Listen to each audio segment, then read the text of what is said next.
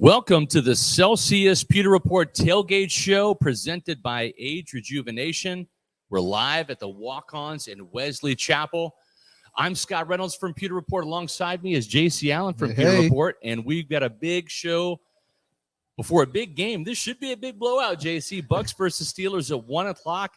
We've got a pregame show here until 12:15. Then we turn it over the action to Matt Matera and Josh Queipo, and they're going to continue all the way on to Pewter GameDay, which will take place at 1 o'clock, right when kickoff happens up there in Pittsburgh. JC, how you doing today? I'm doing great. Another great day for football. Yes. Another road game. The Bucs have had a lot of success so far this year on the road, and they're going against a really depleted team, especially in that secondary. So it should be a game where they can finally get it right on both sides of the ball, and maybe we'll see a full 4 quarters of football that we haven't seen from this club yet. That would be nice, and I know that there are some fans out there that have super high expectations that were not exactly happy, JC, with that fourth quarter letdown when the Buccaneers were up 21-0 on the Falcons, that final score being 21-15, too close for comfort for some Buc fans. Maybe they'll get that convincing blowout start-to-finish game today. Exactly, and that's what you're hoping for. The way they did it, the way they let those Falcons back in, just letting them run the ball over and over again was not something you want to see. I don't think they're going to have the same issues this week with a Steelers team that really hasn't gotten their running game going, and as I mentioned, are injured all over the place. So the Bucs, the big thing for the Bucs today, Scott, is something again they haven't done, is fast starts on both sides of the ball. If they can do that, they should be able to put this Pittsburgh Steelers team away fairly quickly. That's right. We're off to a fast start here at the Walk-Ons in Wesley Chapel. We're going to be joined by former Buccaneer tight end John Gilmore, who's always part of our Pewter Tailgate show, and we'll be talking to John in a little bit. But as I said, we're here at the Walk-Ons in Wesley Chapel. Great food, TVs galore.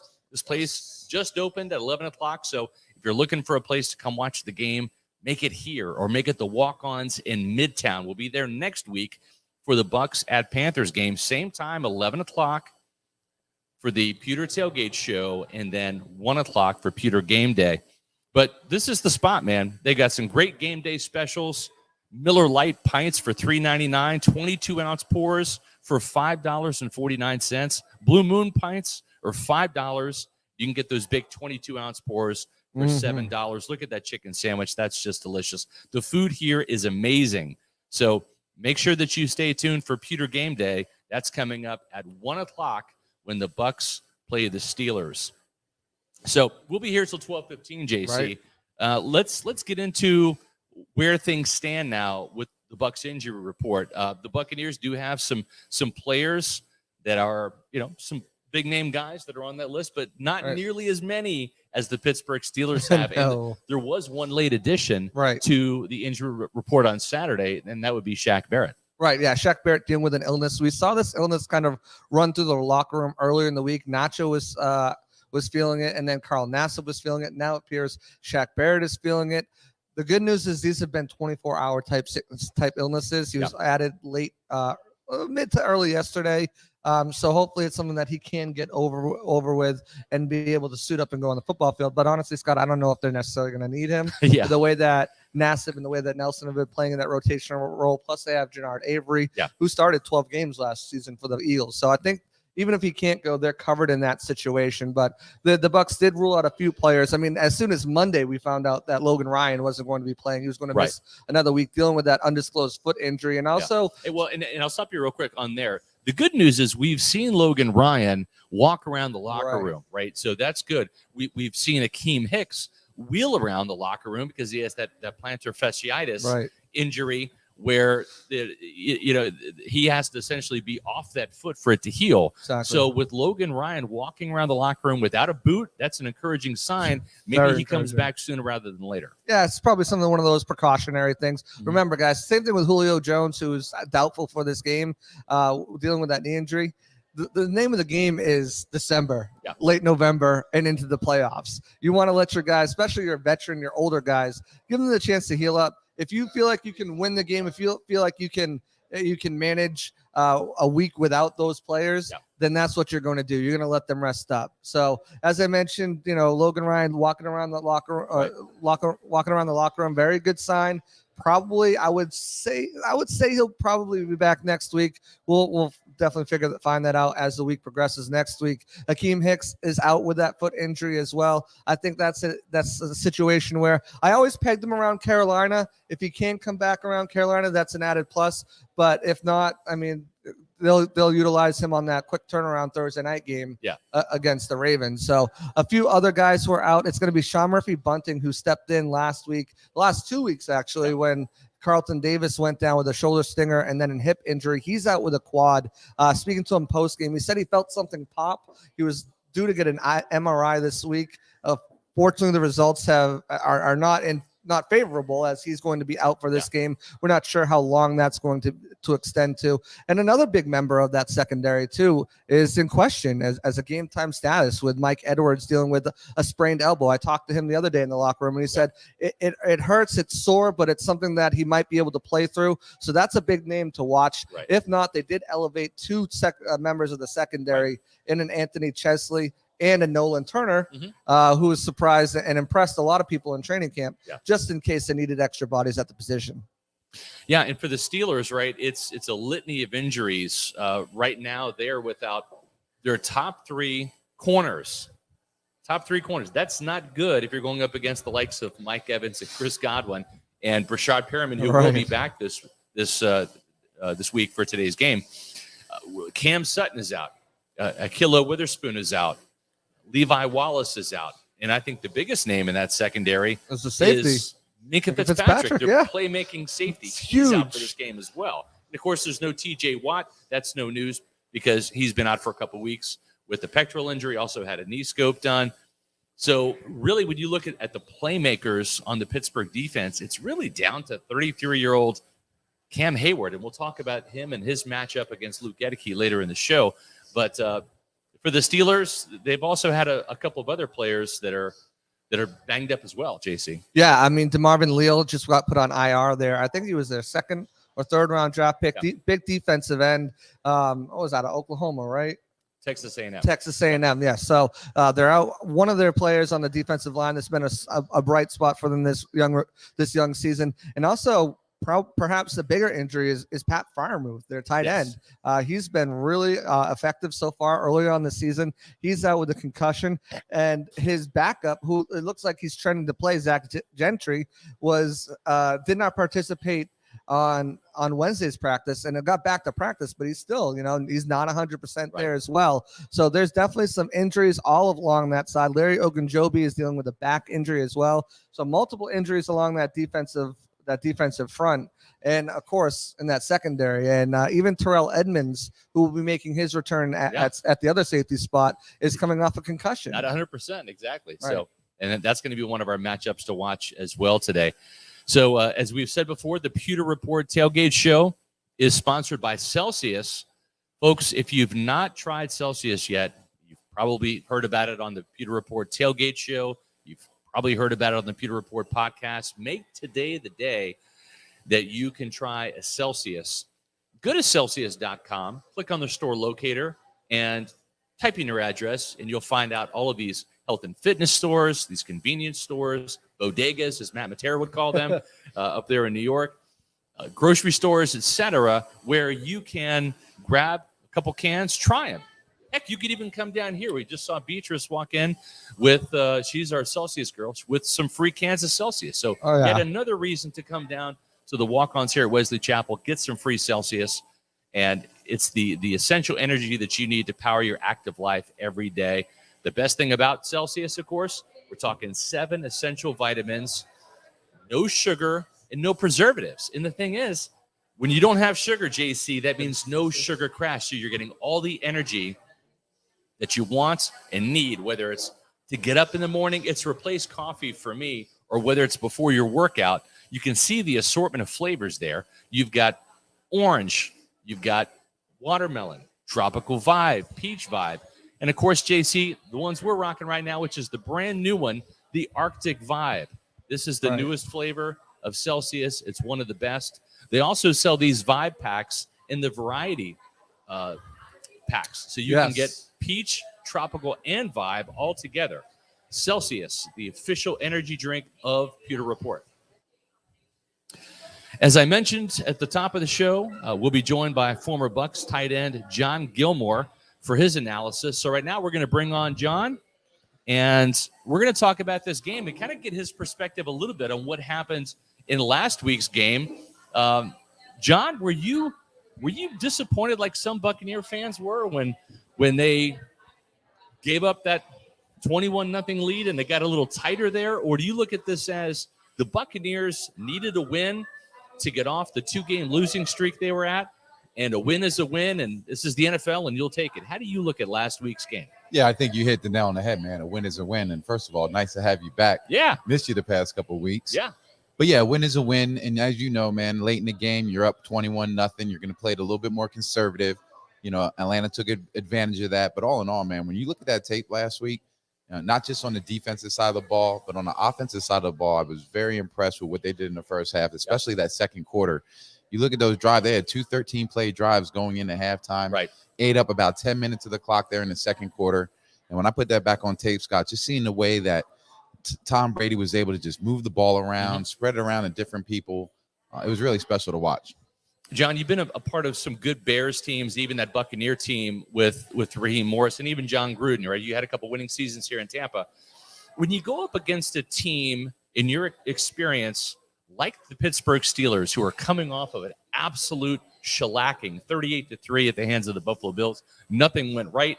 Everything went wrong. You had Kenny Pickett making his first start. You know, he got picked off. Pickett now has 0 touchdowns and 4 interceptions in his young, promising, perhaps NFL career. But now they're so banged up. So how did you approach a team like this that's coming off of a beating, that has been beat down with injuries? Is this where you want to go out there and kind of just stomp on their necks right away and don't let them get any momentum? Or do you look at them with some caution because they're a wounded animal? Well, the Steelers are desperately seeking a win. I mean, 1-4, they're back at home. They made the change of quarterback, obviously, 2 weeks ago in the Jets game. Yep. I like this Kenny Pickett kid. Good player. You know, has a lot of poise in the pockets, willing to sit in there and deliver the football. You know, obviously he made a couple bad decisions there in that first Jets game in the second half, throwing those 3 picks. But as a young player, you would expect that. But to your point, as a team coming in, playing these guys in Pittsburgh, you see a team down like this, Scott, you got to put your foot on their neck, as you heard before, and you just got to keep it there. These guys are banged up in the secondary. Obviously, I don't need to go into the talent that we have at wide receiver. Right. Tom Brady at the helm. Yep. This is a team that we can get up on quick, early and often, force them to really air it out, in the pass game, putting the pressure on Pickett. And I think it's going to be tough sledding for the Pittsburgh Steelers today.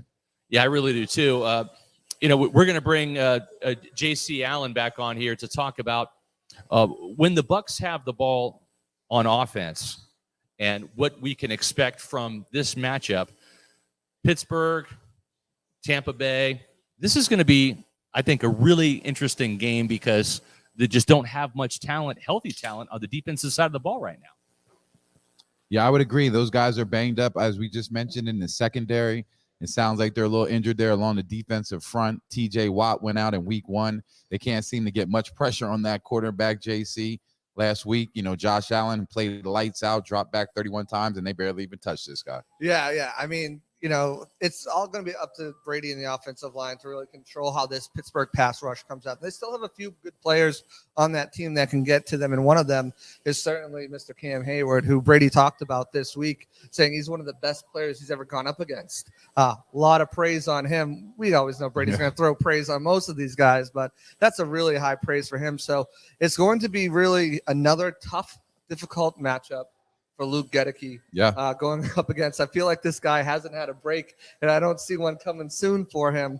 You look at the murderer's row of pass rushers he's faced since week 2 on Yamada, Kenny Clark, Chris Jones. Last week was Grady Jarrett, and now he's got another one in Cam Hayward. So, we've talked about it, about the struggles, about the inconsistencies that he's had, but, he's had one of his guys come to bat for him recently. That was Tristan Wirfs, and saying, look at who he's played with. And something that often goes overlooked is that he's played with 3 left tackles.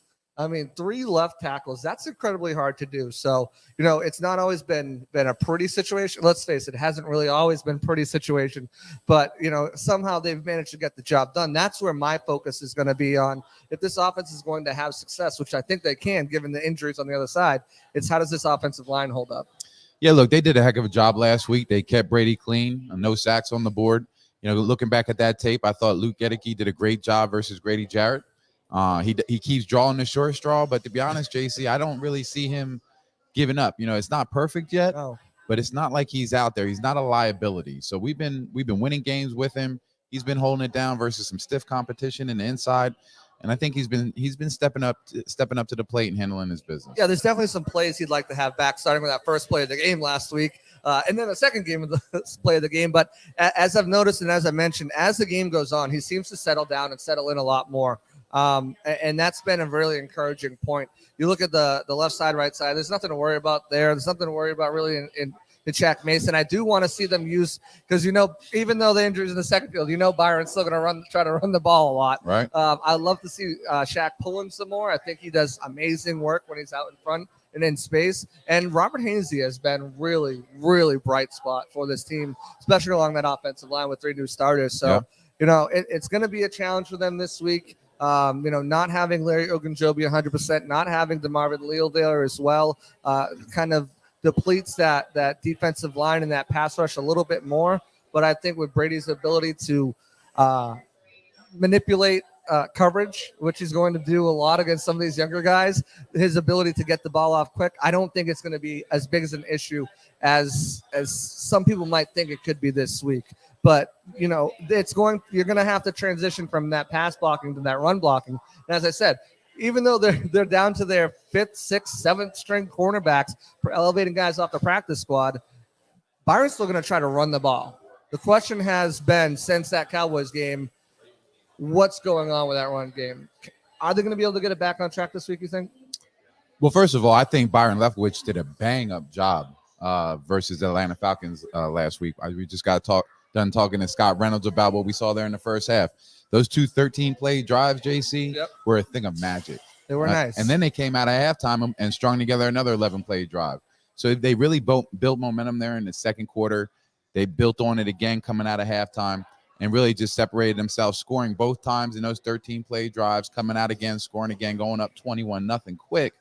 And you look at those plays, they ate up 10 minutes of the second quarter in those 2 drives. So you look at those plays, and you mentioned the run game. They only had 70 yards on the ground last week. Leonard Fournette was at the top of the list with 56 yards, but then he's also at the top of the list as the leading receiver for the game, right, with 80-something yards. And they were those little screen passes, the little dump passes. So to me, I kind of look at those kind of like a run type of situation. But when you look at this offense and the way that they're pulling guards, the way that they're utilizing the tight end position, they're doing some really interesting things along that offensive front. Yeah, I think when you look at the running game as a whole, the way it was utilized, you look at the box score and you're like, oh, they struggled to run the ball. But if you look at the way they utilized it and supplemented it in with the passing game, and also utilizing those short intermediate routes, and the running backs in the flat, I think that if you encompass all that as a whole, it was a successful outing. It looked good on tape. Right. And you look at a majority of those yards came in that last drive of the game when they were trying to grind the clock down and just kind of get out of there with a victory. So, I think what I would like to see is more dumb. I want Lenny to be able to impose his will. I want these offensive linemen to block and like that Cowboys game, I want to see guys just not want to tackle Lenny in the end of the game. And it hasn't really been like that since that Dallas Cowboys game. But, you gotta take it with what it is, because this team is a passing offense first. But I just would like to see them get it going early on instead of and utilizing it throughout the game instead of leaning on it towards the end of the game to close the game out. No, I don't disagree, man. I think you'll see these. We're going to spread them out. I think we'll see a 4-man front like we saw against the Buffalo Bills last week. They came out in a 4-man front. They didn't do a very good job getting pressure on the quarterback because they only rushed 4. They kept 7 back. They were Right. playing one of the best quarterbacks in the game right now, and Josh Allen, and they wanted to protect their guys on the back end. So, it'll be interesting how they come out this week versus us. I think they'll take a similar approach, playing one of the best in Tom Brady. Banged up. Yeah. and we'll see, but I think there will be plenty of opportunities to run the ball versus this front, because we're looking at a 4-down front, 2 linebacker middle. You're probably going to see a 6 or 7 man box all game, Right. and it's perfect opportunity to start toting the rock. Yeah, I think so too. And when you look at it too, though I don't know if they're going to be playing a lot of man with these backup cornerbacks. So expect there to be ample room to run. Before they even get to that next level. So I think Lenny can rip off a couple big runs. And part of that defensive scheme that Atlanta ran last week, when they were playing so often, protecting those deep passes and those long balls, it opened up a lot of things, not only for Leonard Fournette, but for Cade Otton as well. What did you see out of Cade Otton last week that impressed you? Oh, I like Cade Otton. It was a lot, right? He looked good on film. We've talked about him in the past. He's a tight end that can do it all. Yep. They put him in the pass game. We finally saw a good glimpse of him this past week with 6 receptions. He got physical in the run game. Him and Cole Keith, they're really fun players to watch in those 2 tight end sets. But he's the type of guy. He showed me some things in the pass game this past week, JC. And the matchup with him this week on some of those linebackers. Whew, it's gonna be a fun one to watch. Right, I definitely agree. I think he's not the most athletic side end, but he seems to be able to find those soft spots in the defense. He's very smart, very cerebral, and can find that area where he's going to make a play. And the biggest thing is Tom Brady trusts him to make the play, evidenced by how many receptions he had last week. I think he's going to take over as tight end 1 here very shortly, if not already. Cam Brate still in a concussion protocol, hasn't been cleared, but he can be cleared as soon as pregame. Do you think that's something that happens? Is he going to be back this week? Do you think they hold out another week? And do you think it's necessary to have him out on the field this week?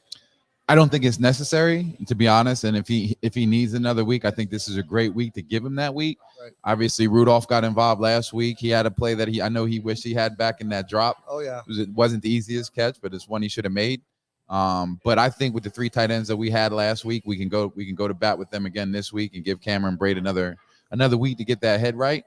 But to your point, man, I think Cade Otton has really stepped up as that number 1 tight end. You put that film on, and that 88, I'm a little impartial to that number. I he looks good in those 8s, and I think he did a heck of a job, man. And to your point, he's a big body matched up with big bodies, and man, he has great hands.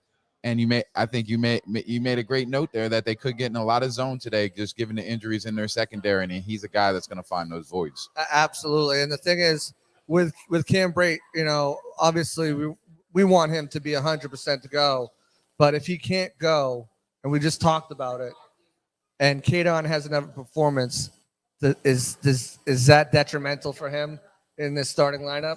Or do you think he can find a way to slot back in? Or, think about it.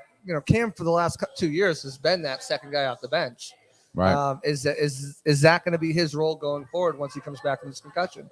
I like this Cade Otton kid only because he does both. He can execute in both phases of the game, both run and pass, and there's really no drop off. So when you have a guy like that, you got to keep him on the field. He looked great on tape last week. He made some special plays, and I think Cameron Brate, when you talk about him and Cade Otton, it's, if I had to go through the starting lineup, they you've seen this before, they would be the 2 tight ends in it.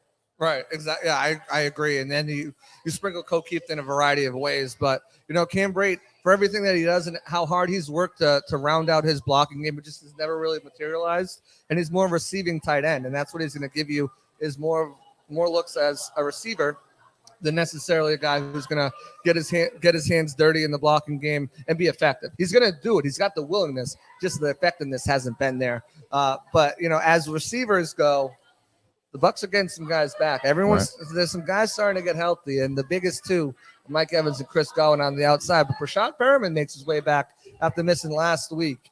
We have, Julio Jones is doubtful with that knee injury, dealing with that PCL. And what I like to tell fans too, and I've, there's a lot of hate on Julio right now because of the injury. What people need to remember is that he injured that PCL, partially tore that PCL, diving for a football. Putting his body on the line, sacrificing to make a play. it's not a soft tissue. It's something that he's dealing with because he was putting his body on the line to make a play. If it was a soft tissue, I get it. Julio's always injured, et cetera, et cetera. Get on him. And I can understand the whole, is he going to play? Is he not going to play? But at the same time, as we mentioned at the top of the show, we're playing for November, December, January, and ultimately February, not for second week in October. So, with these guys back, I just expect a show. Yeah, look, you talk about Julio Jones. The Bucs are sitting real pretty, top of the NFC South. There's really nothing to get too concerned about. Right. I don't think we're seeing an opponent this week where Julio Jones is necessarily needed with the guys that we have healthy. When you talk about zone defense, they want to get in a cover 2 situation. I don't know a better receiver in the game than Chris Godwin that can find those openings. Right. So if we see a lot of zone today, I fully expect Chris to be at the top of the stat sheets for the Buccaneers today. Yeah, absolutely. I mean, the way they utilize him out of the slot, he's just so dynamic and so dangerous. And the funny thing is, where Bruce Arians kind of developed his bread and butter was in Pittsburgh, with a little guy named Hines Ward playing that similar role as a blocker, slot receiver, doing it all. Obviously, we know Reggie Wayne, Larry Fitzgerald, and now Chris Godwin is that next iteration of him in that offense. And if they are playing zone, I think he's going to eat. But I think Mike's going to get his too. I mean, you look at the situation at hand here. Mike's going against the number 4, number 5 cornerback on this team. The number 5 cornerback, because their number 4 cornerback plays nickel mostly. So he's going against like the number 5 option on this team. And with his ability, his smarts, his height, his speed, everything like that, I think he should find the end zone plenty today. Even getting everybody else involved in a Perriman, in a Scotty Miller, all of those different guys, I think everyone should eat. And if Gage plays, he should eat too. There's going to be plenty of targets to go around for these guys. And I just don't think they have the manpower in the secondary when you're pulling guys off your practice squad. Now, I get it. Any given Sunday, anytime anyone can have a game. But, I mean, we're talking about some of the best here and the best quarterback that's ever done it to find guys and get them the open ball. So, I mean, I feel for this Pittsburgh secondary because I feel like they're going to get toasted today. Oh, it's going to be a day. And number 13, he's going to get his as well. I mean, when you just given the injuries in their secondary, he's averaging 80 yards a game right now. He's on fire this season. He's our go-to guy. I fully suspect that he'll eat, but you're going to have those guys like Chris Godwin. We mentioned Cade Otton. I think those guys are going to be, viable targets for Tom Brady all day long, just given the situation that they're in. And if they get in that zone defense that you mentioned, man, those are the guys I'm looking for. Right. And with Brady's quick release and ability to just scan and read the field almost instantaneously, he's going to find those guys, get the ball out quick, and nullify any pressure that's coming his way. So I agree. I think they're going to have a really, really strong day today. I want to thank our presenting sponsor of the Celsius Pewter Report Tailgate Show, our good friends, Age Rejuvenation. They're here every week with us, signing you up for a consultation. Definitely check them out. So I want to give a shout out to our friends at Age Rejuvenation. As we age, our hormones decrease, both for men and women. I was tired all the time, had no sex drive. I was groggy. I felt like I was 80 years old because everything hurt. I came to Age Rejuvenation because I was tired all the time. Bioidentical hormones has really made such an impact in people's lives. I actually enjoy shopping now. Got all my energy back. Mind is sharp. I feel like I'm 18 again. It was perfect for me. Get with Age Rejuvenation. Do it now. Don't wait. Call Age Rejuvenation today.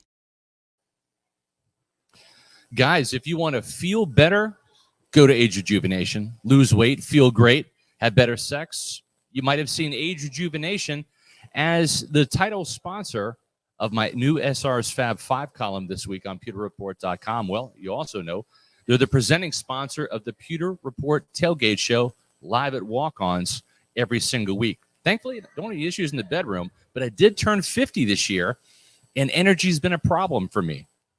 It turns out I've got low testosterone, and you know what?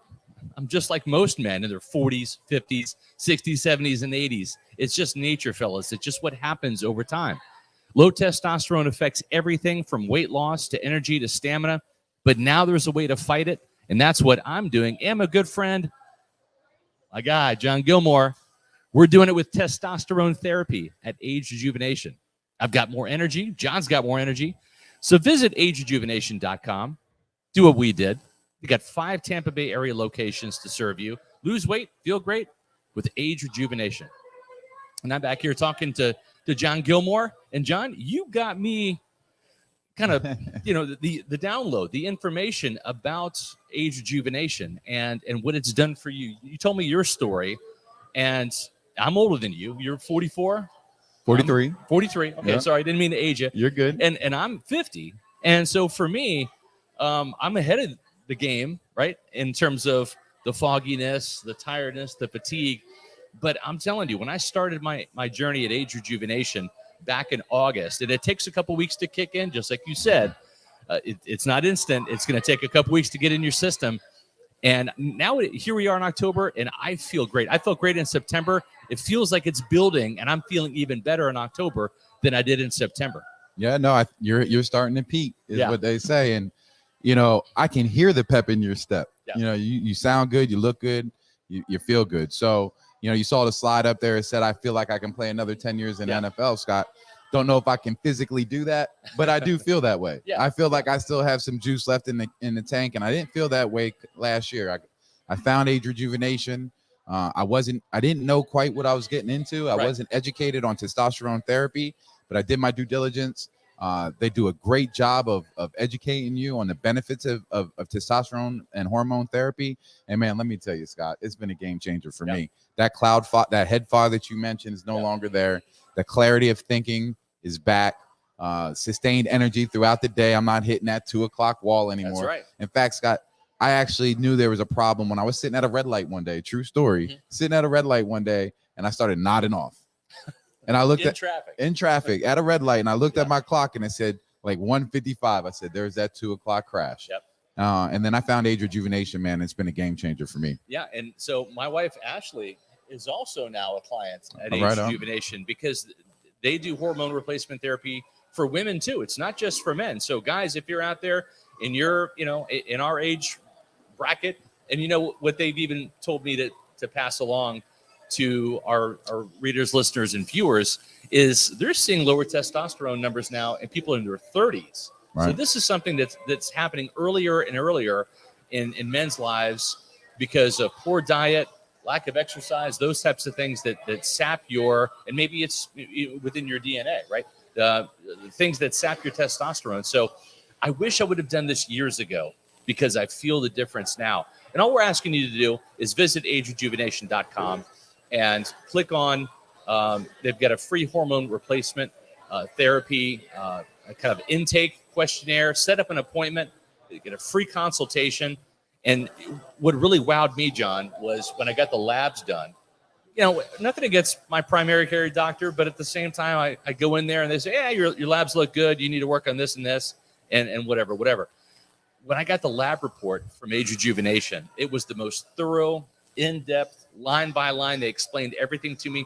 That meeting took 45 minutes. Right. And that was the best 45 minutes I've ever spent because I learned more about my body from my labs and actually had someone take the time to explain it to me. Yep. So it's that kind of bumper to bumper care that you get at Age Rejuvenation. They want to make you feel great, but they also are going to tell you how they're going to do it. And the testosterone therapy, I'm sold. It's something that I'm going to continue to do because I don't want to go back to feeling the way that I used to. No, and when you talk about primary care physicians, Scott, what I learned going through this process, and again, educating myself, a lot of primary care doctors aren't educated in this field, right? They're educated on 30 plus years of medicine. This is how historically this has been done.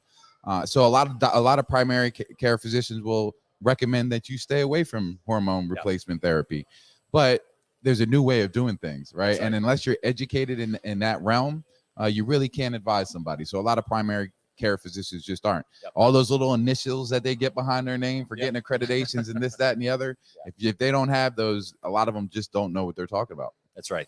So again, visit agerejuvenation.com. It's well worth the time for the initial visit. That's all we're asking you to do. And then decide if Age Rejuvenation is right for you.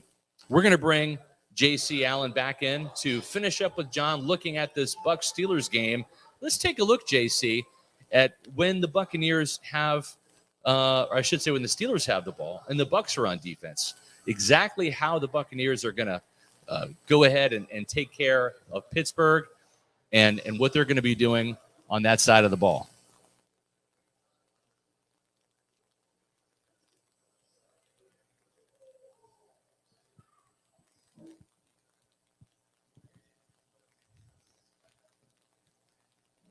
Yeah, so before we get into that, we just got the inactives that were just released right now, and to add insult to injury on this defensive side of the ball, when the Steelers have the ball, we knew Logan Ryan was going to be out, we knew Akeem Hicks was going to be out, we knew Sean Murphy-Bunting was going to be out, but in addition to that, news just broke that Mike Edwards, who's dealing with an elbow strain, is also going to be out for this matchup. That changes things, what the Bucs are tend to do on the defensive side, having Antoine Winfield Jr. in that nickel position with a guy like Mike Edwards or Logan Ryan playing that free, strong safety. Now they're down to just two safeties from their starting four with the elevation of Nolan Turner as well.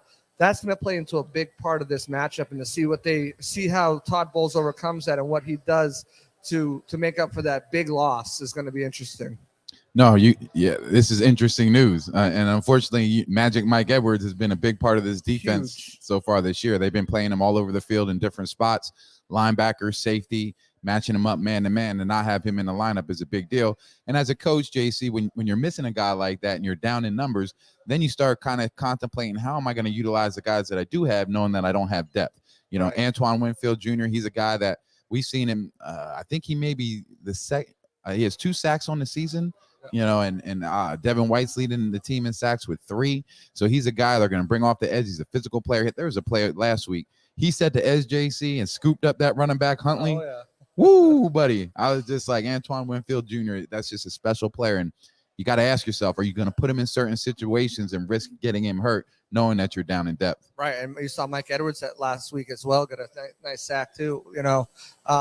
Having those players that are versatile enough and that's been the success of those first 3 games, has been the versatility of those 3 safeties back there, Logan Ryan, Mike Edwards, and Antoine Winfield Jr., to essentially play any different roles, swap roles at any given time.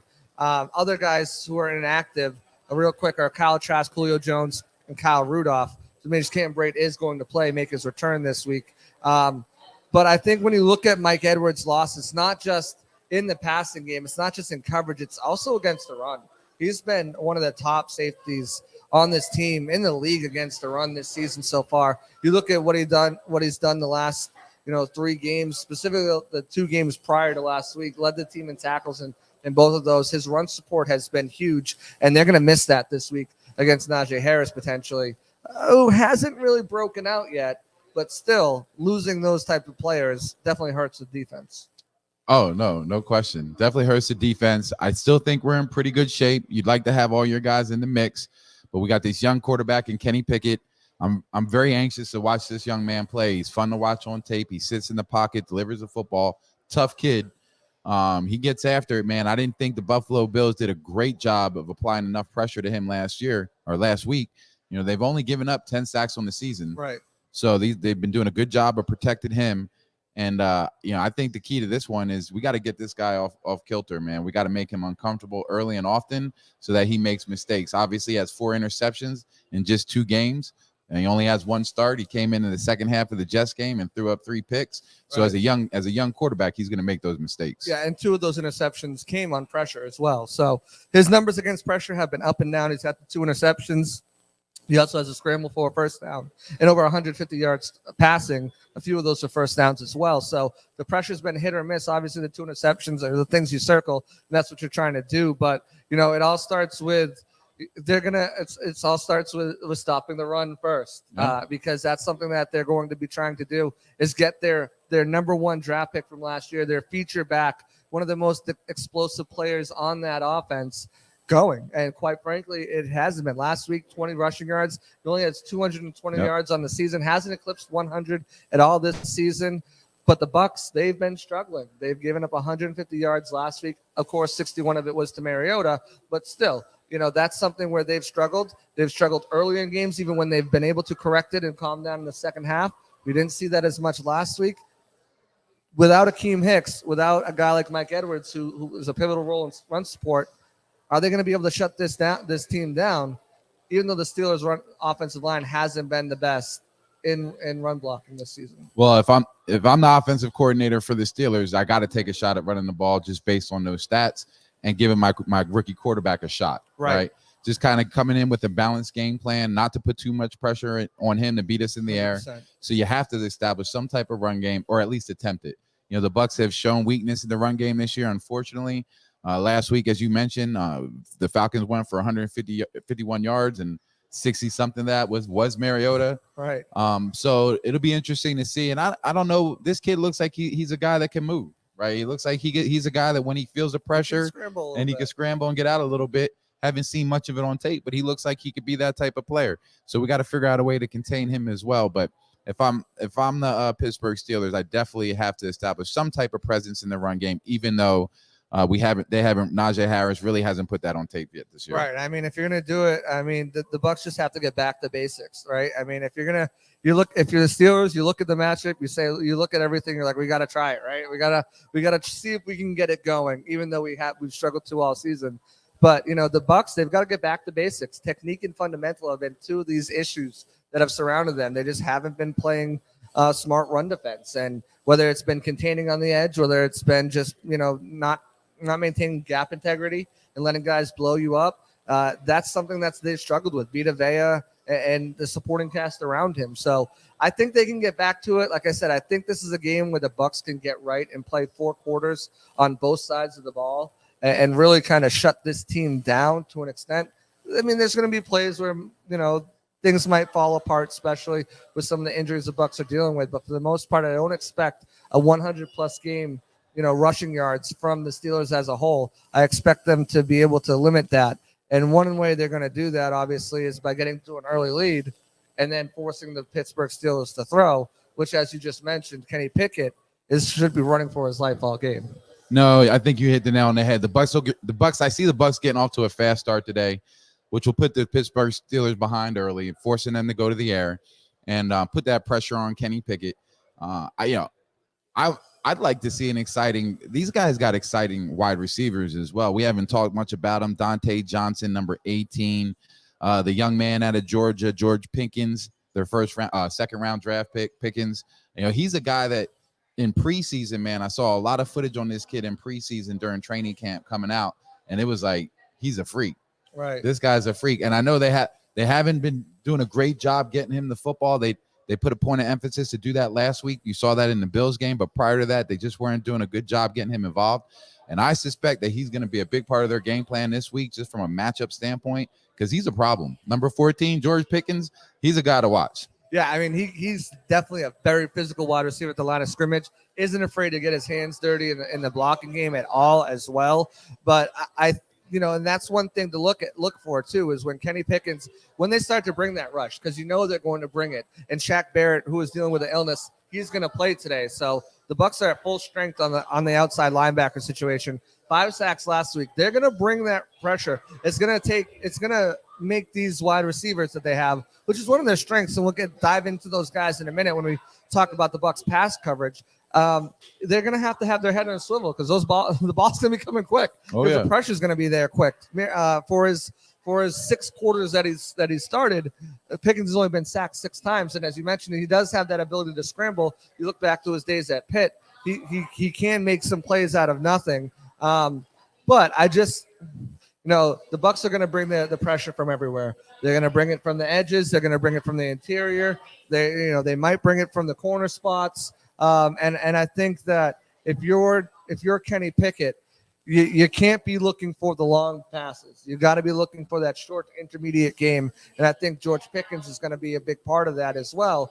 And factor in that with the other wide receivers they have, in that short to intermediate passing game. I don't expect to see a lot of long balls today. No, agreed. And that has to be the game plan coming into it. And number 11, Chase Claypool, their slot receiver, he's another good one, a fun player to watch. And that's a guy that you would think getting the ball out of your hands quick, he'd be a go-to receiver for Pickett as well. But the Bucs, I think, they're going to have to blitz somebody, right? They're not going to be able to get pressure with 4.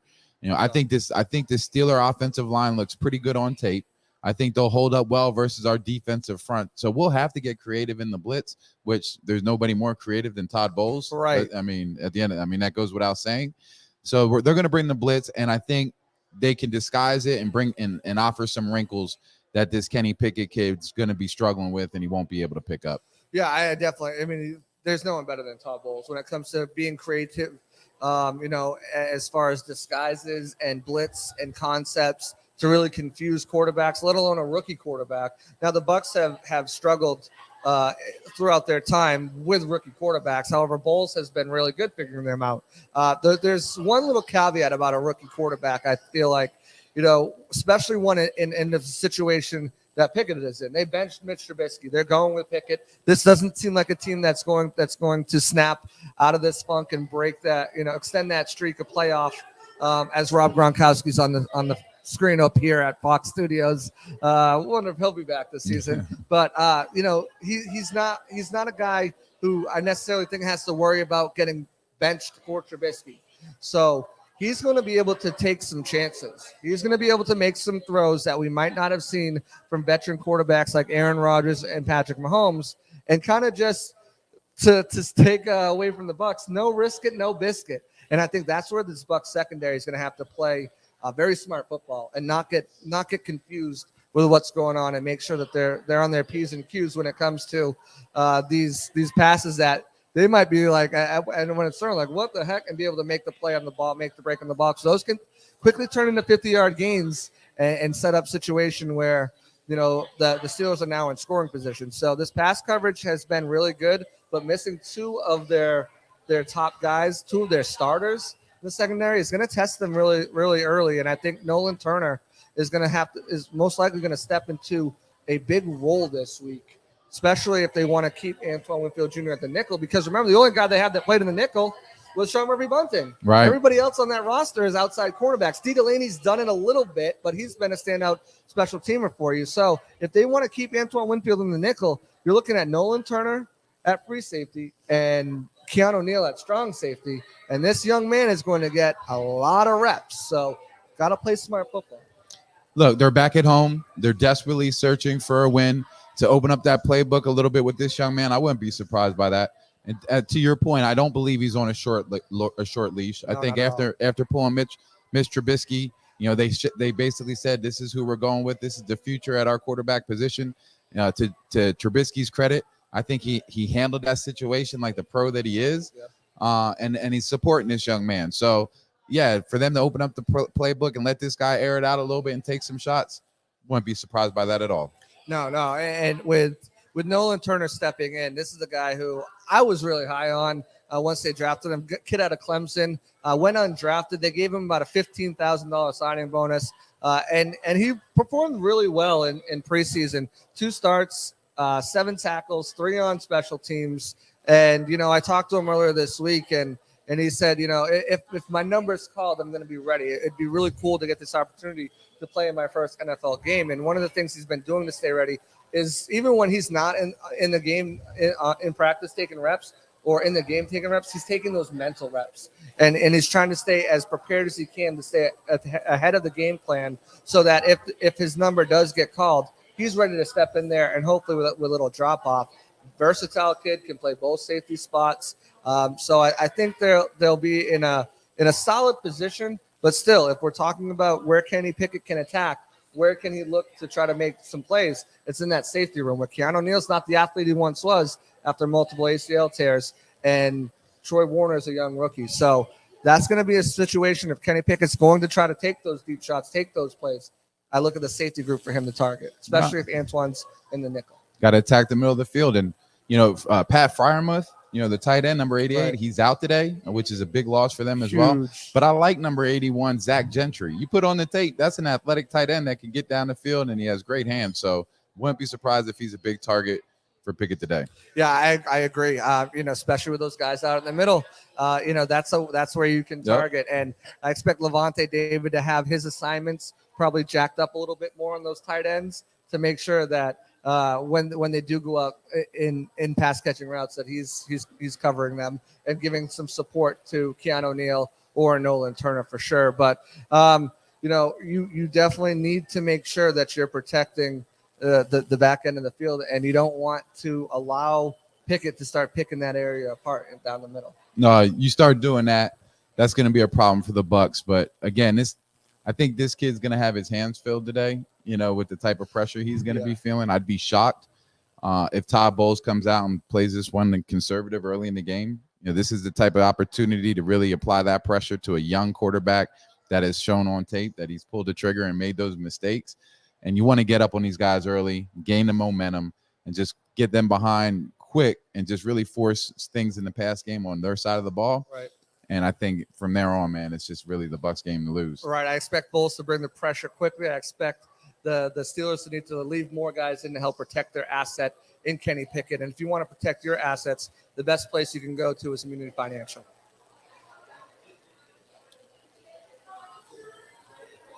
At Amuni Financial, we help you live in the now. Dude, Congratulations. We're so happy for you. Thank you. And even though the now may feel very different, you still need to plan for the future. How's retirement treating you? Oh, just fantastic. I know I say it all the time, but you really got to come up to Colorado. Let's do it. All right. Yeah. We can help you develop that plan to keep you on track, so you can still prepare for tomorrow, today. Amuni Financial. Plan ahead, stay ahead. Managing your family's wealth means more to Immunity Financial than simply allocating your assets. It means legacy planning, brokerage and advisory services, retirement accounts, college savings accounts, and insurance services. With over 40 years of experience, let Immunity Financial help you plan ahead and stay ahead, especially in these turbulent economic times. You want experience. Get the veterans on your side. Do what I did. Call Immunity Financial. Set up a free, no hassle, no obligation consultation. 1-800-868-6864. That's 1-800-868-6864. Or visit them on the web at immuni.com. All right, John. So we are back here at the Walk-Ons in Wesley Chapel. Starting to fill up here with Buccaneer fans, which is exciting because the Buccaneers have a great chance to win back-to-back games, and I think probably maybe 3 in a row. Not looking ahead too much to Carolina next week, but they've lost a head coach. Yep. Their starting quarterback is out. Their defensive coordinator got fired as well.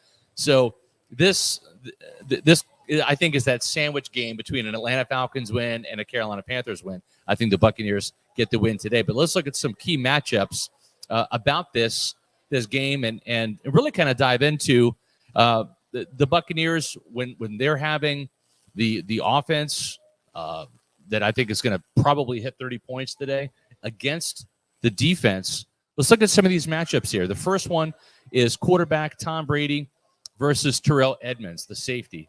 John, the reason why we have this as a matchup is because, let's face it, the secondary for the Pittsburgh Steelers has just been decimated with injuries. He's pretty much the only safety that is available for the Steelers. They've got 3 other safeties on injured reserve. Now they're without Minkah Fitzpatrick. So Terrell Edmunds, he has some experience, but he doesn't have enough to really match Tom Brady, who's really good at looking off safeties. Right. And you mentioned Minkah Fitzpatrick. He's out for the game. He's that stud on the back end with leading the team with 3 interceptions so far this season. With him out of the game, I think Terrell Edmunds and company in that secondary are going to struggle versus a Tom Brady. This is a pretty easy one for me, Scott. I'm going with TB12. Yeah, I think so too. And now let's look at the next matchup. This is probably, I think, the only one that's going to favor the Steelers all day. Yeah. And sorry, Luke Gedeke, but this has been a real trial by fire for this kid. This is now the 4th Pro Bowl defensive tackle he's faced in a row, going back to the Green Bay game against Kenny Clark. Then you had Chris Jones in the Chiefs game. Grady Jarrett got the better of him last week. That was probably Gedeke's worst performance. Now he faces Cam Hayward, who's 33, but is the most decorated and experienced of all the defensive tackles he's faced, a 5-time Pro Bowler, coming off of a 10-sack season. He only has 1 sack this year, John. It's probably due to the fact that he hasn't had T.J. Watt helping with that inside-outside game. So a lot of the double teams have been going towards Cam Hayward, and I think that's got to continue today with Gedeke getting some help from the likes of Robert Hainsey, the center. Yeah, man, this kid, he can't find a break. I mean, when I put on the tape and I'm like, man, I'm looking at Cameron Hayward. He's been in the league since 2011. I actually spent a training camp with the Steelers in 2011, so I got a chance to see him as a rookie up close and personal. he's a real deal. He was impressive back then. He was a real deal as a rookie. Probably off just a half a step, now that he's getting up there in age, but he still looks good on film. As you mentioned, not just 5 Pro Bowls, 5 consecutive Pro Bowls over the past 5 years. So he has a lot of juice left in the tank, man. I think Luke Gettige is going to have his hands filled. I'm going to have to go with Cameron Hayward on this one. I'm going to go with Hayward as well. Again, probably the only matchup that is going to go for the Steelers out of the 10 we're going to list today. But the thing with Gettige is he's got to get off to, I think, a faster start. He's done better as the game has progressed. I know that Grady Jarrett had that sack that was wiped out last week with the roughing the passer, but that was really on a twist where he looped around Donovan Smith. That would have been very difficult for Gettige to get to him based upon where he was on the field at that time. They were running a stunt. But let's look at another one, staying with the offensive line. Left tackle Donovan Smith versus Alex Highsmith. When you look at Donovan Smith, right, he's been playing with that hyperextended elbow, and I like the fact that he's played very well with that, and he even ragdolled the Falcons' edge rusher Lorenzo Carter a couple of times. It just completely took him to the ground, threw him down. So it shows me that he still has some strength there, but it's probably one of those injuries just has to fight through. It's a pain tolerance thing. But Highsmith is the only guy getting sacks. John, it's crazy to think that a team that has been known as Blitzburg after all these years only has 10 sacks this season in 5 games. The Bucs, by contrast, have 19 sacks. Yeah.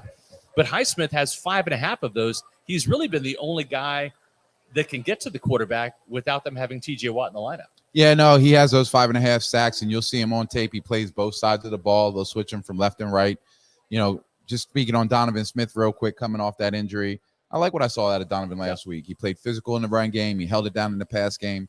I think this is a great matchup for Donovan Smith.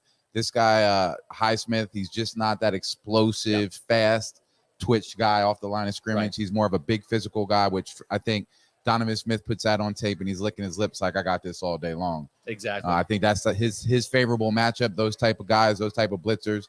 So I'm going to go ahead and go with Donovan Smith on this one. I'm going to go with Smith as well. I think that he's going to build off of last week's performance and have a game today. Now let's look at a couple of the skill position guys for the Buccaneers. Running back Leonard Fournette, he was Mr. Everything last week, catching 10 passes, totaling 139 yards, 2 touchdowns, a rushing touchdown, a receiving touchdown. He was do-it-all Lenny last week. He might have to be do-it-all Lenny again this week, depending on what the Steelers defense gives the Buccaneers, because Tom Brady is going to take what you give him, right? They're going to go in with their game plans, and Mike's going to get his targets, and Chris is going to get his. At the same time, Tom's not one to force feed the ball. Right. And Lenny was open, and for whatever reason, the Falcons, they doubled the interior to take away the Bucs run game. They doubled the outside receivers. That left the flat wide open, and Leonard, he feasted last week. Now he's going to go up against a guy in Devin Bush, who was drafted the same year that Devin White was drafted. Devin White was the 5th overall pick. Devin Bush was the 10th overall pick. I think the Buccaneers got the better Devin in that deal. Bush has really struggled so much that sometimes they replace him in nickel defense with Robert Spillane, who comes in, and he has trouble covering guys too. But I like Leonard Fournette in this matchup. No, I like Leonard as well, man. But I loved the game plan last week and how they utilized him, both in the run and the pass game. He was at the top of the stat sheet in both rush and pass, or receiving, I should say. And it was really cool to just, and we talked about it earlier with JC. Yes, we only rushed for 70 yards last week, but those little dump passes and all the screen passes, I mean, to me, those are like run plays. Yes. So I thought they utilized Leonard Fournette great last week. Bush or Miles Jack, I don't think either one of those linebackers can match up with Leonard Fournette, and I think he could have another big day today. I'm with you on that. Let's look at the last matchup, Mike Evans versus any of them, any Steelers cornerback, right? And how many of them are out there? We don't even really know. It's a situation where they've got their top 3 corners out. We've talked about that before. Cam Sutton, Ahkello Witherspoon, Levi Wallace, all 3 of those guys are out. So if I'm Mike Evans, I don't care who is against me. I'm going to have my way with any of those guys, because now we're talking 4th, 5th, 6th cornerbacks down the depth chart that don't have the experience, don't have the size, the speed, and really don't have the ability, if you're that far down on the depth chart, to go up against a Pro Bowl wide receiver who is playing phenomenal football right now to start this season. Yeah, look, I think JC made a great point earlier in the show that, these guys may look to lean on that zone coverage just because of these young players, just to protect them. Maybe cover 2-man, make sure they have a safety over the top. But if you leave somebody out on an island and don't give them protection over the top versus Mike Evans, shame on you, Pittsburgh Steelers. And to me, that's just going to open up so much for Chris Godwin or a Cade Otton, who we saw a great deal of last week. So I think Mike Evans has to be the focal point for the Pittsburgh Steelers to stop today. And I just can't help but to think that, man, that's going to open up so much for so many other weapons on this ball club. Yeah, it really is. Well, we're going to be talking to J.C. Allen as we wrap up the 5 matchups to watch on the defensive side of the ball. Make sure you're going to mybookie.ag. That's right, MyBookie. That's where I put down my money. I actually bet on the Tennessee-Alabama game last week, or I should say yesterday, and I bet the money line, and I won big. So sorry, Alabama fans, but I had a pretty good day. Go to MyBookie. It's not too late to start football season. At MyBookie, you can sign up and enter to win. They're going to double your first deposit. All you have to do is enter the promo code Pewter, and when you do that, put in $500, they're going to match it, and you'll have another $500 to play with. Whether it's NFL, college football, Major League Baseball playoffs, whether it's NHL hockey, which has started back up, go Bolts. MyBookie is where you can get in the game. And we want you to use the promo code Pewter when you sign up at mybookie.ag, and that's going to double your deposit bonus. You see the line right now, -9.5. I was all over that, JC. I'm expecting a blowout today, and I put down a big chunk of change today on the Buccaneers. Even though they didn't cover last week, I put down 30 large. Ooh. 30 large today on the Buccaneers, even with that 9.5 point spread. So I like it. Started at 3.5. Can you believe that? I can't believe it. Someone got fired. Yeah, right. Yeah, started 3.5, but certainly with those Steeler injuries, that's certainly been the case. And speaking of these Steeler injuries, some of these matchups that we have that you talked about in the SRS 5 might have changed a little bit with some of these guys out. Well, yeah, I mean, I did change the Micah Fitzpatrick to Terrell Edmonds because he's the only safety that's left for the season. He's the only defensive back starter that's out there. When you look at the offensive side of the ball for the Steelers going up against the Bucs defense, Antoine Winfield, right? He's the slot corner for the Buccaneers in nickel defense. He plays safety in their base defense. But going up against Deontay Johnson, that Steelers slot wide receiver, JC, if the Steelers are going to win today, it's got to be, believe it or not, through the arm of Kenny Pickett to these wide receivers. And that's going to be a key matchup. And I'll tell you what, I haven't seen anything from Antoine Winfield Jr. that makes me think that he is not going to be winning this matchup today and putting together yet more great film as he goes towards another Pro Bowl. Yeah, right. Whether it's Deontay Johnson there, whether it's Chase Claypool there, whoever's circling in and out there, I think Antoine Winfield Jr. will be able to really kind of contain them and not let them. I mean, they might get some of theirs a few times, but I don't think they're going to break out and have a big game. The biggest question mark is, will Antoine Winfield be there in that slot with obviously Mike Edwards out, Logan Ryan out, Nolan Turner coming up? Do they want to keep Antoine Winfield Jr. in that slot position or move him to the safety position? And then you'd move a guy like maybe D. Delaney, which is, either way you're looking at it, it's an unfavorable move, whether you're keeping Turner at safety and Antoine in the slot or moving Antoine back to safety and putting a guy like D. Delaney in there. It's going to be interesting to see what Todd Bowles does, how creative he gets with it. Yes. But if Antoine Winfield is in the slot, I like that matchup. I'm with you there. I do too. Sticking with this defensive back wide receiver matchup here, Jamel Dean versus Chase Claypool. Claypool's a huge receiver, 6'4", 235 pounds. This is a big guy that really started off his NFL career hot.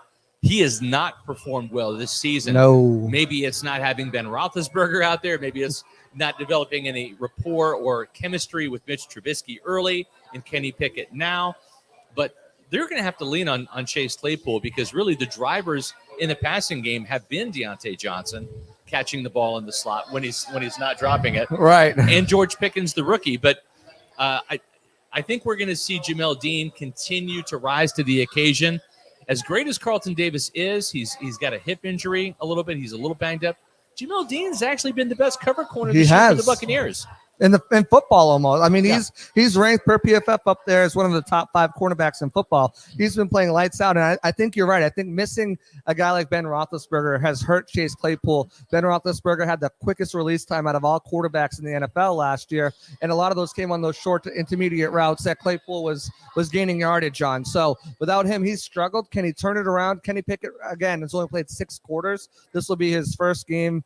Second game starting from the beginning of the game. Can they find that chemistry? Have they been working on it? I'm sure they have been, but we'll see when it comes to game time. But it's a tough matchup for Claypool against Dean, and I got Dean winning this matchup as well. Yeah. I just think that he's played so well. I was talking to him in the locker room. He's like, I just wish people would target me more. That's how well he's been playing. You only got 2 targets in that Kansas City game. Right.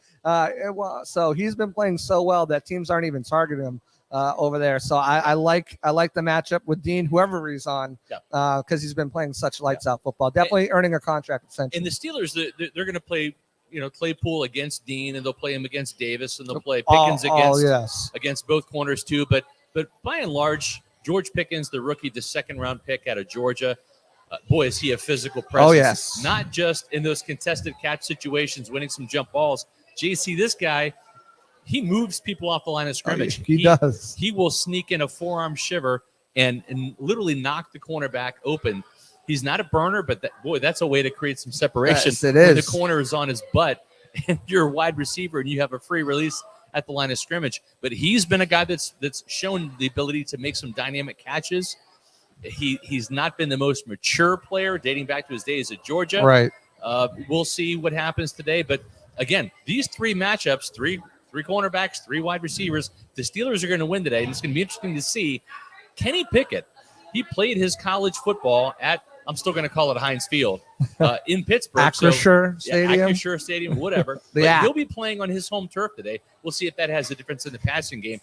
I still like a wounded Davis in this matchup just because of Carlton's experience against the rookie George Pickens. Yeah, I agree. And I think they're going to try to get the running game going as well early on. And one area that Pickens also thrives is that physicality you mentioned is as a blocker in the running game too. So he can do it in a variety of ways. Of course, there's still a lot of maturation that needs to go on with this young man, but so far I've liked what I've seen out of him with his physicality, with his catch radius, being able to really reel in some contested balls as well. But I still, Carlton Davis has locked down the best of them, and Pickens isn't one of the best of them. He's locked down guys from Julio to Hopkins to Devontae Adams, and I think Pickens becomes just another name on his list. Although I do think that it's going to be a fun physical matchup to watch throughout the game. I agree. JC, we're 3 for 3 here. I think you're going to agree with me. This next matchup, Vita Vea versus center Mason Cole. Right? Mason Cole has struggled. He's an undersized center, about 295 pounds, struggled against bigger, more physical defensive linemen. Right. And Vita Vea is as big as they come, 350. He's been inconsistent himself, but he picked up another sack last week. He's a vital cog for what they do up front in run defense and also in the pass rush. He's got 2.5 sacks. Vita had a career high 4 last year. Right. He's on pace to beat that so far this year. I like Vita Vea in this matchup as well. Yeah, I think this is a get-right game for Vita. You look at this Steelers, this offensive line, they've done surprisingly well protecting the quarterback, only allowing 10 sacks on the year. But they've really struggled in run blocking. They've been a really, really porous when it comes to trying to move people off the line of scrimmage in the run game. And I think this is a situation where Vita Vea, we've kind of picked on him a little bit for getting blown up off the center. Creed Humphrey did it a few times in that Chiefs game. I think this is a game where Vita can line up against Cole and kind of have his way with him, set the tone in the running game, say it's not coming my way, find another hole to do it through, and really kind of get right while still applying pressure, because he's done. That's an area where he's actually been fabulous this year, is applying pressure. So I got the edge going to Vita Vea as well. I do too. Our last matchup to watch is Devin White, Pro Bowl inside linebacker for the Buccaneers, who's been a little hot and cold. Didn't have some great tape last week, especially in the run game against the Falcons. Missed tackles. Didn't get off blocks. We saw some bad habits pop back in there. Najee Harris has just not been the guy that he was last year. No. As a promising rookie first-round pick for the Steelers, 1,200 yards, a guy that can catch the ball and all of that too. He just has not been a factor. And, boy, the Steelers really need to lean on him because they've got a rookie quarterback, right? Kenny Pickett. So whether it's pass protection, whether it's catching the ball, maybe running the ball, they need to lean on Najee Harris. And so far he hasn't delivered. I like Devin White in this matchup. Yeah, I mean, Devin White, it's about going back to I've been saying it all week, technique and fundamentals. I think this is a perfect week to get right in all such sort of levels on this defense. And I think with Devin White, it's been tackling. He's had issues with tackling, especially in the run game. I think if he can get back to that situation where he is leading the team in tackles like he was those first couple of weeks of the season, I think he'll be fine. Najee Harris he is still a really good running back, having a down season, only 222 yards so far, only 20 yards last week, but that game was kind of out of hand. He's going to present a bit of a challenge if they can open up some running lanes. It's up to Devin White to make sure that he doesn't get past him, and I think he's up to the challenge this week. I like Devin White as well. Yeah, here's my prediction for the game. We'll bring John Gilmore back on to wrap up the show with JC to give their predictions. I like the Buccaneers winning this game 30-13. I think they hit that magic number of 13. They've only lost one game since 2020 when Tom Brady came, when they scored 30 points or more. That was actually earlier this year, Kansas City. They lost 41-13. So I think the Bucs hit that mark today. I think the Steelers probably need some age rejuvenation to heal up some of those wounds right now. At Age Rejuvenation, we have a lot of interest about erectile dysfunction in men. It's not like my sex life was dormant, but you can always improve. I was having an adverse effect on my marriage and was very happy with the results. We have various treatment programs available to enhance their physical abilities that can improve blood flow and sensitivity. The pulse wave has made it so much better. It's been a significant improvement. The good news was that I heard it from my wife. Stop waiting. Start doing Age Rejuvenation. And a special shout out to Age Rejuvenation, one of our presenting sponsors here at the Pewter Report Tailgate Show, Pewter Report Game Day Show. We're really thankful to have them on board and all the work they're doing with our guys here, Scott and John. So with that being said, it's time. It's time once again. We're on the clock, me and you. I went first last week. I'll go first again this week because I am confident. I have in my convictions this week that the Bucs are going to blow this Steelers team out. I thought that even before the news with all their cornerbacks being out. I just don't think this Steelers team is anything like their counterparts from the past. I know Mike Tomlin's going to have his guys ready to go. They're going to try to play some hard-nosed football. I just think the talent is just not there this year. I have the Bucs going out and putting up over 30 points. I got them putting up 34 points on this team. A lot of action through the air. I think Cade Otton, one of my bold predictions, Cade Otton gets one of those touchdowns, sets himself apart in the red zone, and reels one in. And I got the Steelers only. I'm with Scott. 13 points seems generous from this team. I think they get a weird touchdown somehow, maybe on one of those plays where Pickett, risk it, no biscuit, and throws him into the red zone. Situation like that. Couple field goals. Chris Boswell is one of the best to do it. They can get him into field goal range. He's going to make it, but I don't think the Steelers team has enough with a rookie quarterback with the injuries they're facing to keep up with the Buccaneers in a points for points matchup. So I've got the Bucs winning 34-13 in a complete blowout at Acrisure Stadium. I like it. And I like the Otton prediction in the red zone, man. Yes, I like sir. it. I like it. Well, so far, man, I'm 3-2 on the season, but I've been pretty aggressive with my score predictions, and I'm going to be aggressive again today. I'm with both you and Scott. I think we're going to put those points up. I think we'll get out to an early lead. I like the Bucs in this one, 31-17, and this is what I'm thinking, man. When I look at the Pittsburgh Steelers, they're 1-4 right now. They're desperately in need of a win. They're back at home. Rookie quarterback. I don't know if you knew this stat, but not one wide receiver has scored a touchdown yet for the Pittsburgh Steelers yet this year. So I would think that would be a sense of urgency and priority for the Pittsburgh Steelers coming into this one. So I think they're going to find a way to get the ball in one of their wide receivers' hands to score a touchdown. And I wouldn't be surprised if Kenny Pickett, their quarterback, scoops up another touchdown in that mix, scrambling for his life and scoring a touchdown. And I think, obviously, they may pick up a field goal somewhere along the line. So I'm going to go with 31-17. I know the Bucs are a little banged up in the secondary right now, but man, they've held receivers they're only averaging 6 yards a pass versus the Bucs right now, man. Right. We held Mariota 150 yards last week. I think the Pittsburgh Steelers are going to have a rough time tonight. Yeah, I definitely agree. I think the Bucs, and it's a clean sweep. We all, in Pewter predictions, we all think the Bucs are going to win here big. So with that being said, I want to thank you guys all for joining us here live at Walk-Ons of Wesley Chapel. We'll be at Walk-Ons Midtown next Sunday at 11 o'clock for the 1 o'clock start game. So definitely join us down there. It's a lot of fun. We'll have Celsius down there. We'll have us down there. Giving you guys all the information and everything you need to know.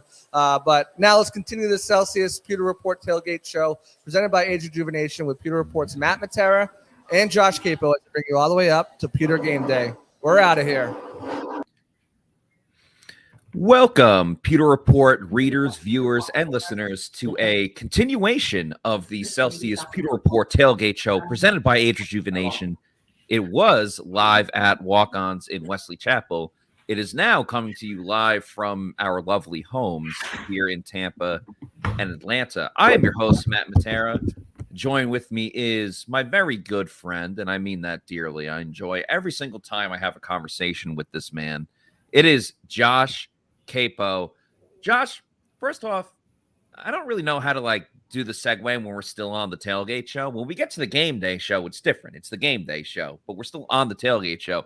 2, you have a different setup every single time I see you, and I just appreciate that because it keeps me on my toes. It keeps me ready to really expect anything. So I appreciate it. We have 6 people who live in this house and 2 animals, so I am constantly being moved around by my wife and my fiance in terms of this is where you're going to be this week. So you did mention that this is we're almost into the game day show. Yeah. Which of course means that I have to ask you, Matt, guess what day it is? And I will tell you, I've spoken to a lot of inside sources, and they tell me it's game day, baby. Let's go. So I do appreciate the lovely homes thing. I will say that the family we go one day I'm gonna have to just give you a tour. They go all out in terms of making this a lovely home and one that I very much enjoy living in. So I appreciate the shout out on that. Yeah, of course. It looks cool.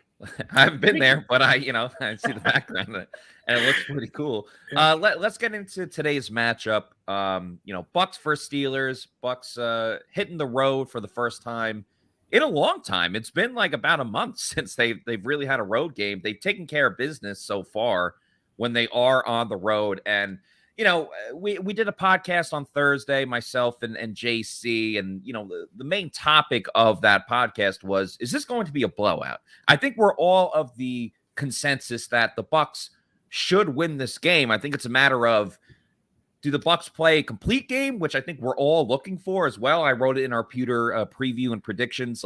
They have yet to play a complete game. The defenses look great. The offenses look good at some points, but it's never at the same time. So going into this game, last week we said it was a get-right game. They didn't get it right. They won, but they didn't get it right, if that makes sense. Maybe this week is the get-right game. I'm not totally sure yet. What do you say? Yeah, I think it is. Yeah, everything's lined up for the Bucs to win and win big. And, you look at I'll ask you this. Where do you feel confident that the Steelers have an advantage in this game? Just Cam Hayward against Luke Gedeke. That's about it. Okay. And we've seen that the Bucs have been able to scheme past that all throughout the entire year. Atlanta had a strong run game that they could maybe fall into, and at times it worked with a mobile quarterback. The Steelers don't really have that. I mean, Kenny Pickett, he can move a bit, but he's not Marcus Mariota. And Najee Harris, for as good as he was coming out of Alabama, has looked like a shell of himself here in year 2. Yeah. And that offensive line isn't as good as the Falcons' offensive line. So, maybe you say the Steelers have a bit of a better receiving core, but I think that's maybe marginally better. I think than the Bucs receivers? No. Then than Gotcha. Atlanta, right? Than Atlanta, okay. where it was supposed to be a get right Didn't mean game. to cut you off. But Yeah. if you're going to go out and say the Steelers clarification. receivers are better than Mike Evans and Chris Godwin, that causes for an interruption. But I apologize. If I ever try to make that assertion, just cut me off. Like literally, black screen, guys. Josh Sopranos no ending. The end of the Sopranos, just black screen. Cut it off. Exactly. So yeah, and then on defense, I mean, with that banged up secondary, the linebacking core can have good days sometimes, but it's certainly not consistent with Devin Bush, and I'm always terrible with names in the moment. The kid Miles Jack, right? Yeah. So and even like Alex Highsmith, he's certainly a capable pass rusher, but I'd almost put him maybe slightly ahead of Joe Tryon-Shoyinka. So it's just there's nowhere I see that they can establish a game plan around it, and there's a path to victory for the Steelers. So to your point, it's whether the Bucs show up enough to make it a blowout, or is it they're constantly like almost on the verge of just putting it away throughout the entire game, and it's closer than any Bucs fan really wants it to be by the end of the fourth quarter. And I think one thing that could kind of, if I was a Bucs fan, would concern me a little bit is, you hear Devin White's comments last week about we were bored, we were up by a lot. And, this is obviously probably, I haven't looked at all of the lines, but this is up there as one of the biggest lopsided matchups, between the Bucs and the Steelers. And it just makes me kind of think of, maybe because the team that the Bucs played last year are near and dear to my heart, but like that Bucs Jets game, going into it, we were like, okay, are the Bucs going to win by 20 or by 30? Right. And then we know how the game went. Obviously, Cyril Grayson Jr., friend of the program, wouldn't be shocked if he gets signed to the team in a couple of weeks when inevitably another injury happens at wide receiver. But that game was very close. No one expected that. So that's like the one thing that concerns me a little bit. It's not necessarily a matchup one way or another. It's just like the way that the Steelers got absolutely decimated by the Bills last week. It's like, all right, are they really going to get smacked around for 2 weeks in a row? I still think the Bucs can cover. On my bookie, it was a 9.5 spread. It's now 10 points because people are betting on the Bucs so much. So I still do think the Bucs can cover that 10-point spread, but I just have that in the back of my head because of previous, issues that they've had. And also, I guess the big thing roster-wise and lineup-wise that we should really get into is a little bit of a surprise. I know he got hurt last game, but he had been practicing this week. He was limited in practice, but he's not playing in today's game, and that's safety Mike Edwards, which I think is huge for a couple of reasons. One, you're playing against a rookie quarterback, so you automatically think pressure and interceptions. And my mind goes to Mike Edwards because he's the greatest of all time when it comes to getting pick sixes.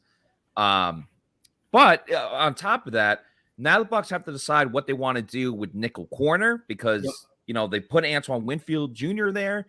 They might not be able to do that, especially now with, Sean Murphy-Bunting not available.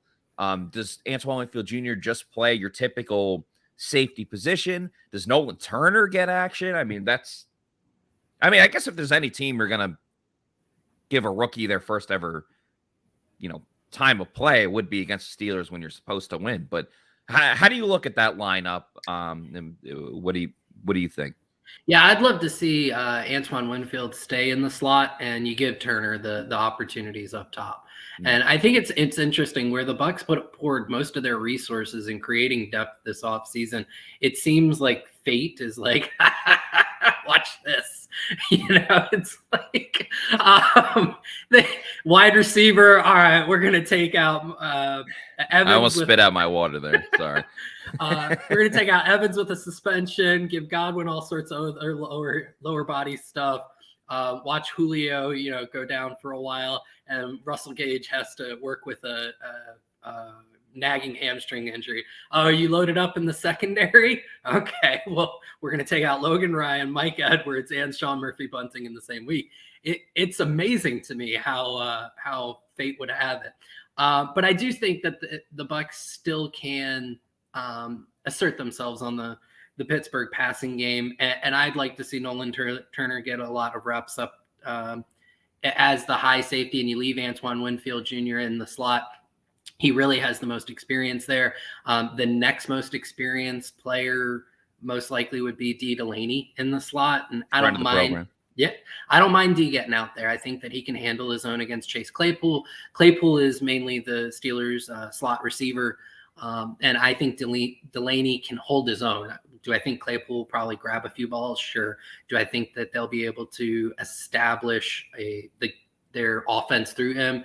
No, I really don't, especially with how much the Bucs play zone. So I still think that even with those injuries, the Bucs should be fine. I do believe you're probably going to see a little bit more single high and put Keanu Neal down in the box where he's most comfortable. And I think that could help the Bucs because I think Neal up against Pat Freiermuth could be a good matchup for the Bucs as well. Yeah, Freiermuth is out for this game with a concussion, so they're going to have to go with their backup tight end. But, you mentioned Claypool, and maybe this is just kind of like a side rant, but Chase Claypool interests me because I feel like he could be so much better than what he is. Like it just seems like he has the entire tool set. He's got the size, athleticism, he can get up after the ball. And then for whatever reason, he just doesn't put it together. And I don't know. It just really disappoints me when I see him. And also he went to Notre Dame, which is really disappointing because I hate that school. They're the most overrated group of all time. I could go for such a rant on Notre Dame, but I'll save that for another show. But you mentioned D. Delaney as well. And let's remember, he has been called into playing significant time, especially last season, again, when the cornerbacks dropped left and right. And I hope that doesn't happen today. But I think you also have to factor in the fact that, like Carlton Davis, we love Carlton. He's a shutdown corner when he's in there. But he left the last 2 games because of injury. And I'm not trying to knock anyone that gets hurt because, like, you're playing a physical, violent game. Yep. But I don't know how much the Bucs can necessarily trust that. Oh, wow. I just saw the Packers jerseys today. The Jets might win by 50 points after seeing that jersey. I'm sorry, my mind's all over the place. That's amazing. But I love Carlton. I really do. I love Carlton.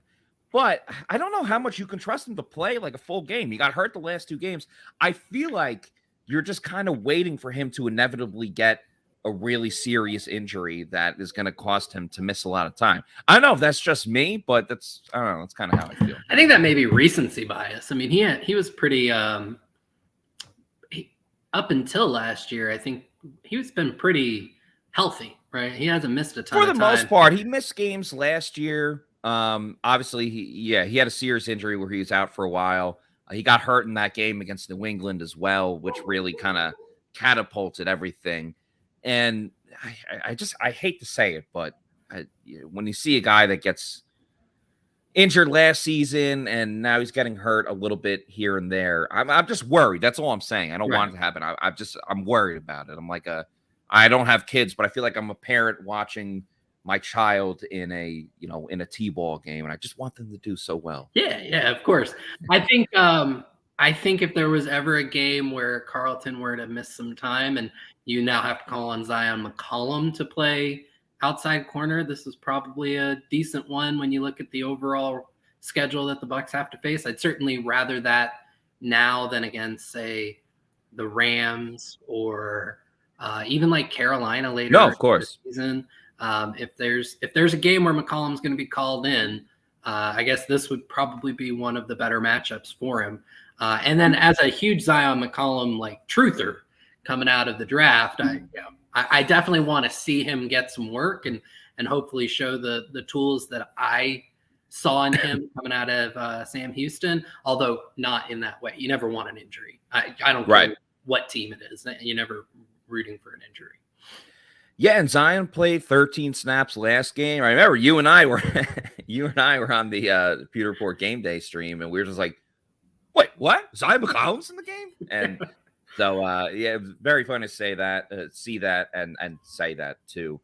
But I mean, 13 snaps, small sample size, looks solid. The game didn't look too big for him, which obviously is a huge plus. And I actually asked Todd Bowles on Friday. I said, "What's your, confidence level if Zion McCollum has to play more significant snaps this week?" And he said, "We feel very comfortable." I don't remember verbatim, but he said, "We feel very comfortable with Zion." So, it's one of those things, like, you don't want to see him in the game because it probably means like there's an injury.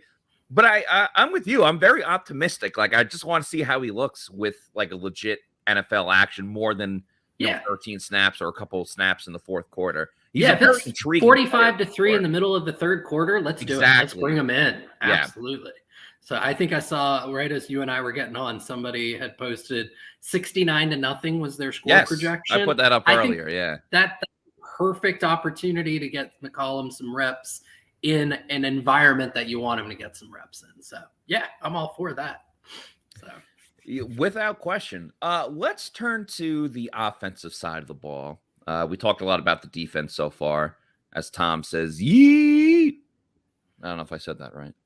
And Tyler says that Light needs to make some moves. Of course, talking about Jason Light. I don't necessarily know what Jason could do besides signing a Dominican Sue, but we already been down that road. You look at the offensive side of the ball. I mentioned earlier Cam Hayward against Luke Gedeke. That's the number one matchup that the Bucs have to look out for in terms of just making sure you're efficient on offense. But I thought it was so funny watching the Celsius Pewter Report tailgate show presented by Age Rejuvenation and live from Walk-Ons, where Scott, they're going through the matchups, and Scott's like, all right, this final matchup is Mike Evans versus anyone that the Steelers have in the secondary.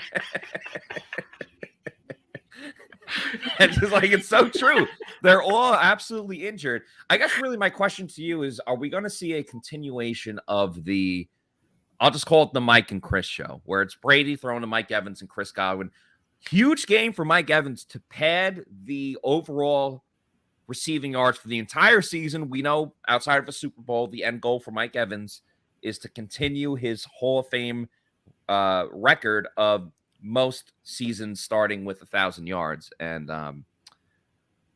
today's a huge game to pad those stats with everyone injured in the secondary. So do you see it that way, just throwing to Chris and Mike? Or if not, I don't know. I hope so. Do you think? I certainly hope so. I want them to go and lean pass heavy early and get the ball to the playmakers, to him, to Godwin, to get Russell Gage involved with some maybe some manufactured touches for him, get Rashad White and Lenny involved, out of the backfield, and get up big quick, doing what you do best early, and then to appease Byron and his need for balance in the second half. By all means, you can start running the ball when you're up 45-3. And by the end of the game, you have that, close to 50-50 split. That's fine with me. But if they try to achieve balance coming out of the gates early, there's going to be a lot of exclamation points in my tweets. That's certainly the case.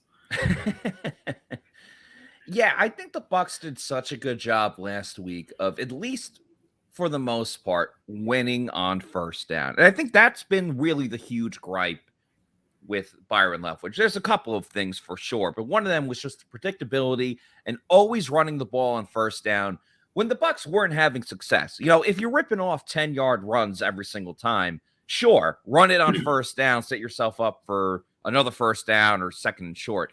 But I think that one of the huge issues was that they constantly were just going, 2nd and 8, 2nd and 10, whatever it was. Where last week, when they started mixing in play action or throwing on first down, he'd throw it to Leonard or Rashad or Cade Otton, who obviously had his breakout game in his early career in the NFL. It was the fact that on first down, you're getting 6 or 7 yards. You're setting up 2nd and 3, 3rd and 3, whatever it is. And those are just so much more manageable. For the first time, we finally saw the Bucs overcome an offensive penalty where they had like 1st and 15 or 1st and 20 and actually get a first down. But for the most part, that hasn't been the case for them. So I really think, they don't have to be balanced. Just run it efficiently when you do run the ball and win that first down. I think that's really the key for the Bucs and this offense. And hopefully they stick to somewhat of what they did last game. Obviously, there was the 3 egregious 3-and-outs. We don't have to get into that. Don't do that, but do the rest of what you did on offense. Pass on first. I'm fine with running on 2nd and 3 and 3rd and 3. And apparently, though, they need to pass on 4th and 1. But no, in general, and given the injuries to the Steelers to secondary, you have to assume they're going to go play heavy zone. And they're probably going to have a defense schematically on defense, something similar to what the Falcons ran last week. So you want Brady to go after Godwin and Evans, but the offense still should be able to work if the Steelers try to run the same thing that the Falcons did with a bunch of underneath stuff to Otton, to Rashad White, to Lenny, to some of those underneath options. And that's fine too, as long as you're finding efficient ways to, on 1st and maybe 2nd and long, if you end up in a couple of those, that should allow for the running on 3rd and shorts or 2nd and shorts. So that's my hope. If Brady throws the ball 22 times in the first half, I'm fine with that, because I think that that's going to lead to enough success that in the second half, he may only have to throw the ball 12 times, 15 times, something like that. Let's hear a quick commercial from our friends at Age Rejuvenation. At Age Rejuvenation, we have a lot of interest about erectile dysfunction in men. It's not like my sex life was dormant, but you can always improve. I was having an adverse effect on my marriage and was very happy with the results. We have various treatment programs available to enhance their physical abilities that can improve blood flow and sensitivity. The pulse wave has made it so much better. It's been a significant improvement. The good news was that I heard it from my wife. Stop waiting. Start doing Age Rejuvenation. Look good, feel good, have better sex by using Age Rejuvenation. John Gilmore speaks very highly of it. Scott Reynolds speaks the world of it. They're not just clients. They're not just spokespeople. They are clients as well, because they love this product so much. Go to agerejuvenation.com and find out how Age Rejuvenation can help you. This has to do with Tom Brady. I don't know how much it is going to affect the game, but it's such a baller move that he went to practice on Friday, then flew what I assume is privately to New York, goes to Robert Kraft's wedding, and then just is like, all right, I'll meet you guys in Pittsburgh. I go there. I absolutely love that move. I just think it's so baller. You don't think Brady's like on the cattle call with Southwest or flying coach with Delta? Yeah, I think he got the middle seat. He's a man of the people. Yeah, he is. He is. He's as Dave Portnoy would say, salt of the earth. So. There you go. Yeah, no, it is pretty cool. I love how the media was trying to make a huge deal out of it. And then it turns out like Kenny Pickett did some charity event Friday night as well. It's like, apparently if you're a quarterback for an NFL team, you have to be locked into football 24/7.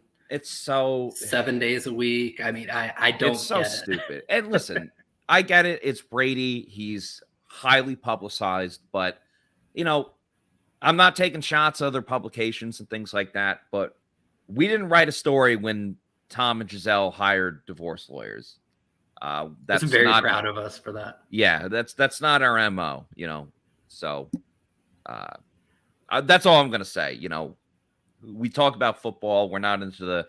Don't get me wrong. I love TMZ. I'm all about the gossip and the Kardashians and all the tabloids.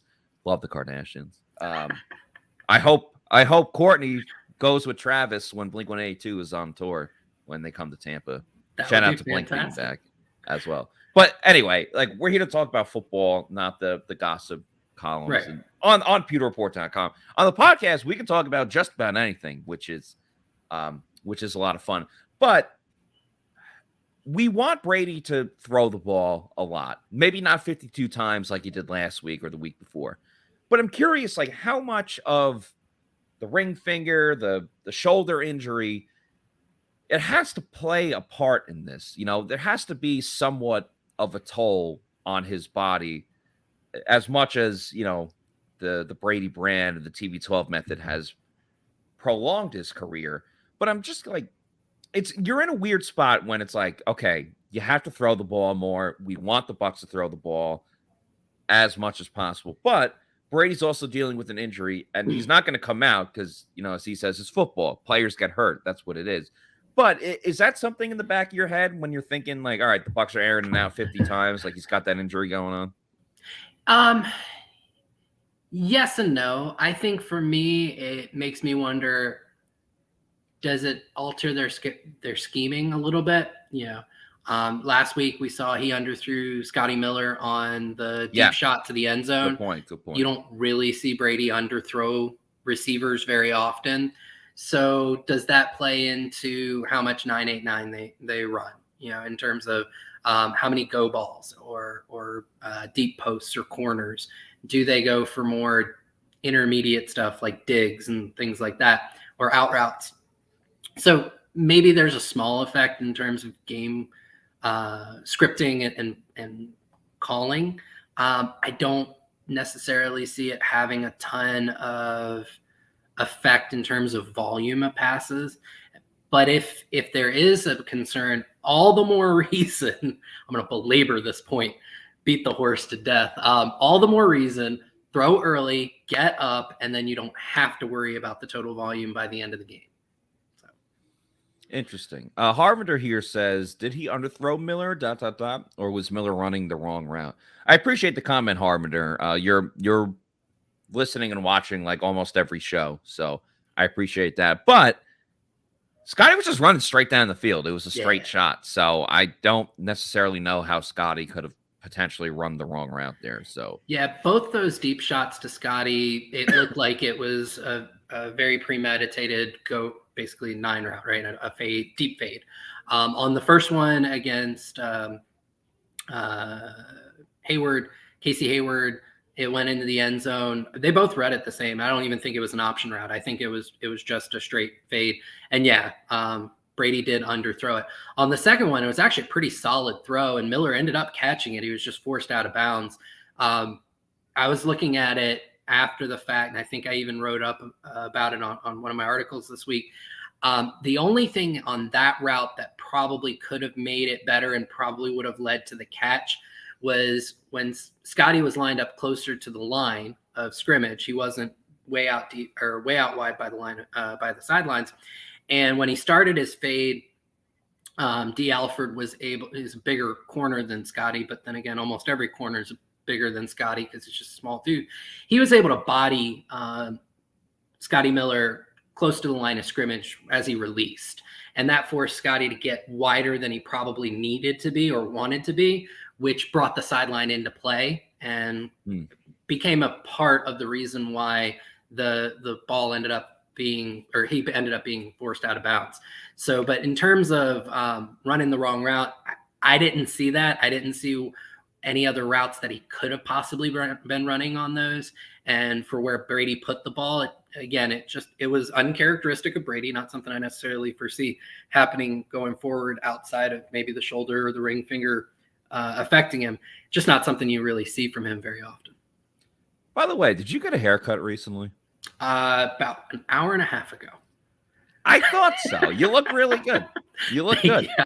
By the way, I don't know if you saw the picture that John Ledyard posted on Twitter. John Ledyard, formerly of PewterReport.com, is coming out of retirement for one game. He's at the game in Pittsburgh representing Pewter Report, along with Paul Atwell. And Paul looks like someone in the comments said he looks like a 60s spy or something like that, which is very true.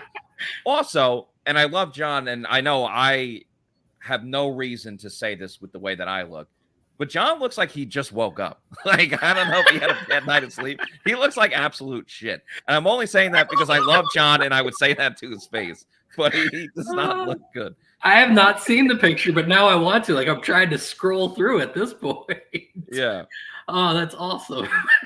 We had a good question. And again, I say it with love. I love John. I appreciate everything he's done for me. And again, I bust his chops all the time. He busts mine. So I say it out of love. I'm not, taking shots at him. A good question here from Eater. Eater is always in the chats. Really appreciate you, man, for watching us each and every week and every episode, pretty much. He says, can Josh enlighten us with his capology wisdom and let us know what contracts we can easily move to improve this team via trades? I'll say in general, it's very difficult to... You don't see too many trades go on in the NFL. We've seen it more the past couple of seasons, but in general, you don't see too many trades. It's very tough to acclimate a player into a new scheme, especially on offense. It seems like it would be tougher to get a player in there.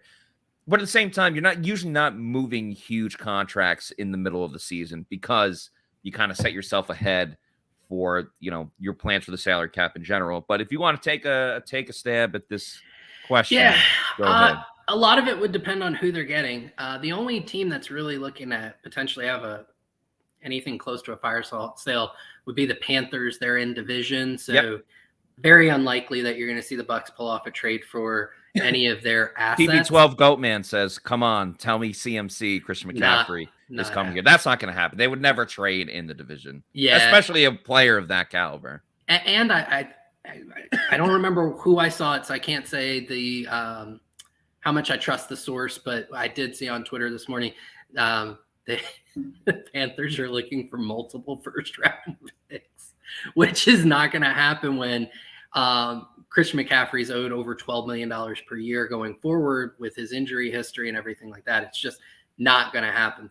Currently, the Bucs have a little over $4 million in cap space, so they have a little bit of room to work with if there is, and this is the more likely thing that Light does, like a Steve McClendon comes, they've got plenty of room to do those types of trades, right? Where it's a depth piece to help shore up, a part of the roster that's depleted with injuries. So do they have the money for a fifth safety? Sure. They have the money for a fifth safety. Do they have the money for, a fifth interior defensive lineman or a sixth interior defensive lineman? Yes. DJ Moore, it's not going to happen again. It's not going to happen, but I do agree that I think he would fit pretty well. Like, he would be what we expected of Russell Gage. Yeah, I could see him being kind of a cross between Gage and Julio in terms of usage, but DJ Moore is owed $20 million per year. He just signed a deal almost identical to Chris Godwin's. And again, they're on the same level. Right. And the amount of assets you're now putting into that wide receiver room beyond this year is unsustainable in terms of roster building. So in terms of what contracts can they move, then you're talking about, to get a piece, you're giving away a core piece of the team, because none of the big contracts are ones that you want to move that player. So I just think at the trade deadline coming up, if you're looking for a big name, it's not going to happen. Most likely you're going to see a Steve McClendon like move if one is made, and the Bucs have plenty of money already to do that. I mean this with love, but Bucs fans have gotten a little spoiled in the sense that they got their all Madden team. They signed Gronk. They got they got Brady. They signed Gronk. They got Le'Veon Bell. They got Richard Sherman. They got Leonard Fournette. They got Julio Jones. They got Antonio Brown. Like any big name player or any player that's been on the cover of Madden in the last 10 years, they essentially have brought to their team. And it's so fun. I remember a couple like before Le'Veon Bell did the whole contract dispute, sat out for a year with Pittsburgh and then signed with the Jets. I remember people at the time being like, the Bucs to sign Le'Veon Bell. I'm like, they're not going to sign Le'Veon Bell. And then they did. It was just like 3 years later. But I think because of that, and I don't blame Bucs fans for this, but because of that, they've become inclined to expect any big name, any big deal that is somewhat feasible and possible, that the Bucs are going to make sure that they execute that deal, whether it's trading for Christian McCaffrey, which again would never happen because they're in the same division. Where obviously the buzzword now is Odell Beckham Jr. Right. And Odell's still very possible with the way that it's going with, Julio Jones and Russell Gage is at least playing, but not up to snuff, as someone may say. And even with OBJ, based on the reports in terms of what type of contract he's looking for a long-term pact. And you already have a long-term pact with Godwin and with Russell Gage. Kind of with Evans, you expect there to be a renewal there. So I get like a Julio Jones, it's a 1-year deal. With Antonio Brown, they went 1 year at a time, which was very, very smart considering how that ended up. Yes, it was. So I don't foresee the Bucs making that type of long-term commitment to OBJ. Now, and again, all the reports are probably November for when he does sign. That makes sense in terms of a timetable coming off of his injury. If he's willing to do a 1 year with the Bucs, I could see it potentially happening depending on where the health of that wide receiver room is at that time. But I don't foresee Jason Light doling out a 5-year contract, which is what he's reportedly looking for, because he wants something similar to what Michael Gallup got from the Dallas Cowboys, and Gallup got a 5-year deal. I love the APY on it. I think Odell Beckham at $11 million a year, when you're looking at all these other wide receiver contracts going for over 20, that's a bargain. But over that time period, does seem a little rich for where the Bucs are. The other thing is you do have to have some sort of eye on the future. And I'm going to say this, and I want to choose my words really carefully here. Relative to the rest of the NFL, the Bucs are entering cap hell next year. Okay. That doesn't mean that they won't have money. Doesn't mean that they can't create space. All of those things can happen. But relative to the rest of the NFL, most of the rest of the NFL can create more cap space and will have more money. Okay, so I want to make sure I really hedge my bets there. You have to say, if we are going to be at least somewhat competitive go forward, we need some assets. Well, you're not going to have as much financial assets as everyone else. So in NFL terms, your two big assets are basically your dollars you can spend or your draft capital. We already know they're not going to have as much dollars to spend. So Bucs fans wanting to give away all the draft capital, you are setting yourself up for the Buccaneers. And I don't know if that's something that you really want to do when you already have a team that's really good. And I think the one thing that Bucs fans maybe forget is a little bit of perspective. There are no perfect teams. The Bucs are still the class of the NFC. They've still got a team that can go all the way.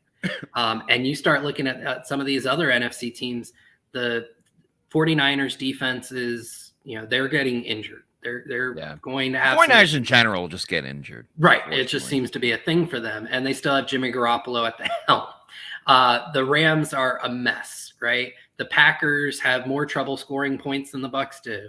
And they just lost to the Giants. So you have to keep Jets this week. And the Jets this week. There you go. Man, they just don't like New York teams. So you've got to keep that in perspective, that the Bucs still have a very, very good roster that's more than capable of winning. And you don't necessarily need to continue to mortgage your future to just get the next big name, where their hit rate hasn't been fantastic on just bringing in big names. Some of their best moves have been the low-key ones that nobody really saw coming. Shaq Barrett, McClendon helped shore up the run defense. Things of that nature have actually seemed to pay off a little bit better than the huge ones outside of Brady and him bringing Gronk. I appreciate your analysis on all of that. It helps explain a lot of different things, so I appreciate that. You mentioned a couple of things that the Bucs shouldn't do, but something that everyone should do is use Underdog Fantasy, which of course is another sponsor of the Pewter Report podcast and the Tailgate show and the Game Day show. as well. And a very fun thing with Underdog Fantasy is their pick'ems. It's the easiest way to get some action on the NFL. That's with Underdog Fantasy and their pick'em game. Just pick an over or under on your favorite or least favorite player stats. You can win up to 20 times your money in a single night. Underdog keeps it super simple with their easy-to-use website and mobile apps. You pick between 2 and 5 players to fill out your pick'em slip, get every pick right, and take home some cold, hard cash. Use the promo code Pewter, that's Pewter, and get your first deposit doubled up to $100 by Underdog. Even if you learn from Plant City Math, you know that is a great deal. Use the promo code Pewter again and win some cold, hard cash, like I said. So, Mr. Queipo, JQ, as I don't think anyone calls you that, but I just did. Actually, when I was a kid, I got it a lot. So you're just bringing up some memories. Yeah. Cool. What's that Weezer song? Memories make me want to go back there, back there. Anyway, anything you got in the docket for Underdog Fantasy? Yeah, last couple of weeks, I asked the chat to make my picks, and I found the chat. Well, you guys are just terrible. So I'm picking my own. That's good. I'm perfectly fine with you guys shading me on my picks and telling me that I'm also terrible. So I'm going for 3. I'm going to take higher on Tom Brady, 21.35 fantasy points.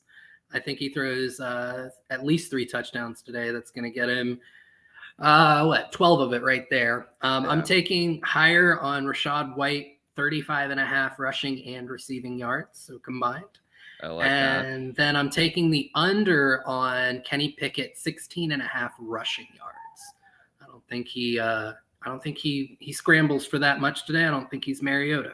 So I'm going to lock that one in, and I'm fine with the chat telling me that I'm crazy because they have, as a group, proved to be crazy over the last couple of weeks. Now I'm thinking Britney Spears, crazy. Anyway, just taking me down memory road, man. Yeah, man. That's what I'm all about. Anytime I'm on, people just want to think about other things besides me. So I really like the Rachaad White, the total yards. I just try to make this a comedy show, you know. Well, no, that last comment, you're like voicing my inner monologue. People just want to pay attention to anything but me.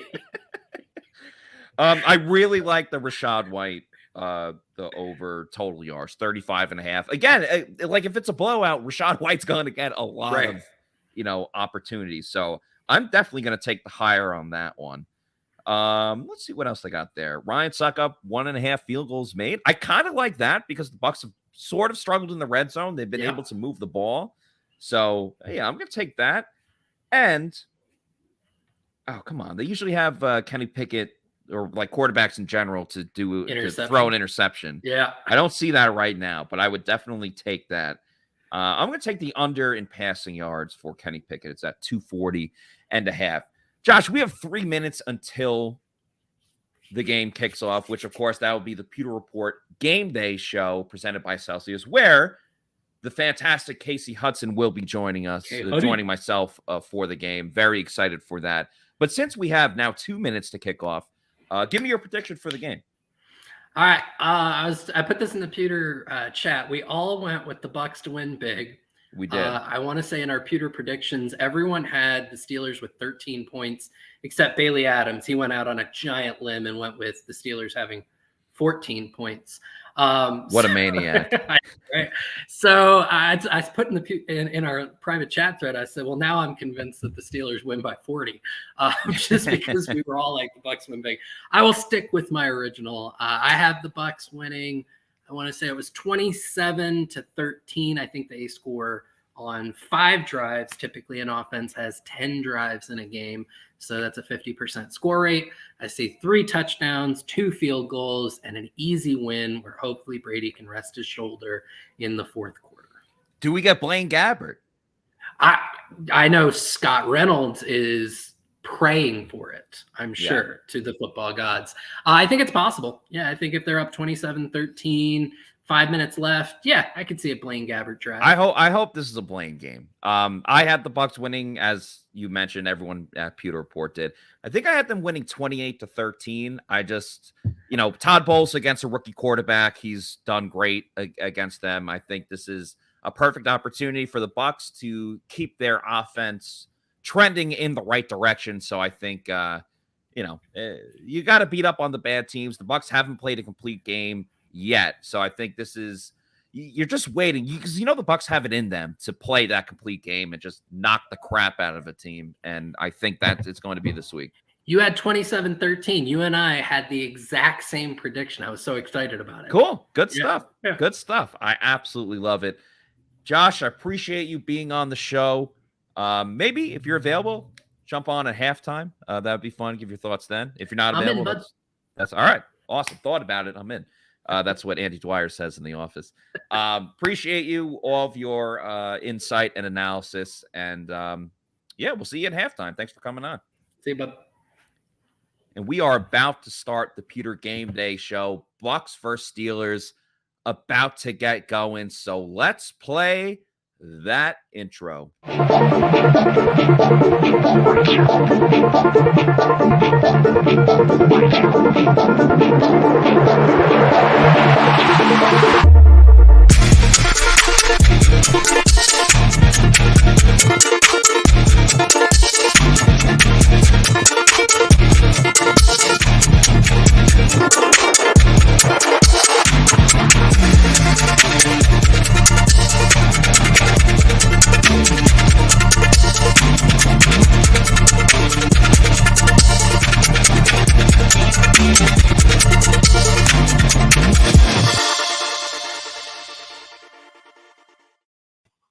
Welcome, Pewter Report readers, viewers, and listeners to a brand new Pewter Game Day show. That's right, it's game day, baby!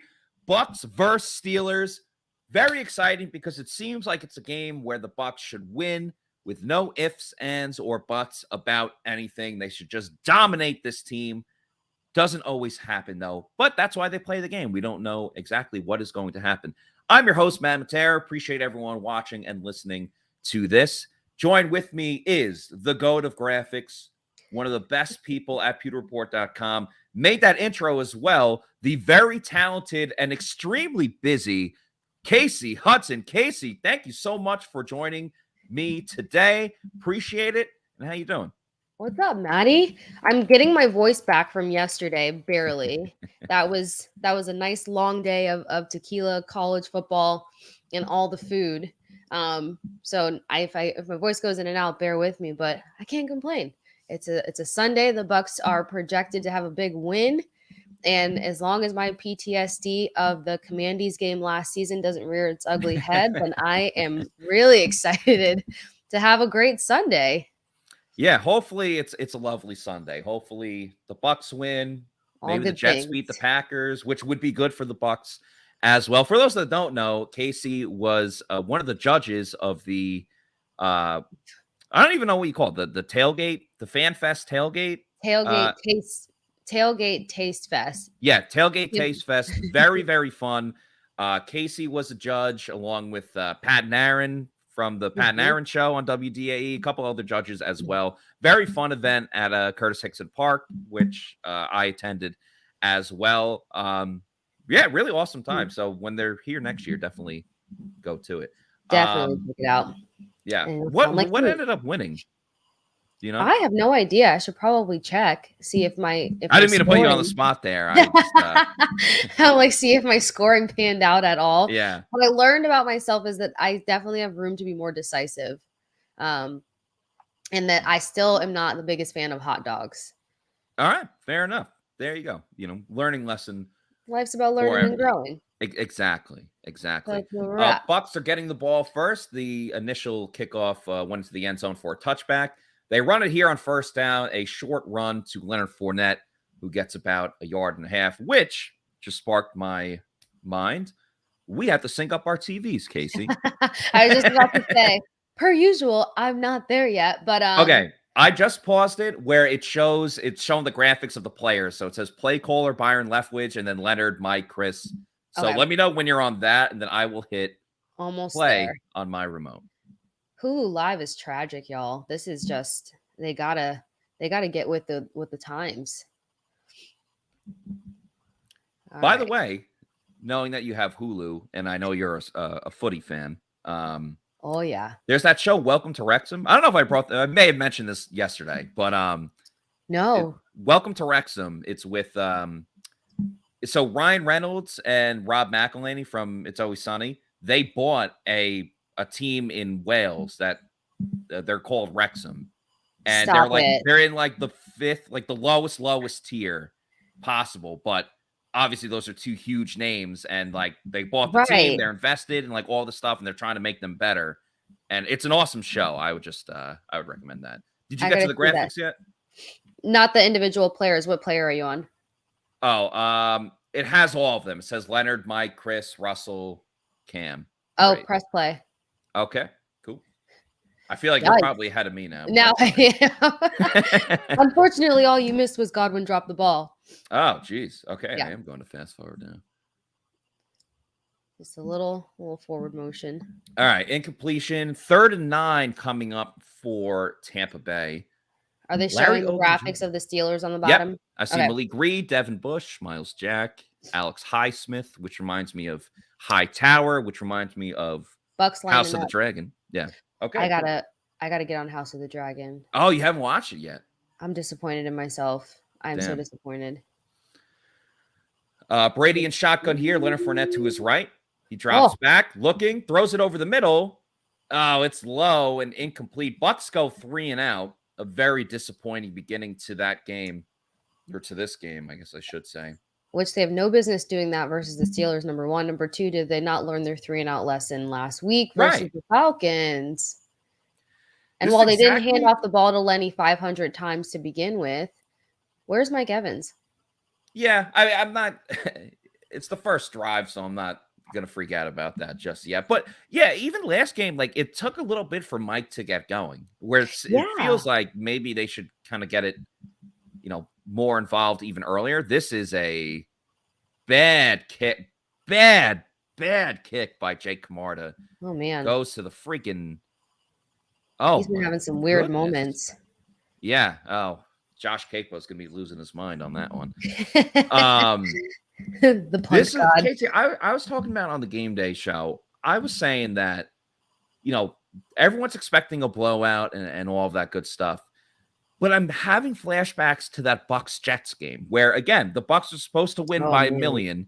And then we all know how that game ended. I'm having a really bad feeling that this is going to be the case for the Bucs today.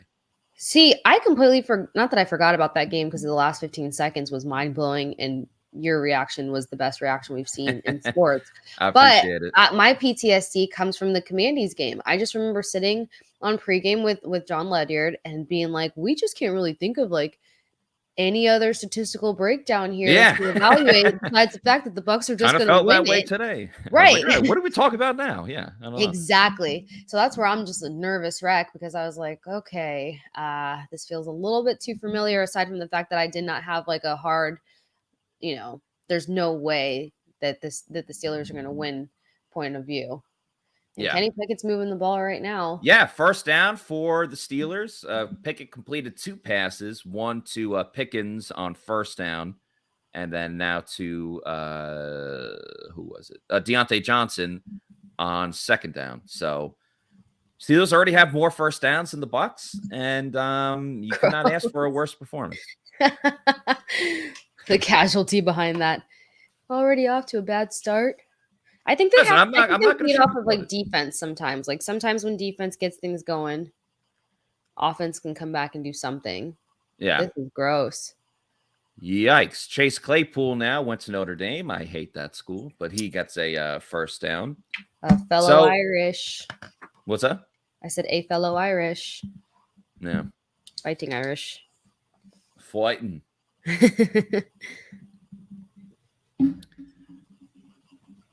Pitch to the outside. Steelers finally run the ball, and Antoine Winfield Jr., Johnny on the spot, a fantastic play. That's how you get the momentum back. Just right. And that was a big question going into this game was Winfield, was he going to play the slot? Was he going to be a traditional safety with Mike Edwards out? It looks like the Bucs went single high on that play, and yeah, Winfield beat the offensive lineman too. It's one thing if you beat like a wide receiver trying to block you, but that was a lineman that he got the better of. He's strong for a compact guy. Yeah. No, he and he plays big, which you love that out of your defensive players. 2nd and 14 now for the Steelers. They run a sweep with Claypool, who has blockers in front. The Bucs allow a minimal game, so that'll set up. I'm gonna guess 3rd and 10, maybe 3rd and 9. Damn it, they went to the graphics, so I'll never know. We won't see this. Yeah. Let's see. Who do you got getting a sack today? I'm gonna say Logan Hall. I like that. Yeah. Now he's played well. Casey Rogers, the co-defensive coordinator, said that he wished he played Logan Hall more against the Chiefs. Devin White blitzes, doesn't get there. Pickett throws incomplete. Good coverage by Carlton Davis the third. Oh, Jesus, Mary and Joseph. They throw a flag. Yeah, they're throwing a flag. I didn't see what the call was. I would imagine pass interference. Or roughing the passer, because it looks like Devin. Oh, no. What is Get it? live, 45. Oh, get. Oh, come on. Come on. That's horse manure. I mean, Devin White should have never even hit him in the first place. But come on, that's absolute crap. He's so okay. Stupid. And Devin White, listen, we appreciate him. He had a great charity event he has a charity event coming up this week, but there's something at Walk-Ons where if you go and you buy, if you get food there, proceeds go to his foundation. I love all of that stuff. But you can't be doing stupid crap like that, especially when you had that idiotic comment the week before when you said, "Oh, we got bored with the game." Are you bored right now because your bells rung off by a freaking terrible 1-4 team? That looked like a recess play. That was stupid. I just hate stupid penalties. I hate when you jump off sides and it's, less than 5 yards. If it's 3rd and 4 and you jump off sides, that's an idiotic, stupid penalty that you shouldn't have. Roughing the passer when he already threw the ball and you have to push him for whatever reason. You're physical enough. Why are you doing that? Run to the outside for the Steelers. Pickens. Nice tackle by Jamel Dean. Sometimes I feel like White just has these internal tantrums, if you will. Yeah. He knows the media has been on him all week about that comment because he deleted his clap back at Greg Allman. Greg posted a unedited video. It was a complete question and his answer. There was no again, people think media gotcha, we're going to get you for this. That was just a question. That's how you answered it, dude. I don't know what else you want us to do or say. Quote tweet. Yeah. Where is this going on? Steelers jump. I guess false start. Yeah. You can't say jump off sides. That's a defensive penalty. False start on the Steelers. Looks like number 69. So that'll make a 3rd and 11. Regardless, very unhappy right now. I'm all worked up, Casey. I was in a good mood. I see. Yeah. Let's get you some water and a Celsius. Let's put Devin. Let's leave him behind us, and hopefully that was his last little stupid moment of the week. 3rd and 11 for the Steelers. They got 3 wide receivers on the right side, 1 on the left. Oh, my God. Pickett looking. He's scrambling, and he's going to end up a yard short. Good hustle by Anthony Nelson. I wonder if the Steelers go for it. I mean, you're 1-4. They are going for it. I would say so. Yep, they're in shotgun. Handoff. And it looks like he got it. Damn. Am I ahead of you now? Nope. Okay, cool. Right move by the Steelers. I almost called it the Tetris of getting our TVs linked, but I don't think that's the right terminology. Love the game, though. It's a game within the game. Right. And if you guys Warner don't know, did everybody get to see who? I believe Warner, the running back for the Steelers, got the first down. Yeah. What was Nelly doing there?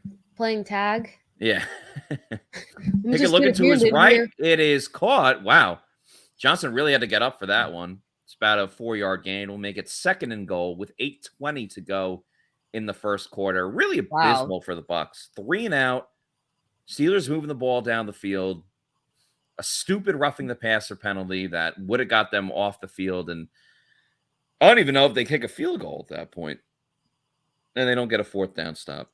And something to keep in mind is, I know last week for sure, but I believe the past 2 weeks, Johnson's actually been the Steelers' leading receiver.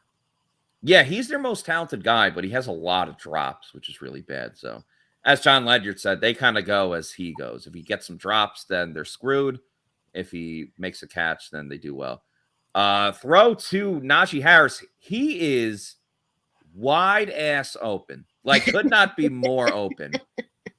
And he scores a touchdown. Steelers go up 6-0. An absolutely dreadful start for the Tampa Bay Buccaneers. 3 and out on offense, a stupid penalty on defense. And Brady was probably a little bit happier on Friday when he was at Robert Kraft's wedding. Not looking too happy right now on the camera. Well,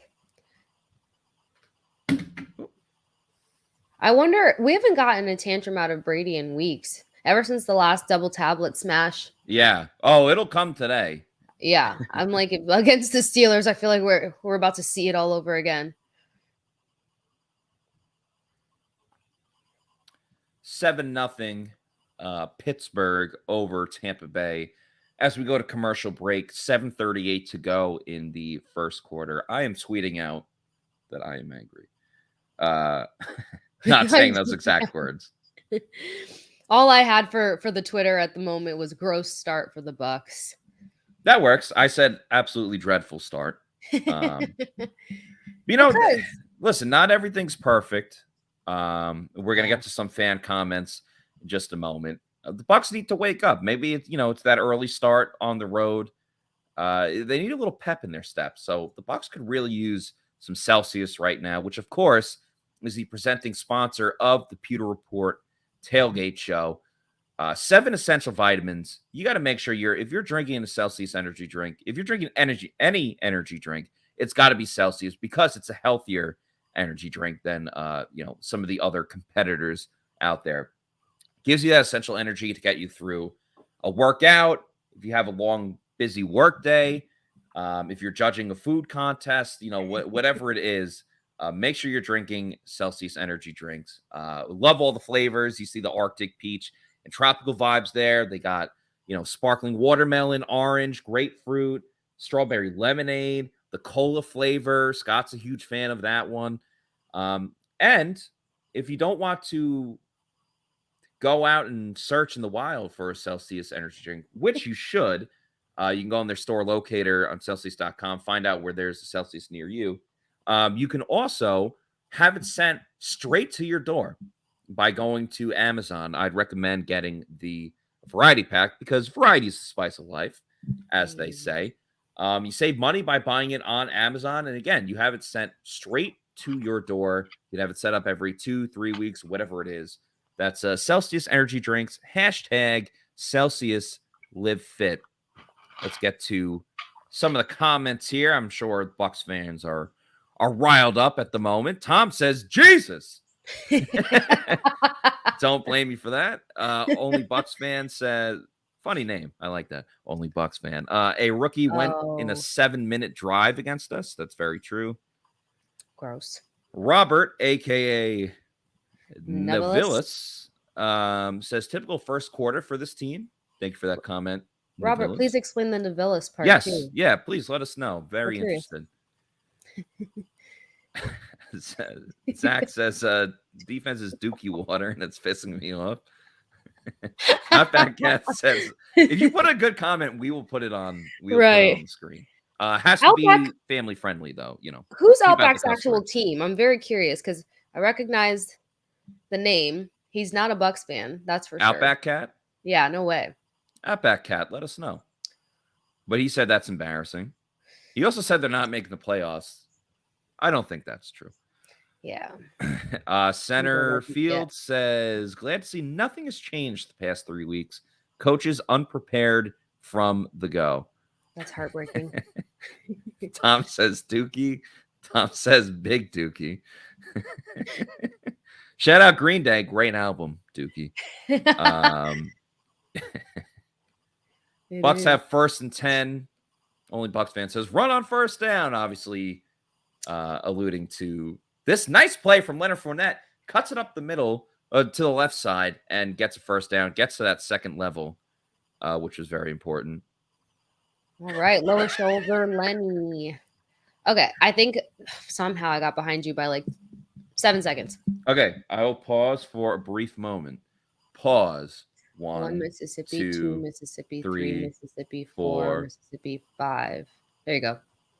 Play. Okay, cool. We should be good. I got to ask Lenny about all the nicknames. And while some people went nuts about me asking about that in the locker room, he said that he likes Mack Truck Lenny. Did you mention Ping Pong Lenny? No. Oh that was your nickname. You gave it to him, which I'm a huge fan of. I got so dang it. How did I forget that? I don't know. So Sometimes I thought, oh, lower shoulder Lenny sounds cool. And now I'm hearing it back and I'm like, Casey, that was awful. Mack Truck is really great. Bad. Mack Truck was great. Yeah. And he chose that. So at least I got the green light on Mack Truck Lenny. Yeah. No, that works. We're doing work now with the nicknames. At what point is it too many nicknames? Yeah. You never want to jump the shark. But I don't know. I still think they can kind of like come back too. Like if Lenny has a huge game or the Bucs win another Super Bowl, Brady thrown to the left, caught by Mike Evans. Casey, you there he is. More Mike Evans, and more Mike Evans you shall receive. That is the Bucs' 2nd 1st down of the game. I think Brady's 1st completed pass too. And nice job by the Bucs protecting on the play. Mm-hmm. Steelers only rushed. No, they rushed 4. They blitzed the linebacker. But yeah, Brady to Evans. Let's see a lot more of it. Way more. There's no reason in this game that there shouldn't be more Mike Evans, and I want to see the tight ends get involved. The game planning has got to change. Yeah. And they used Cade Otton a lot last week as the Bucs come out and run it here with Fournette. A solid 6-7 yard gain. Nice job by Tampa Bay there. But again, as we talked about, Casey, all the Steelers cornerbacks are out. Like literally all their 1st and 2nd stringers. So take advantage of that matchup. I don't understand why they aren't, but this is another kind of Fitzpatrick out. Who's really going to be marking Mike Evans and making the big impact on him? Absolutely. Like, come on now. I'd sit there and use this game to get Mike Evans to a chunk of his next 1,000-yard season. That's wow. You read my mind. That's exactly what I said on the Pewter GameDay show today. As they run it again on 2nd down and get absolutely freaking nowhere with it. Brilliant. But that's what I said early on. On the show, I was like, this is a perfect game for Mike Evans to, pad his stats for the 1,000 yards, Yep. Obviously, he missed the game because of suspension, so that puts him a little bit behind the 8 ball. Let's remember, the majority of when Mike got these stats, it was a 16-game season, so hopefully if he stays healthy, he will be operating under 16 games. 3rd and 2 here for the Bucs. They are in field goal range, so... if they kick a field looks goal, like the Bucs call a timeout. Rachaad White was on the field. Things are just chaotic for the Bucs right now. I'm not feeling their energy. No, I'm a vibes guy. Of course, vibes. I was gonna I'm say a big vibes their guy. vibes are off. Their vibes are very off, Casey. Maybe it's because Brady flew privately, didn't fly with the team. Oh man, maybe that didn't fly with some players. That bonding moment before the game is important because then you gotta listen to the right tunes. You gotta get in the headspace. You gotta have the right conversations. Dang. They better not muck this one up. If they go for a field goal, I might flip my mic. Do it. I will. For the I views. sure will. Remember Vine? Do it for the Vine. I ain't gonna do it. Do it for the Vine. R.I.P. Vine. Brady throws it to Rachaad White. He just gets the 1st down. That's very close. That was way too Brady close. made that decision right away that he was going to Rachaad White. Nice. I guess that was a design play because the receivers were blocking on it. Nice job by Rachaad White. That's why he's in this game. How about a 20-yard chunker to Mike Evans right here? That's fine. Why not? Sign me up. I'm in. Where do we tap into the earpiece of Lefty there? Yeah, right. Nope. Of course, they're going to run it to Lenny. Aladdin. Good name. Why didn't Brady fly with the team? He went to Robert Kraft's wedding Which they were saying it was like a surprise wedding. How does that work? Like, does Kraft go to his new wife and be like, "Hey, honey, we're getting married today"? Like, surprise. We're getting married this week, but I won't tell you when. Yeah, exactly. Stay ready. Anyway, Robert Kraft had a wedding. His new wife. Congratulations to them. I'm not sure if I don't know her name. I thought he was married all this time. Well, he was married for a long time. Then his wife unfortunately passed away a couple years ago. Oh crap! Yeah, Myra. I think her first name was Myra. Yeah, something with an M. But yeah, she passed away unfortunately, and dang. Then he got married to this his new boo, and they got married. It's Halloween season. There you go. Yeah. Anyway, so Brady and a lot of former Patriots were there. Brady went on Friday. Sans Giselle. Obviously, everyone wanted to mention that. Oh, look at that play selection. 5 rushes and 6 passes. Byron being as balanced as he could possibly be. But the Bucs did get a first down, so they do have 1st and 10. And Inside that was the 20. because of Mack Truck Lenny. Yes, it was. Play action here. Brady looking, throws over the middle. Woo! Okay, I think it got tipped, and then there was also a bird that flew onto the field. I don't know if you saw that. Too? Because Yeah. I thought I was seeing things for a minute. I need Yeah, that the was replay wild. on that because the bird was very much involved on the play. Yeah, okay, tipped. He was looking for Cam Braid, obviously. The ball was tipped. Yeah, I want to see the bird, to be honest. Why am I not seeing the bird in the replay? Are we both unwell? No, it was 1,000% there. I didn't see it in both replays. I heard or saw somebody. It's not a mug, Tom. It's a candle. Oh, yeah, I mentioned that a couple old weeks ago. I said school. nice mug, and you're like, no, it's a candle. Yeah, old school little flame there. I like it. My good luck pirate. What's the scent? It's like sandalwoody. Gotcha. I like wood smells. I don't like a bunch of vanilla and like fruit or Yeah. floral scents. No, Those that drive like my nose firewood crazy. is I always loved it. Like, you go like skiing somewhere and the lodge has like a fire pit. Anytime I get that smell, I'm like, oh, like I kind of want to go snowboarding right now. 3rd and 10 for the Bucs inside the 20. Brady in shotgun, looking towards his right, fires it low, incomplete to Chris Godwin. So, What is he setting Chris Godwin up for? yeah, he's every single throw to Chris Godwin has been like maybe an inch off of the ground. Tragic. Yeah, so Bucs will have to settle for a field goal, unfortunately. Ugh, Yeah, ugly. Absolutely ugly. this is gross. Ryan Suckup will attempt the chip shot field goal. Oh yeah, guys, funny story about snowboarding. First time I ever went snowboarding, I You got shred, a bro? concussion. I shred. I Nice. shredded Same. all the way to a concussion because my no. friends took me on a blue mountain. Sorry, that was offsides by the Steelers. I did the Leo DiCaprio, the point.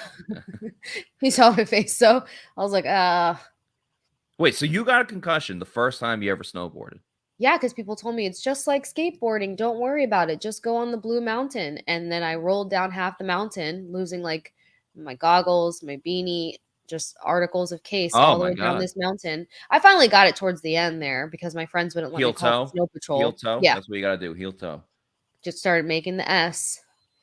And then I needed a drink. Yeah. That's the hardest part is when you're skiing or snowboarding. It's like you start the day, you do a bunch of runs, but then when you go to lunch and you inevitably have a beer or whatever you're drinking, it's tough to like put back on all the gear and like keep going at it. It's like, I don't know, once I have a couple of drinks, that's kind of all I want to do. I don't want to snowboard anymore. Exactly. Ryan Suckup hits the field goal. It is good. Bucs now trail 7-3. The ideal start that every Bucs fan expected. Very much expected. The big problem there is Ryan Suckup cannot be the offensive MVP today. No, he can't. I wouldn't mind if he hit one more field goal because I took him in our underdog fantasy, our picks. I had him over 1.5 field goals. So I heard that. I did see a couple of Bucs fans in the chat. Again, really appreciate everyone watching and listening with us today. Appreciate all of your comments. Some people were saying that the Bucs could really use age rejuvenation the way that they've struggled so far. So I think that's a perfect time to talk about one of our favorite sponsors. As we age, our hormones decrease, both for men and women. I was tired all the time, had no sex drive. I was groggy. I felt like I was 80 years old because everything hurt. I came to Age Rejuvenation because I was tired all the time. Bioidentical hormones has really made such an impact in people's lives. I actually enjoy shopping now. Got all my energy back. Mind is sharp. I feel like I'm 18 again. It was perfect for me. Get with Age Rejuvenation. Do it now. Don't wait. Call Age Rejuvenation today. Look better, feel better, and have better sex by using Age Rejuvenation. John Gilmore, Scott Reynolds, both spokesmen and clients as well. They speak very highly of the product. As you get up there in age, you gotta make adjustments, and they did by using Age Rejuvenation. Go to agerejuvenation.com. See how it can help you. It helps both men and women. They speak extremely highly of it. That's Age Rejuvenation, and hopefully the Bucs start using it too, because they clearly need a pick me up. They need the bounce back, the extra energy, if you will. Yeah. Outback Cat says Pitt knows what is coming. That's speaking to what I think he's trying to say, or she, don't know. About the predictability of his Byron Leftwich's play calling. RR says, let's see if White and his big mouth can make a play now. Outback Cat says the Bucs could really use an offensive coordinator. Eater says Lefty and Brady have been off this season. Let's be honest. I don't know why that made me think of Kanye. Let's be honest. Oh, yeah, there's the bird. There's the bird. Yeah, it's a pigeon. Oh, they made me feel crazy for a second. The bird was nowhere in the replay. Tom says in all caps, the bird. LOL. The bird in the berg. Good question by King Cook. He says, what is our identity? Really? I don't know. Byron Leftwich will say we want to be multiple, which is, what the hell does that mean? Right. It's not an answer to I get it. Like, okay, you want to be able to do different things, but they're not doing different things. All right. They want to be balanced. The balance isn't working. Nice tackle by rookie Zion McCollum and Cole Keith making a big play. Nice job. Because, Josh Queipo and I were talking about it. So last week, Jake Camarda, as Tom says, By the way, I do have a plus 1,700 bet that he gets a touchdown, because why not use him in the red zone? Did I lose my mind? Maybe. You use that today? Yeah, I did. Nice. Yeah, for those that don't know, Casey also has a sports gambling show that she is a co-host of, so make sure you check that out. What do you have any picks for today outside of the co-keep? Yeah, Mike Evans, anytime touchdown and over 68.5 receiving yards, which is why I need them to feed him the ball. Yeah. All right. I see where your mind was going with that one with your call for Mike earlier. Yeah, I took the Bucs -10. I also took the Patriots +2.5. I took same. What else did I take? I bet on everything. It's tough to keep track. By the way, that Tennessee-Alabama game was maybe the greatest college football game I've ever seen in my life. Wow. What was the end there? 52 or something? I'm sorry? What was the end there? 52? How many points did Tennessee put up? Oh, yeah. Themselves, I'm not sure, but like they combined for 100 points total. So gross. In a good way. Not like the Bucs offense way. Michael says, how will we win by 10? I have no idea, Michael. I really don't. Well, I trust the Bucs defense. In this moment, we don't know, but beforehand, it felt good. It felt good, Michael. Once upon a time. Rich says we should just hand it off to Keith like 5 times in a row, since we do all kind of other pointless stuff. Michael said the score was 52-49. So thank you, Michael, for that update there. Keeping us honest. All right, we need to turnovers was one of my major keys of the week. What are you, DJ Colin? No, it's because I did it on the Luke Cannon show, and I made him to his major keys in the college voice. Major key alert. Yeah, that's exactly how that went down. So 2nd and 7 for Pittsburgh. Kenny Pickett in shotgun. Devin White blitzes, and then he stops. I guess he was like kind of faking the blitz. I don't know. Anyway, it's an incomplete pass to Johnson. We'll set up a 3rd and 7. A little patty cake notion there by Devin White. Maybe he was like, I don't know. I mean, he was about to get double teamed, but it seems like maybe it was like a QB spy type of thing. Not 100% sure. I will say, like, all of the penalties over the past couple of weeks are just taking that gritty aggression out of the defense's sails there. Yeah. 3rd and 7, play clock winding down. They're going to have to call a timeout. Mm-hmm. That's delay of game. They don't call it. Great blitz up the middle. Woo! Zach Barrett got there first, but Antoine Winfield Jr., the guy that does everything Closes it out for the Buccaneers defense, gets the sack, and he takes down Pickett about, I would say, like a yard before the end zone.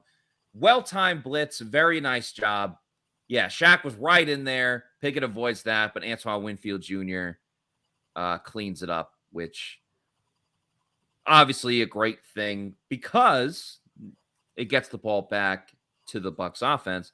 But also, that gives us an opportunity to talk about our favorite beer, Pirate Republic, with that sack by Antoine Winfield Jr. A fantastic job by him. And of course, Pirate Republic is the official beer of PewterReport.com. They are based out of the Nassau, Bahamas, but Pirate Republic is now invading Florida just in time for football season.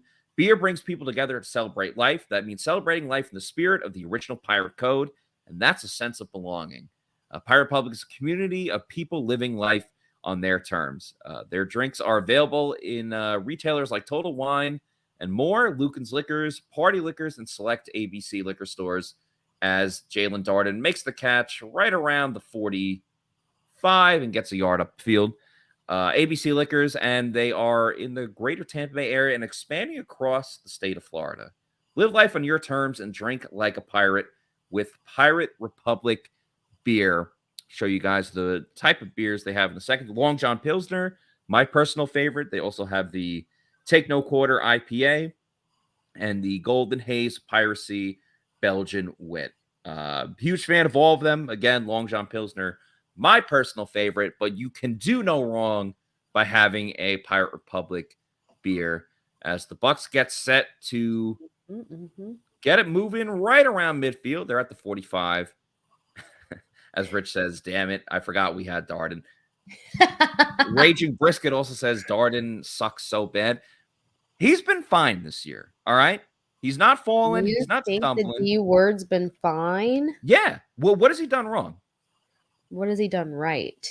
He's moving the ball up the field. He had like a 15-yard return last week. I understand he's not Devin Hester. He's not a game changer. Like, no team ever has to be like, oh, crap, we can't punt it to Jalen Darden. But he's making all of his catches. As Rich says, Darden, a.k.a. Mr. Sideline. He does love that sideline. He loves that sideline more than some people love their families. That is 1,000,000% true. I'll give Rich that. But he's advancing the ball up the field. I don't know. We'll see. We shall see. All I think about is I think it was like game 1 or 2 where Rachaad White had like 1 reception equivalent to 3 of Darden's. And I was just like, dang. Josh says, I want to know what games Matt's watching of Darden. I think everyone's just really hurt about what he did last year. It was abysmal last year. I'm not arguing that. I'm saying this season, he makes catches. Little man wins. He catches the punts, and he heads up the field. Yes, it's towards the sideline, but, he's getting like 5-10 yards on most of his returns. I know that one right there wasn't spectacular. He's been okay. I'm just saying, to say he absolutely sucks and he's terrible is not true. It's just not. He's been okay. That's my argument. I'm arguing for being average, just like myself. Give the average man a little love. The everyday man, This is for the everyday man. The everyday man and woman. That's who I'm I'll give That's you who that I'm argument. fighting for. That was moving, Matt. Thank That was you. very moving. Play action. Tom Brady looking towards the right side, and he's just throwing it out of bounds. Why? S. Tucker is with me. He says, I'm with you, Matt. Darden has been fine. Much better than last year. Just fine. Exactly. That's all I'm trying to say. That's all I'm trying to say. I hate to say this, but Brady just looks off.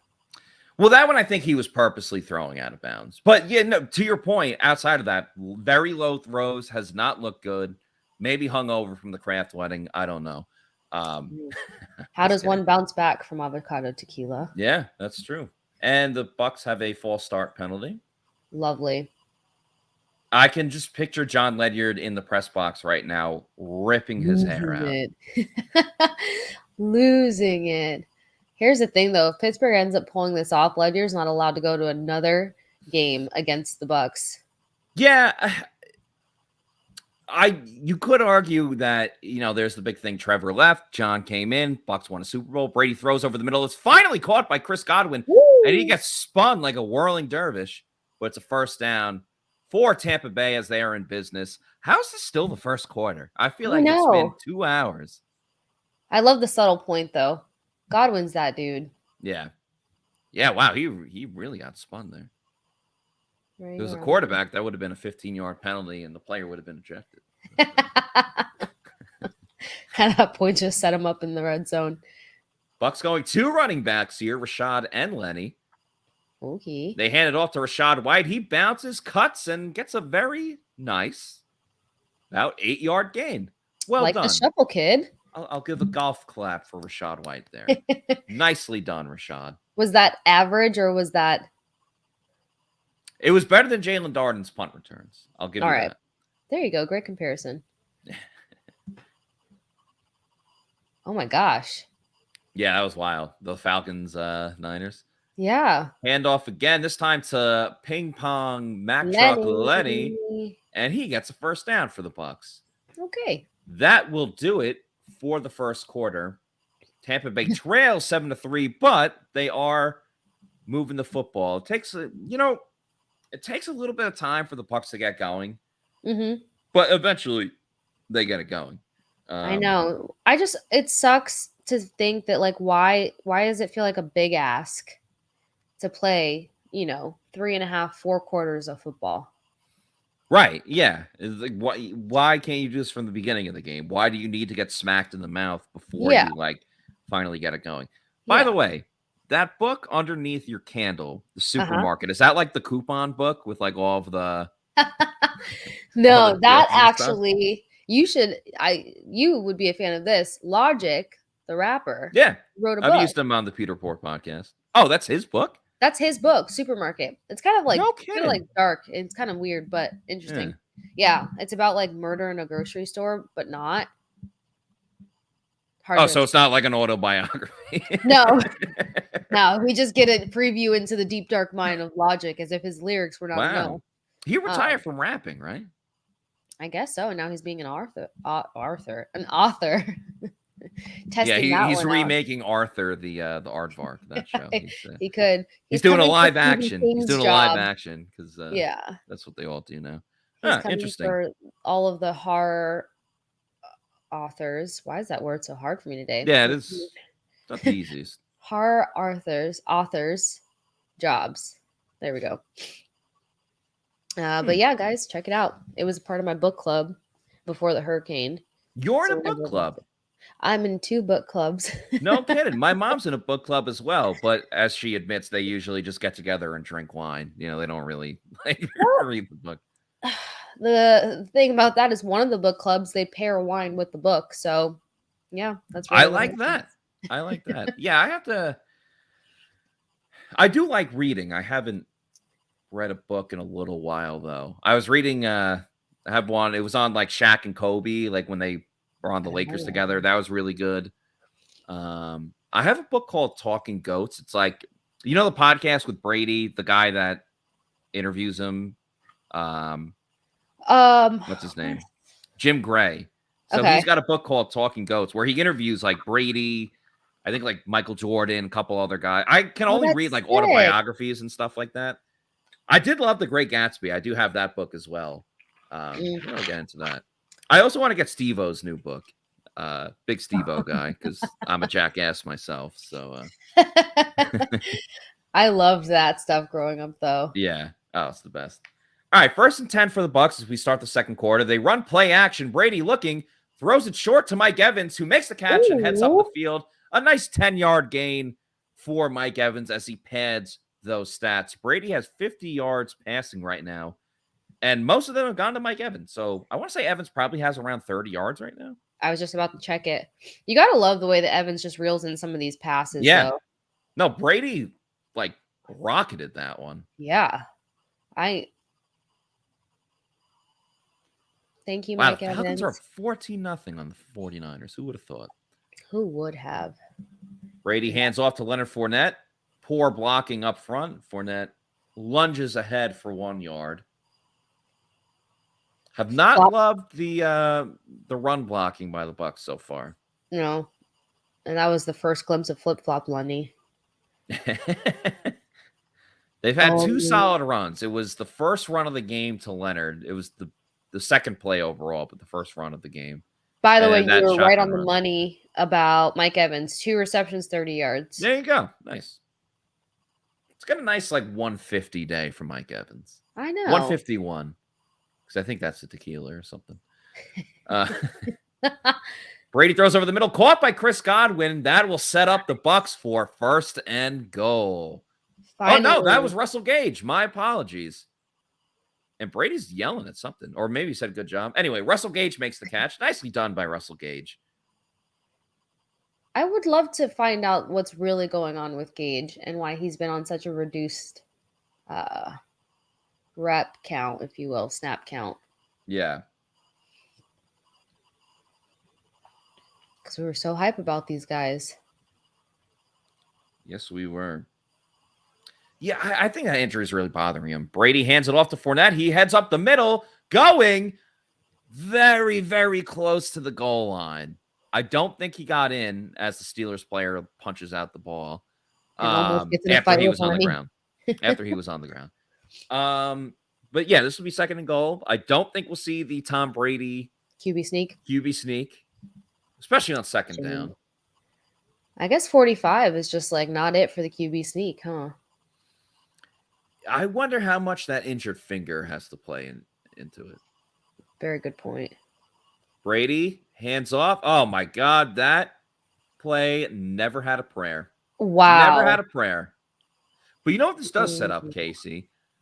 A little play action, O'Keefe down to the flat. I would just love to see it. Why not? Why not have him start off on the block and release? I think he can do it. I have faith. Maybe not. I mean, it could happen right now, but if we don't see it today, we will see it at some point. One point or another, we will see it. 3rd and goal for Tampa Bay. Now wow, they really lost yards on that play. Brady and shotgun. Russell Gage is 1-on-1. He's going to look for Mike Evans, though. He always looks for Mike Evans. Brady is sacked. Oh my God. Excuse my language, piss poor job by the Bucs offensive line. Brady never had a chance outside of his first read. Well, the over for Ryan Suckup is going to hit. Yep. Oh my gosh. Yikes.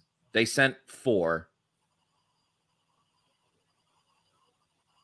I mean, you're talking about one of the worst pass rush defenses in the league now. Luke Gedeke got beat. This is the one matchup I said where the Steelers, could take advantage of the Bucs, and that's Cam Hayward against Gedeke, and lo and behold. I'm having PTSD. I don't like this. Field goal by Suckup is good. Bucs continue their field goal fiesta. They trail Pittsburgh 7-6. Casey, this has been the story all year long for the Bucs. They move the ball very well in between the 20s, I like to say. Shoot themselves in the foot. And then just can't do anything from the goal line. I want to go. I don't want to rewind because it'll mess up our TV sync. The rematch up. The second, I don't blame the Bucs for running the ball on 2nd and goal from the half-yard line with Leonard Fournette. But there was one defender that got in there within a second, even less than a second. Mm-hmm. I don't know exactly where that came from, but I wouldn't be shocked if it came from like, Gedeke on the left-hand side. It's been an issue. It just reared its ugly head right there with the sack from Cam Hayward. This is too sad. This is too sad. Oh. Let's get to the chats here. Common Sense say this is impossible. Navilis, first of all, he said he's livid. By the way, give us an update on the name again. If I missed it in the chat, I apologize. But he's livid. Navilis is not happy. Maybe Robert's happy, but Navilis is angry. I don't know. One's livid, the other one. dual personality. A little yin and yang. Yeah. Not that I'm making a joke about mental health. Mental health is very serious, and not trying to be funny with that. But Rich does say, I need therapy after watching this stuff like this.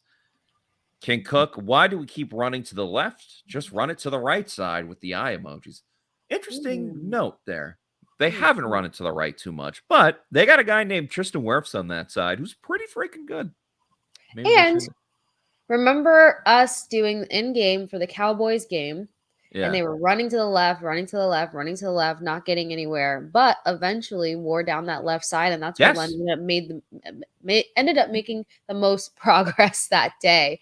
So I wouldn't be surprised if they just stick to that tactic, whether we love it or not. Great comment from Jonathan here. RIP Microsoft tablet. That's going to be coming. Does it happen by halftime? Let us know in the chats. Do you think it happens before or after halftime? That's a great question. Robert, a.k.a. Navilla, says, I so wanted Leftwich to get a head coaching job so we wouldn't have to deal with this. You and a lot of others. Nobody wanted Lefty. Is Brady not allowed to sneak it in? So Leftwich was asked about this the other day, and he pretty much said, like, it's not that big of it. He didn't say yes or no, but he said, like, it shouldn't matter to their formation / play calling. But I like when Brady does the QB sneak. It's fun. Same. He's the best at it. And he does it so Cole well. Keith with another tackle. Keith. And McCollum was in there again. Cole Keith and Zion McCollum, it's the perfect buddy cop duo Little that everyone punch. was looking for. Yeah.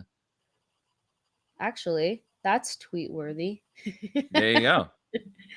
Michael says the issue is the inside line and Brady doesn't trust them. That is true. Brian, I like this comment by Brian. Creativity equals 0. Very, very, very, very true.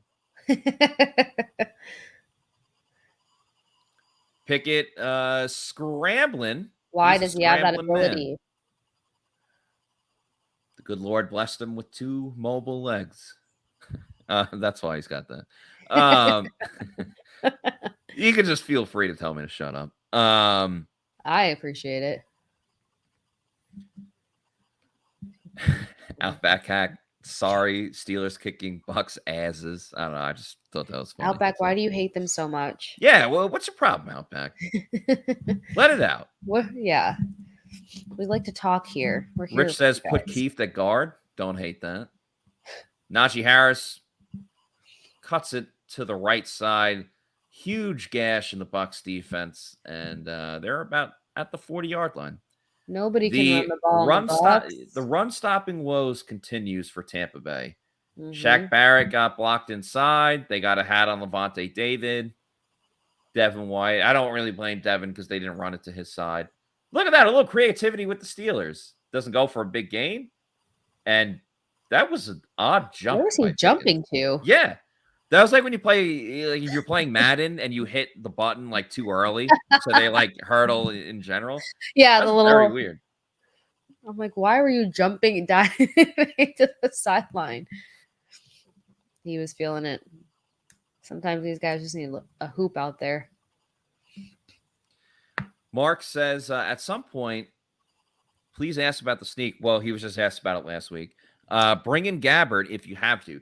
That's interesting because the Giants back in the day with Eli Manning, they would bring in their backup quarterback, Jared Lorenzen, the hefty lefty, as they call him. He was a big dude. He passed away a year or two ago, so RIP to Jared Lorenzen, but they would bring him in specifically for QB sneaks in pivotal moments. Obviously, it's it's very telling. Like, okay, they're gonna QB sneak it here, but he was like such a big guy, so it worked. And I don't know. Gabbert's pretty stocky, or as some people like to point out, has these thunder thighs that could get him places, but that might work. Putting in a stronger, less fragile looking dude. I would prefer them just run it with the fullback versus running it like give it to Keefe. Yeah. Oh, Keefe in the end zone. Steelers have an O-lineman down. 3rd and 4 about to come up. 8:55 to go in the second quarter. I will say an interesting little statistic to keep in mind while this devastation unravels here is that Mike Tomlin is 14-4 when it comes to bouncing back after 3 consecutive losses. And I hate that I read that stat because it's been stuck in my brain ever since. I'm just surprised that the Steelers have had that many three consecutive losses in the Tomlin era. I mean, he's been coaching for 15 years, so I guess that's bound to happen, but it's a long time. Yeah. Oh my God, that sandwich looks so good. I actually hate Subway sandwiches. I don't like Subway. It smells funny to me, but it smells awful. Good. That's why I hate it. Casey, there are a couple of things that I feel very strongly about. One of the, and a lot of it's if you got hate in your heart, let it out, as they say. Notre Dame football, I hate, and Subway sandwiches, I absolutely despise. I've never had a Subway sandwich, and I never will, unless I lose a bet or something like that. The bread gets soggy, and the smell in that joint is just not right. Disgusting. There used to be. So in my high school, we had open campus for lunch. You could go anywhere for lunch. Oh, that's it was the best, absolute best. But there's a shopping center close, so we can go there. But one of the stores right outside of the school was a Subway. So if we wanted to go to the pizza shop down there, you'd have to walk by Subway, and it just freaking smells. It smells like mop water. I don't get it. It's horrible. I hate Subway, and it's not just that one Subway in Massapequa on Long Island. It's every single Subway from New York to Florida, East Coast, West Coast. I'm sure in Seattle it's like that too. Oh. Absolutely terrible. Jared, fix it. Fix it. Subway needs a candle and a new scent. Yeah. Mistletoe. I like this comment from Shiv. They say, sign Cam Newton for short yardage situations. I don't hate that move, but you're not gonna sign a 5th quarterback. Nah. For just I wonder how that press conference goes. So Todd, what made you want to bring in Cam Newton? Yeah, well, Tom can't QB sneak it, so we're gonna got somebody to do it. 3rd and 4 for Pittsburgh. Pickett and shotgun looking, throws it over the middle. It's just caught by Chase Claypool, who went to Notre Dame. Who went to Notre Dame. Don't even call him by his name. Yeah, I was going to say the Notre Dame guy. Catch by Notre Dame. That's how I feel about UF, though. So, sorry, guys. Did you see that picture of it was a Gator player giving the middle finger, and he's like, I hate this effing team? No. Oh, yeah. It's a huge deal. I got to see F this team, yada, yada, yada. I saw it on Zach Blopner's Twitter, he went to Florida. Yeah, shout out Zach. Besides that part. What is D. Delaney doing? Friend of the program, D. Delaney. I don't know. As I look at him with pure irritation. No, it's fine. Listen, we got to be as unbiased as we can be. So be true. If our friends of the program don't play well, we will say that our friends of the program did not play well. Hey, homie, do better. Can I give you some advice on that next play? Man, people are talking about Subway in the comments now. Are they? Yeah. I just have to know that it's not just us. Every Subway I've ever stepped into has if Subway ends up sponsoring us, I will retract my statements. Actually, no, I'm not a sellout. I still hate Subway. I was gonna say. Comment says Subway is the cheapest franchise you can buy for a reason. Michael says there's no tuna in their tuna sandwich. I imagine that would be a problem. That sounds risky, Michael. Fish from Subway. I kind of want to vomit right now. I'm not gonna lie. Rich, going away from Subway, said suck up MVP this year. Honestly, that's kind of true. He's only missed one kick this year. I like that. We're gonna start doing that when he kicks. Praise be to suck up. There you go. Listen, if the Bucs are going to play like they're playing, we're at least going to have some laughs. They convert another third down here. There they go. To Pickens. No, that was Johnson. That's the other thing. Third down management started off. Common Sense says that Subway has an ongoing lawsuit about fake tuna. Oh, I don't my gosh. totally know about that, but wow, that's interesting. That'd be terrifying. That'd be so terrifying. I can't talk about Subway anymore. No halftime snack time for Matt. Shiv says making Pickett look like prime Big Ben. That's kind of true. How's the Jets Packers game 0-0? I'm sorry. No. That's actually interesting. But what I was going to say is Joe Tryon-Shoyinka, it was posted on the Pewter account, I believe. He mentioned that Kenny Pickett actually has good vision reading defenses and stuff, which is going to play in his favor versus this Bucs defense. In the mastermind, we like to call Todd Bowles, but it seems like he's doing pretty well on picking up reads of the D. So yeah, they've really been I don't want to say picking on, but they've targeted Jamel Dean a lot for whatever reason, as if they're trying to expose something there. Yeah. We'll see. We shall see. It'd be great if JTS could get a sack, though. You sound like you know the guy. He's also a great interview. So mature. Yeah, for his age, like you wouldn't. You think he's played in this league for at least like 6-7 years? Absolutely. He also the other week he wore an old school Mariners Ken Griffey t-shirt, which I thought was really cool. I'm a big old throwback jersey. Yeah, throwback jerseys in general. I'm a huge fan of that type of stuff. So he got some bonus points with you. Yes, he did. Oh, look, Jamil Dean, 62 fewest yards allowed. Pickett in the shotgun, looking towards the right. Caught by Johnson. But, I mean, it was like a 5-yard gain. It wasn't. And a swat by CD3 after. 3rd and 15 coming up. Oh, my God. How is it only 7? Jesus Christmas. This is why is this game just, slugging along. The gross part is how many people betted the over on this game. Or I'm so happy I did not. I'm so happy I did not. I took the all of the Pewter predictions. It's like 30, 40 points. Yeah. Pickett and shotgun here. No pass rush by the Bucs. All day to throw. Completes it to the tight end and quickly tackled by David. So nice job by the Bucs defense getting off the field, taking advantage of the holding penalty to Pittsburgh. And I think they're out of range for a field goal. I know Boswell has a pretty long leg. I don't know if Tomlin's big on that. Wow, Boswell is going out for the kick. Wow.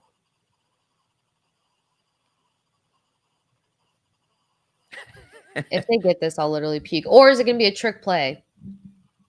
You got to look out for that. A 55-yarder, not like unreasonable. Someone just had a good chat, good comment. There's something about Oprah. Oprah? Yeah, it was like you get. Oh yeah, Rich here says, "You get a first down. You get a first down." Oprah voice. I thought that was funny. This is gonna sound terrible, but he's so bald. that just reminded me of Step Brothers when he's like, "You bald-headed." F-word.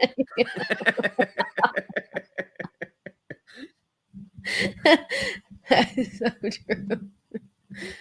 Oh man. Yeah. How are we losing to this team? Well, only Bucs fan. What a name. Yeah. If they get this, I quit. The kick is up and it is off the thing and in. Oh my goodness. You're kidding me. That doinked off the Not a doink in. Yeah, doinked in. Oh my goodness. What? Oh, I'm gonna keep saying it. Jesus, Mary, and Joseph. How the heck did that go in? I have no words for that. Eater Have says we ever game seen over. something doink in? I have seen it before.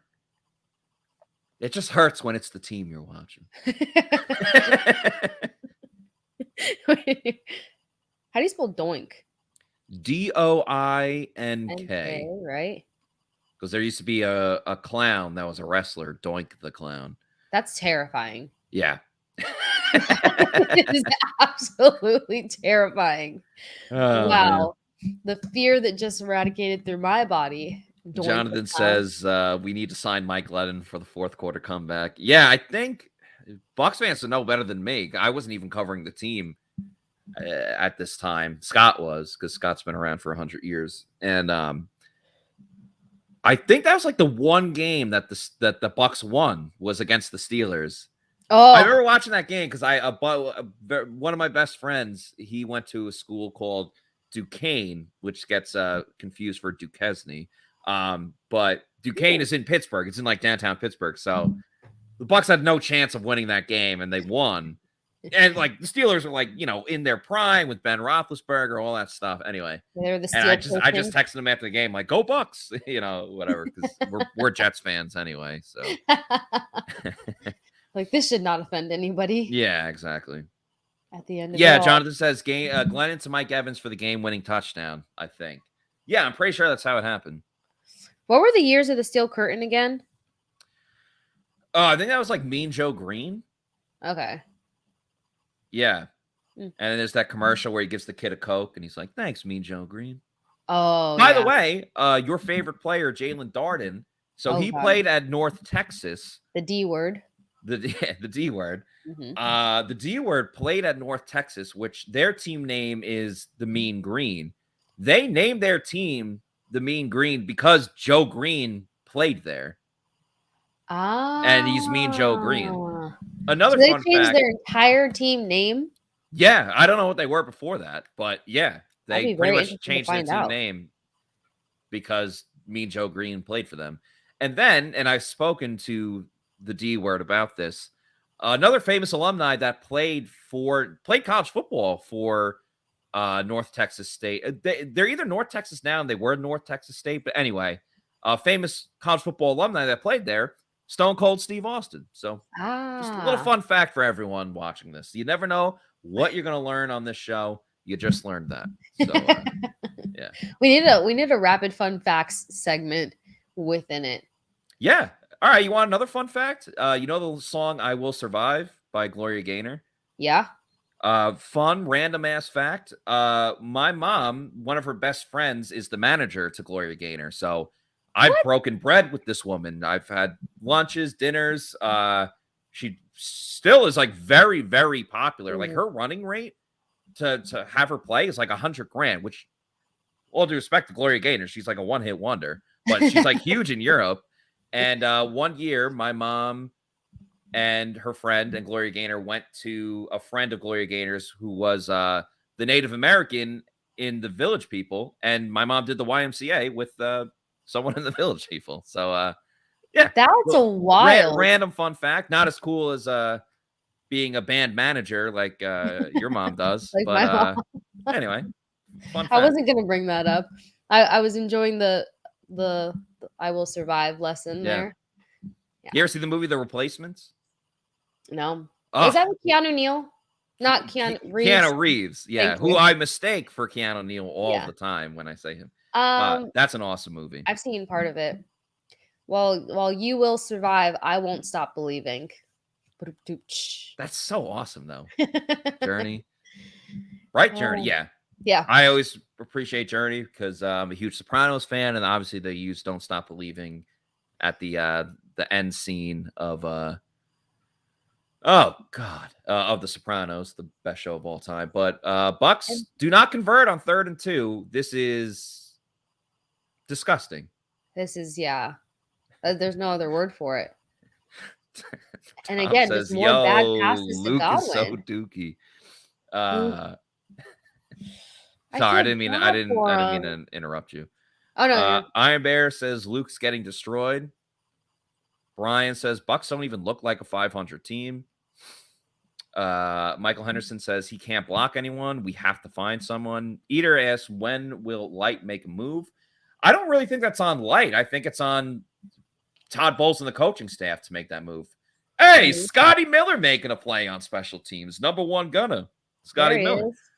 Number one gunner. Michael says he can't block anyone. We have to find someone. Aladdin says sloppy in all caps with a couple exclamation points. This really just kind of goes back to the whole if they should have drafted a veteran old lineman. Are they out of time with that decision? Because this is getting bad. Well, you know what hurt too is like Aaron Stinney being out for the year. If Stinney is available, I don't think there's a question. Stinney's in there at starting, starting left guard. The left guard is so bad language, Brian. We don't condone it. Steelers get the ball to start the second half. That is true. So another terrifying thought. Why did Godwin stop running? I don't know.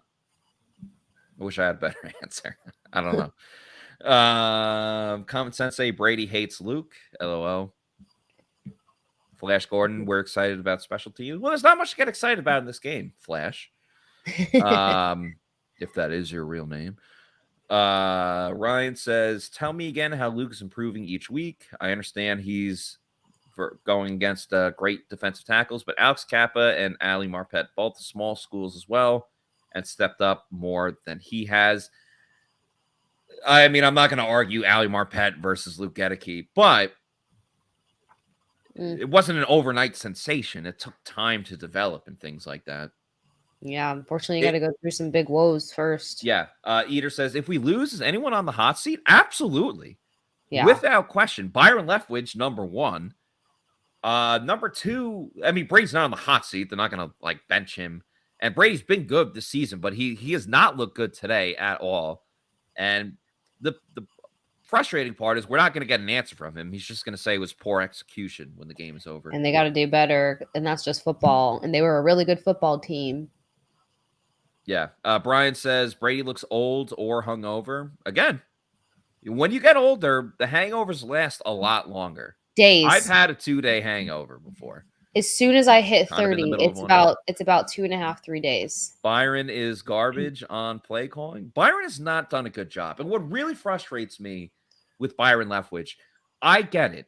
The Packers game, they didn't have any of their best wide receivers. I get it. I understand that. But this might be breaking news. The Tampa Bay Buccaneers are not the first team in the history of the NFL. I have a sneeze coming on.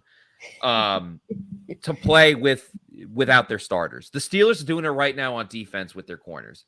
Okay. When you don't have your best players, you have to step up your play calling and make opportunities for those guys. And they're relying way too. Listen, we love Scotty, friend of the program, Celsius, everything. Asking Scotty to win all of his one-on-one matchups for an entirety of a game is just unreasonable, right? Unfortunately. And we didn't see any of that creativity with Byron Leftwich that week.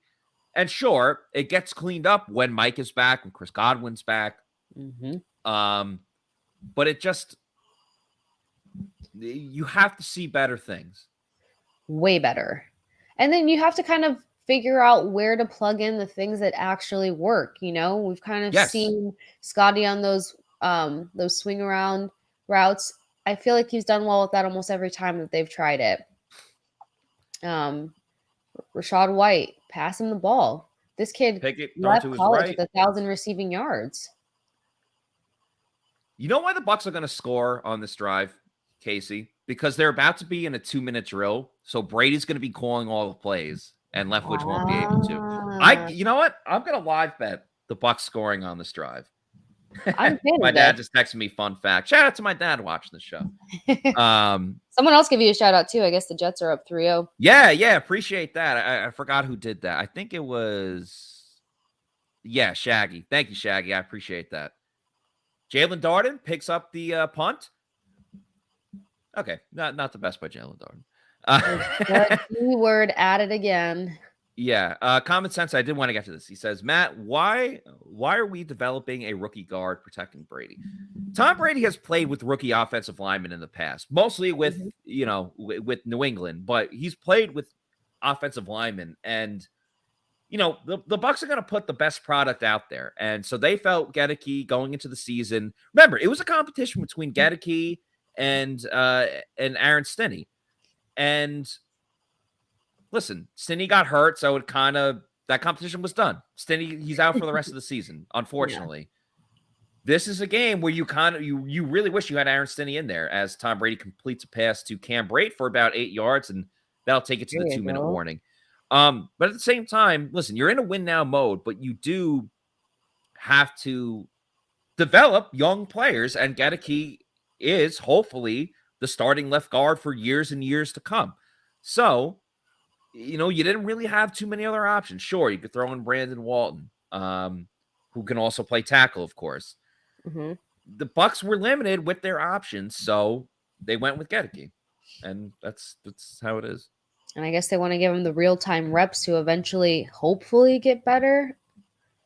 I don't know. Common sense. I also says it's week 5. Luke isn't getting better. He's also had a really tough run of it. That I can agree with. The question by Shiv, though, can Nick Leverett be much worse than Luke? I like Nick Leverett. I like him as an offensive lineman. He versatile. Was a training camp favorite in the competition. He was in that running as well. Honestly, the name slipped my mind, but yeah, he was very much in the running as well. Probably could do a better job at this point. Oh, that Call of Duty. I can't play Call of Duty. It hurts my eyes. I mostly play Madden, MLB, NHL, like those games. I played Call of Duty for a bit because my friends play it, whatever. I suck so bad at Call of Duty. Like I got what I have, PlayStation. I had the online stuff because I was like, I'll play with my friends online. I'm so bad. I don't even want to play with them because I just know that we'll be on a team. I know I'm just letting the team down, without question. So I used to do it to try to be cool. Let me play. It made me dizzy. The vision. You have a PlayStation or Xbox? Xbox. Okay, cool. Yeah. I started out PlayStation 2 was the best. That was my favorite. And then I got Xbox when Xbox was the big thing. My sisters and I only had PlayStation because we like Tekken. We like the fighting. Okay. Yeah, I've never played that game, but I've heard of it. And then I got a PS4 2 or 3 years ago. I bought it from a classmate of mine for mad cheap, so it was perfect. Yeah. Way to go. I like playing the Spider-Man game. That's mad fun. I don't think I've seen that. Yeah, I have the older one, but yeah, it's mad fun. You just swing around and stuff. It's yeah, it's a good time. Not Brady with a 66.4 passer rating right now. Snippy was an Xbox player. Yeah, let us know. PlayStation, Xbox, Nintendo, let us know. Bucs run it on 2nd and 2. They do just get the first down, so nicely done. By Ping Pong Lenny in that play. Ping Pong Lenny. That one helps. All right, we're in no huddle now. Brady at shotgun. Oh, loses the ball. Everyone's standing around. Chris Godwin jumps on it. And man, I hope Brady's okay. That was a vicious hit. Now, and I think what is that? Donovan Smith got beat on the play. Dang. Brady doesn't like being hit, so this is where we're really going to start seeing. Sorry, I didn't mean to cut you off there. Brady dumps off a short pass to Leonard Fournette. Lenny gets, I'd say, around the original line of scrimmage. Yeah, Brady got hit hard there. Mm-hmm. Yeah, very surprising. Donovan Smith allowed the sack there. Blindside. 3rd and 11. Brady looking, throws it. Oh man, he just looks off. That's He's so looking for bad. Rashad Perriman there. I mean, that wasn't even close. Again, an inch above the ground. That is so bad. That was puke. Puke. And if that would have been a better throw, that would have finally got them some yardage. That's the hard part. It's crap passes when they're finally in a position to gain some yards, and then bad play calling. We may get the Gabbard game, but not. Oh, here comes the helmet throw. Nope. Damn. Camarda punts it. Fair catch, caught around the 12. I assume the Steelers will probably do like one running play, and then if it gets yards, do another play or just take a knee. Yeah, Brady looks off, Casey. He just a lot of low throws, just doesn't look right. And he didn't even throw the helmet when he got to the side. He placed it on the holder.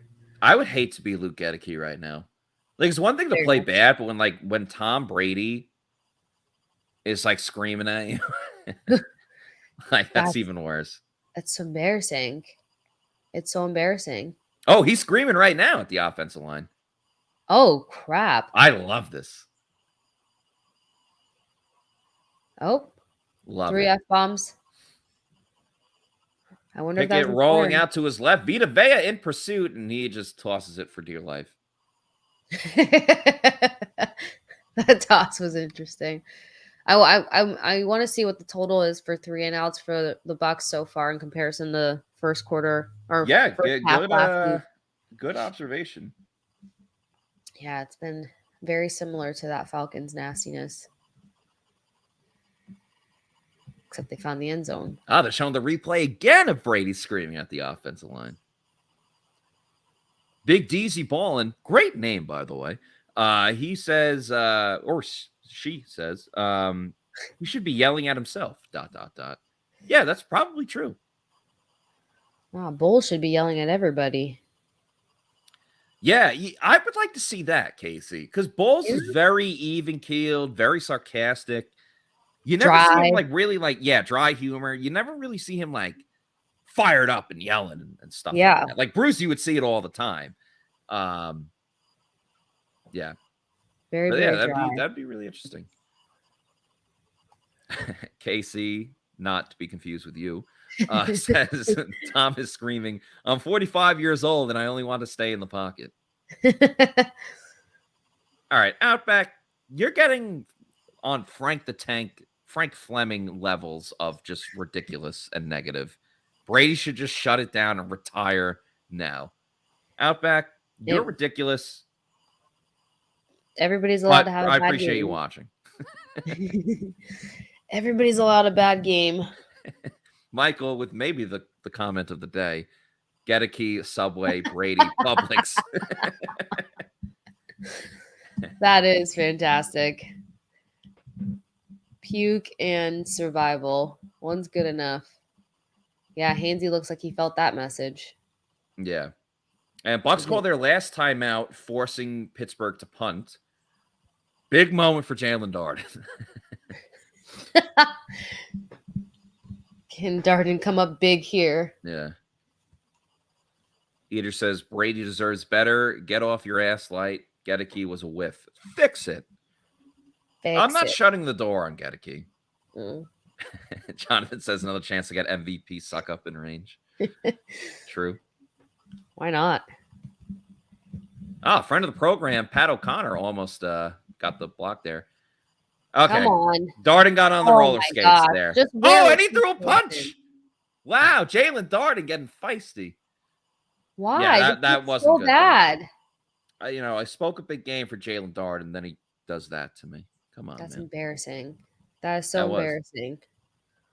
He just ran and then stopped. He even stopped. I don't even know what he was doing there. It looked like he tried to turn. Yeah.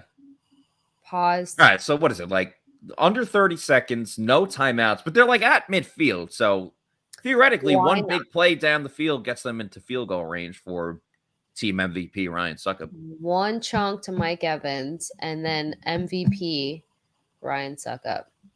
Make it a Todd 1 point Bowles had a very funny quote. He was asked about Ryan Suckup this week, and he's like, "Yeah, when I was defensive coordinator, we didn't really talk a lot, and we don't really talk a lot now, which is a good thing because if I'm talking to him, it's usually a bad reason."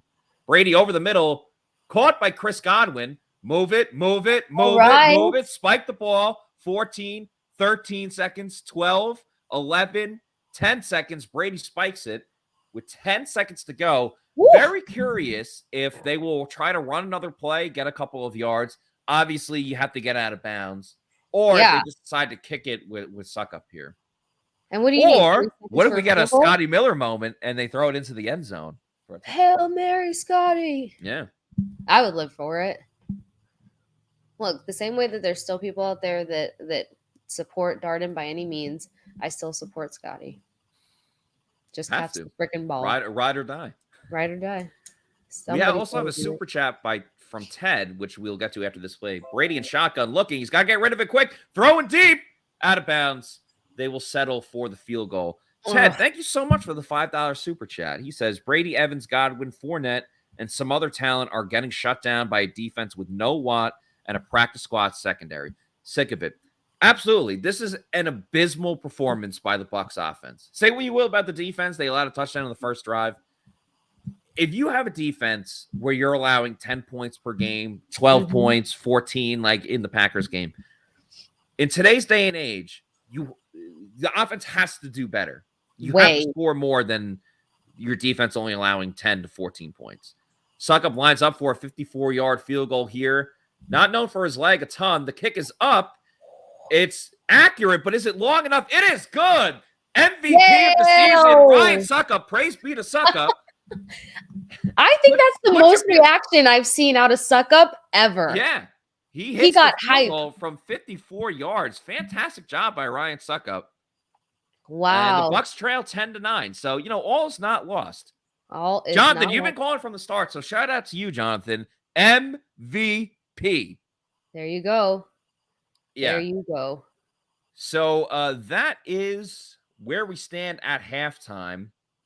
The Bucs trail 10-9 as we head into intermission here. I do want to remind everyone that next week we, of course, will have the Pewter GameDay show once again, the Celsius Pewter Report Game Day show live from Walk-Ons. This one will be in Midtown and, of course, presented by Age Rejuvenation as well. That'll be next Sunday. We still have the second half of the Pewter GameDay show here. Casey, we're going to give you a little bit of a break. Ayo. Go have lunch, drink, whatever you want. I'm not going to tell you what to do. It's your life. And we're going to bring on Josh Queipo. Josh, do you remember when I said early on, Josh, I said, I hope this doesn't turn into the Bucs-Jets game like it was last season. And that's exactly what this has been. You say what you will about the defense, but this has been a horrible, awful, terrible, disgusting performance by the Bucs offense. There's no way to sugarcoat it. At this point, they're either immune to self-scouting or they're just trolling us. Yeah, it seems like a trolling. I mean, the amount of self-inflicted wounds is ridiculous. The play calling is unfortunate. Gedeke is a turnstile. At this point, I would want, I'm publicly calling that they just need to put Brandon Walton or Nick Everett in at left guard here coming out of the first half because Gedeke is getting crushed. They're really missing Aaron Stinney, Josh. Because remember, that was a big competition. And at this point, it would have been easy to just be like, all right, Gedeke's getting bodied. Let's throw in Aaron Stinney. But obviously, you don't have that luxury. But they're really missing Aaron Stinney. For his faults, he was serviceable. And you're not getting serviceable play out of Gedeke. And he's going to get Brady killed. That's where we're at this point. So, yeah, it's like they don't want to score. Yeah. At this point, that's all I'm at a loss for words. And you can ask my wife. That does not happen very often. It's just terrible. So, and Brady doesn't. Oh, sorry, go ahead. I was just gonna say the defense. The first drive, obviously, you would like for them to, you've made the analogy in the past and I love it, like they just got to wait to get hit in the mouth and then they respond. And ever since that first drive, they've been pretty damn solid. But unfortunately that first drive allowed the touchdown that, at this point is creating the difference in the game. And yeah, at this point, like, I can't even really get on the defense that much. I understand letting up a touchdown that first drive. That's kind of been the Bucs' defensive MO, as you alluded to. Just like they don't really get going until the going gets tough, as they're showing Brady screaming at the offensive line once again. And sure, the offensive line, there's a lot of blame there, but Brady has not looked good. Like a lot of his throws, I don't know if they're by design, were like low. He seems very inaccurate. I understand he doesn't have like a ton of time to get the ball out, but I don't know. I'm not loving what I'm seeing from Tom Brady. Yeah, I think some of them, at least one, was Chris Godwin and him just read an option route differently. So Brady thought Godwin was going to turn around. Godwin ran it out. The ball ends up kind of nowhere near anybody. A lot of the throws are low, but that's stuff that him and Godwin have connected on in the past, and where there's been a lot of what's the word, praise given to Brady for the ball placement where nobody else can get to it. I'd love for some of those hot routes to be, at this point, not like curls to the middle of the field, like create some different play designs where there's maybe some more spacing, where there's a bigger margin for error for Godwin or whoever's running in the slot to be able to work within. But yeah, you're right. It's not working for whatever reason. It's not hitting. So yeah, and I don't know. I mean, there's been a lot of targets to Chris Godwin. Mike Evans has been involved, but we talked a lot about who's going to be that third option, who's going to be the third factor in this team, in this offense, and it just hasn't. No one's really stepped up. Russell Gage has one catch. He's kind of doing the same Russell Gage stuff that we've seen in his Bucs tenure. Rachaad White, our underdog fantasy bet, hasn't really been involved at all, really. And I don't really understand why. And, with Cam Brate playing, Cade Otton hasn't seen the field, really. Yeah, that really disappoints me, because I think I started him in fantasy this week. Yeah, so did I. But even like going beyond the selfishness that you and I are obviously displaying there, I thought he earned a bigger role in the offense. Yes, 100%. He's a superior blocker to Brate, and he offers more athleticism, and I would say at this point, just as reliable pair of hands. So I was hoping to see more of him. I think the most egregious thing, though, is you go back to that goal line offensive drive. I mean, the Bucs could have the lead right now if they converted that. You've got first and goal. You run the ball twice. Was it twice? Yeah, it was twice. And then the third down pass didn't go through. I didn't like the play call on second down after Lenny had fought all the way down to the goal line, pulling your guard, allowing penetration there. And it turned into a negative 3-yard run. Just the play calling in general is still frustrating as hell.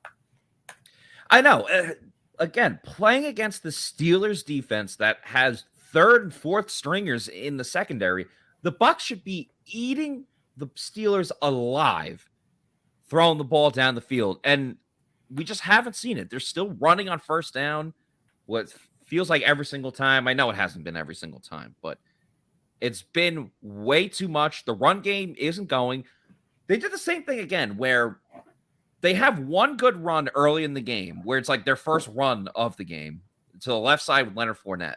And then after that, they just get absolutely nothing.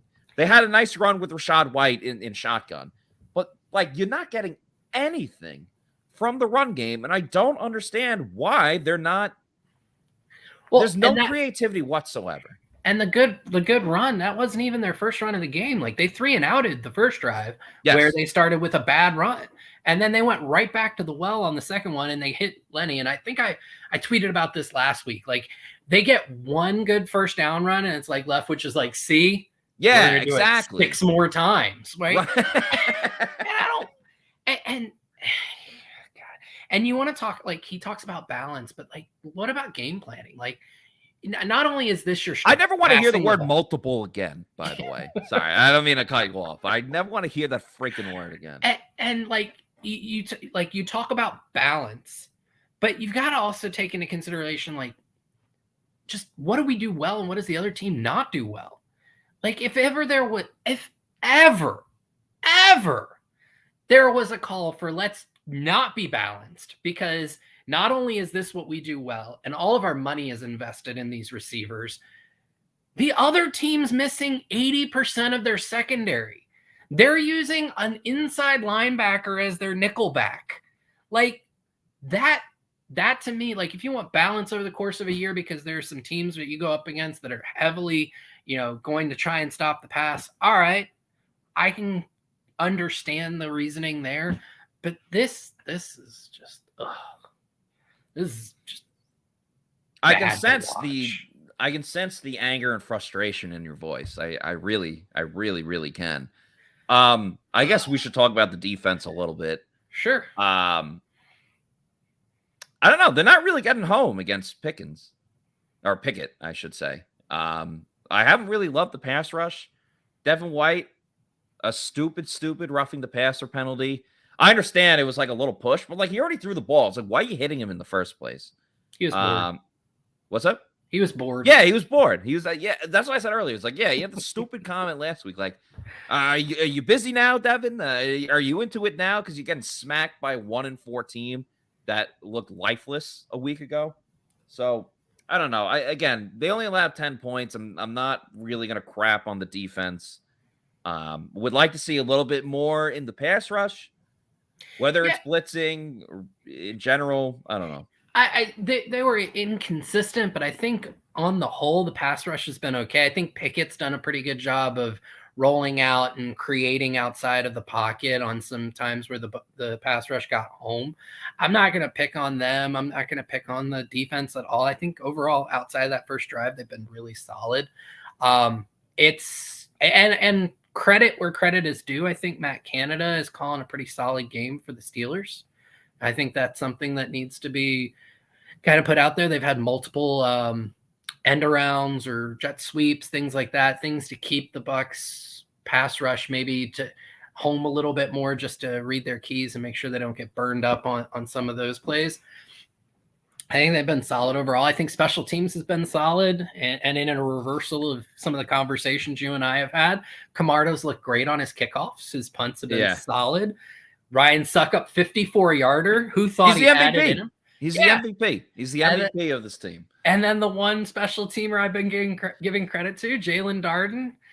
It's been rough today. Yeah, that last one was bad. Dude, I was patting the table. I was like, in the chat, because people are like, Darden sucks. He's terrible. I'm like, he doesn't suck. He's been good this year. He's been solid, moving the ball up the field. Yep. And then he just played like absolute trash. Yeah, that last one. Punt. Like, so he didn't do a good job of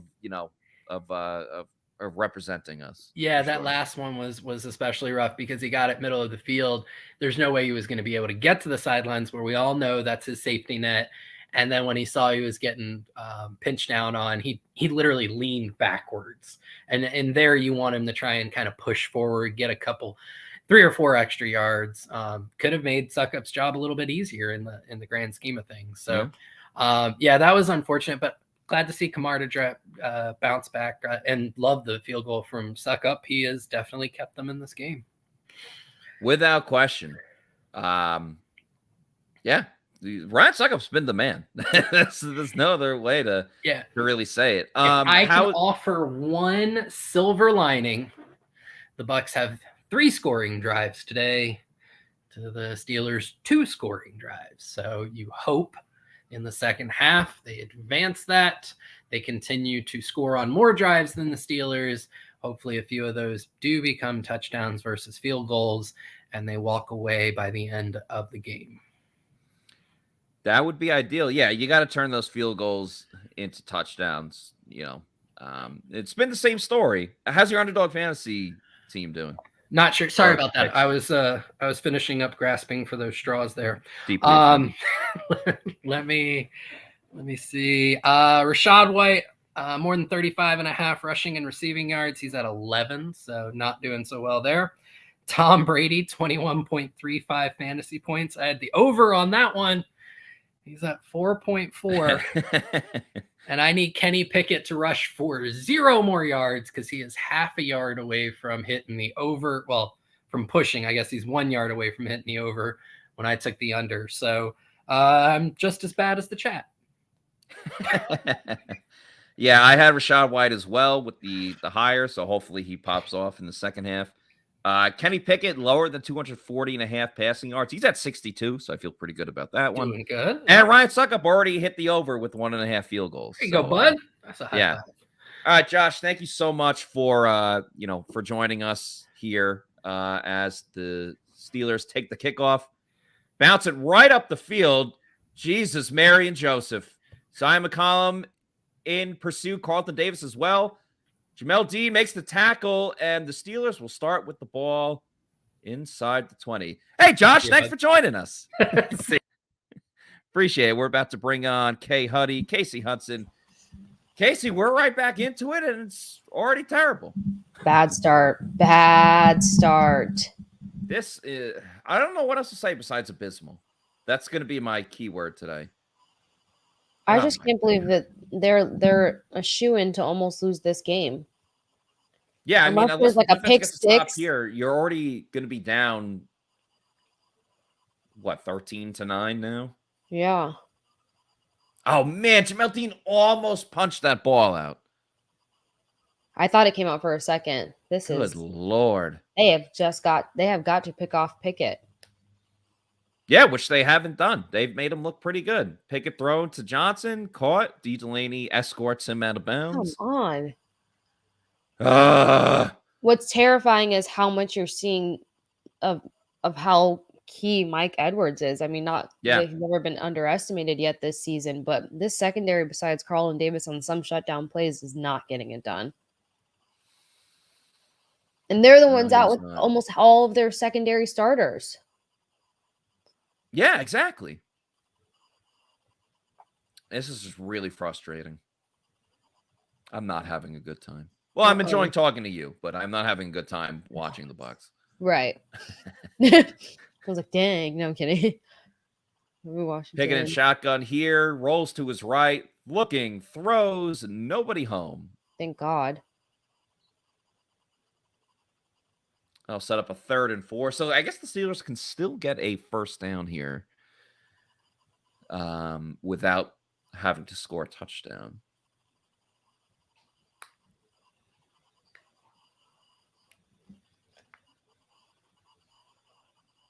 I mean, at least a field goal. Yeah, I mean, still one possession game. Najee Harris to the left of Kenny Pickett here. Looks towards his right. Throws. That was an awful throw. I don't know. I definitely don't think he was trying to throw it out of bounds, but he didn't even give his receiver a chance. That was not even worth the leap. Yeah. So good job by the Bucs defense. They hold the Steelers to a field goal here. Man, oh man.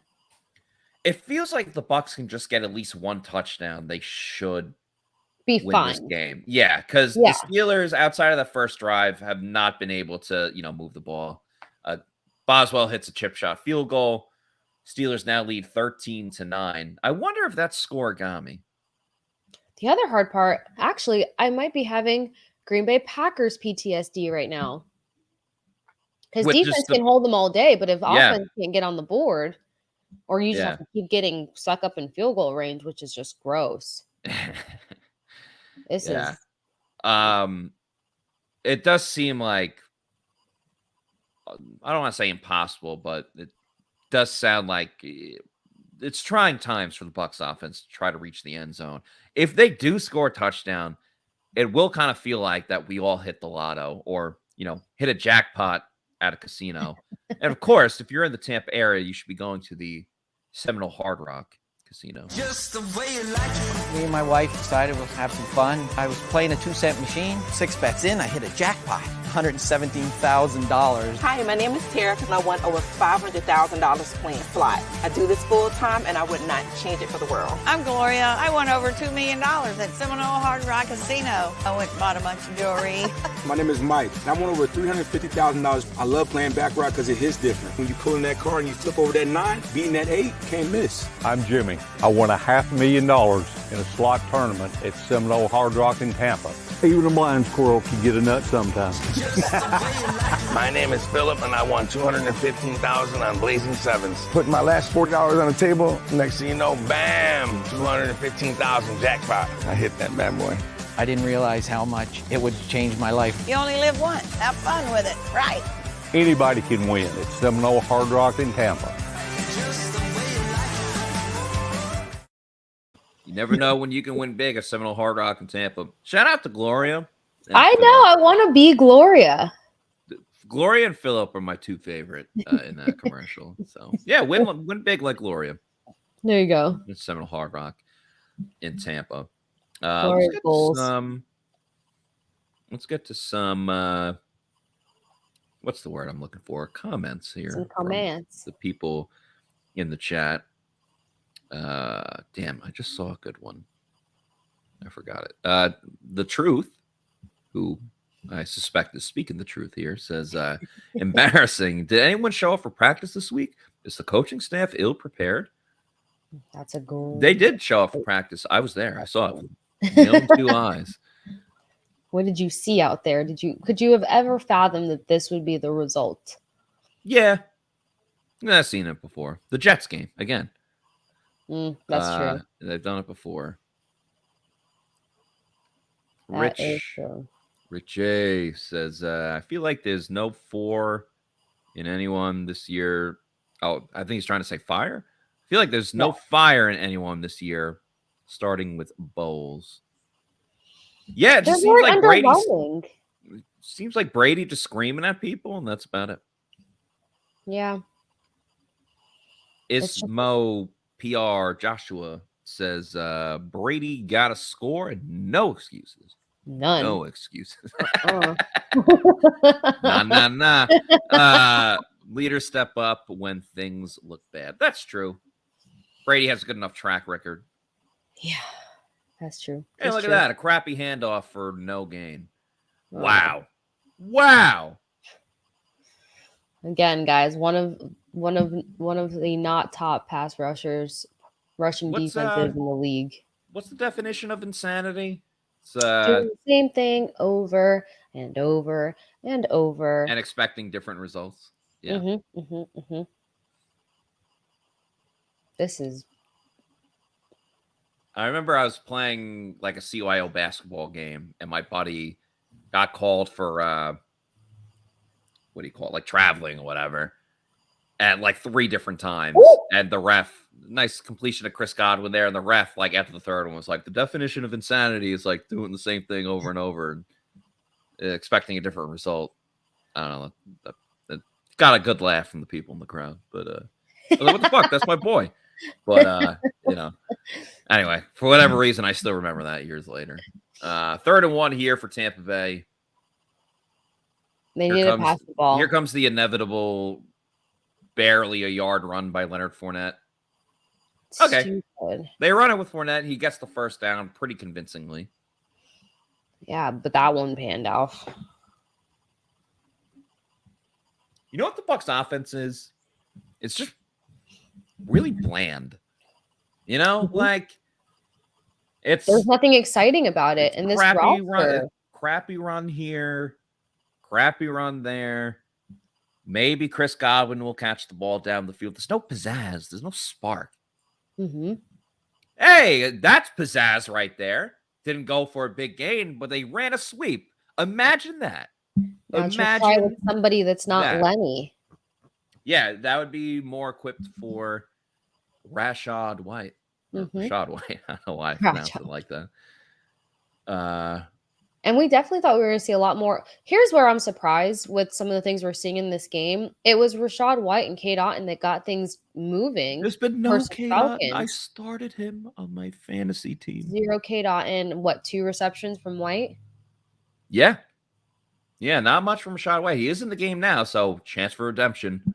Brady looking. He gets hit on the plate. Throws it over the middle. Caught by Chris Godwin. That was a fantastic reception by Chris Godwin as he flexes and yells because he's angry because the offense sucks right now. He scooped that off the top of the helmet too. Oh, you know what we need to do? Praise be. Praise be to Godwin. There he is. There he is. The next one needs to go to Evans. Thank you very much. Well, having a little play action. Stop doing these stupid freaking plays. I'm trying to limit my language here. I know. Because I can curse like a sailor at times. But these freaking plays that the Bucs are running, and it's probably a holding penalty. If I had to guess, probably Luke Gedeke. Let's see what the ref's going to say. Oh, it was on the defense. Cool. Nice. That's a break for the Bucs. Yeah. I always find it odd. Like, it's so tough for a defensive player to get a holding penalty on a run play. You know? Like, I never thought of it. Yeah. But it does happen from time to time. Now, take advantage of that and hopefully run a smart play here. Hand off to Lenny. Solid gain. Hey, look, Cade Otton's in on the play. All right. Good for Cade Otton. Maybe Cade Otton, he's going to have one reception, but it's going to be for a touchdown. I'll take any touchdown at this point. Anybody. Yeah. And I'm also surprised, like, what one reception for Cam Brate, whereas, like, I thought the tight ends would get a little bit more involved. They could at least use Cade Otton in the middle of the field. Yeah. I mean, Otton was a huge focal point of the game last week. I'm not saying every week he needs, like, 7 catches, whatever. Yeah, but 7 or 8 catches, but, like, I don't know, use him a little bit. Play action here for Brady, throwing over the middle. Ah! Come on, just as we asked for this. I'm at my wit's end, Casey. This is painful. I have officially hit PTSD. Okay, the defender did get a hand on it, but he still should have caught it. He's wearing gloves now, too. Maybe he's got to take them off. If it's not, maybe if he can't force the vibe. If it's not for you, don't do it. Yeah. They're so close to finding crappy handoff with Leonard Fournette. He barely gets it, but I think he did get it. Mm-hmm. He's in there like swimwear. I say that all the time, in there like swimwear. Thank you for saying that. I appreciate it. Remember, my buddy said it one time. I was like, ooh, that's good. I will admit I stole that from my brother. Okay.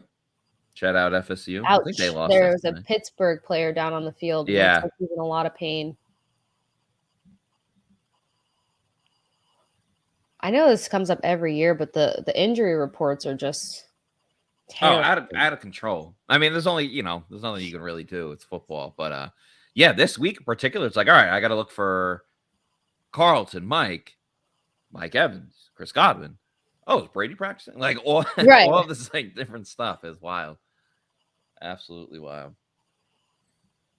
Another thing that gets me wild in a good way, of course, is drinking a Celsius energy drink, which, of course, is the presenting sponsor of the Pewter Report podcast. Even though the Bucs are down bad, we keep the vibes very high with the Arctic peach and tropical vibes, of course. So many different flavors. You also see here the sparkling wild berry, the orange, which is an OG, old school, like an old fool, sparkling watermelon, dragon fruit, peach vibe, so many different flavors, all fantastic. Peach mango as well. That reminds me of Hey Arnold when they're thinking about moving to Florida and they go, peach mango. Anyway, someone in the chat might remember that. Anyway, 7 essential vitamins. It's your healthy energy drink, the healthy version of drinking energy drinks in general. a variety of flavors. And of course, you can get them in bulk on Amazon. Varieties of spice of life. Have it set up every 2-3 weeks, whatever you may choose.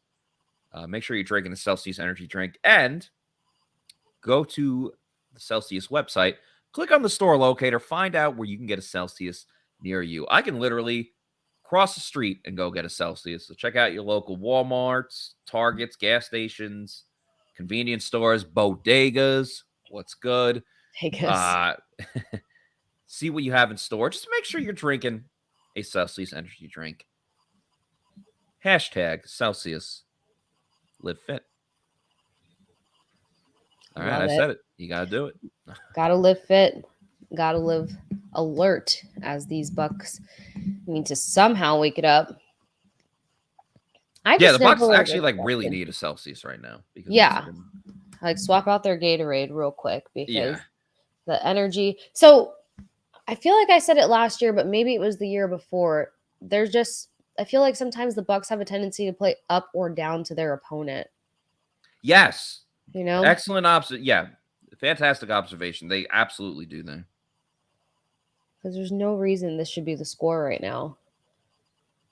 And you've got two healthy offensive weapons. Pass the freaking ball. And they've been doing that since 2020 in the Brady era, Yeah. Oh, a handoff to Chris Godwin. Ooh. Ah, man.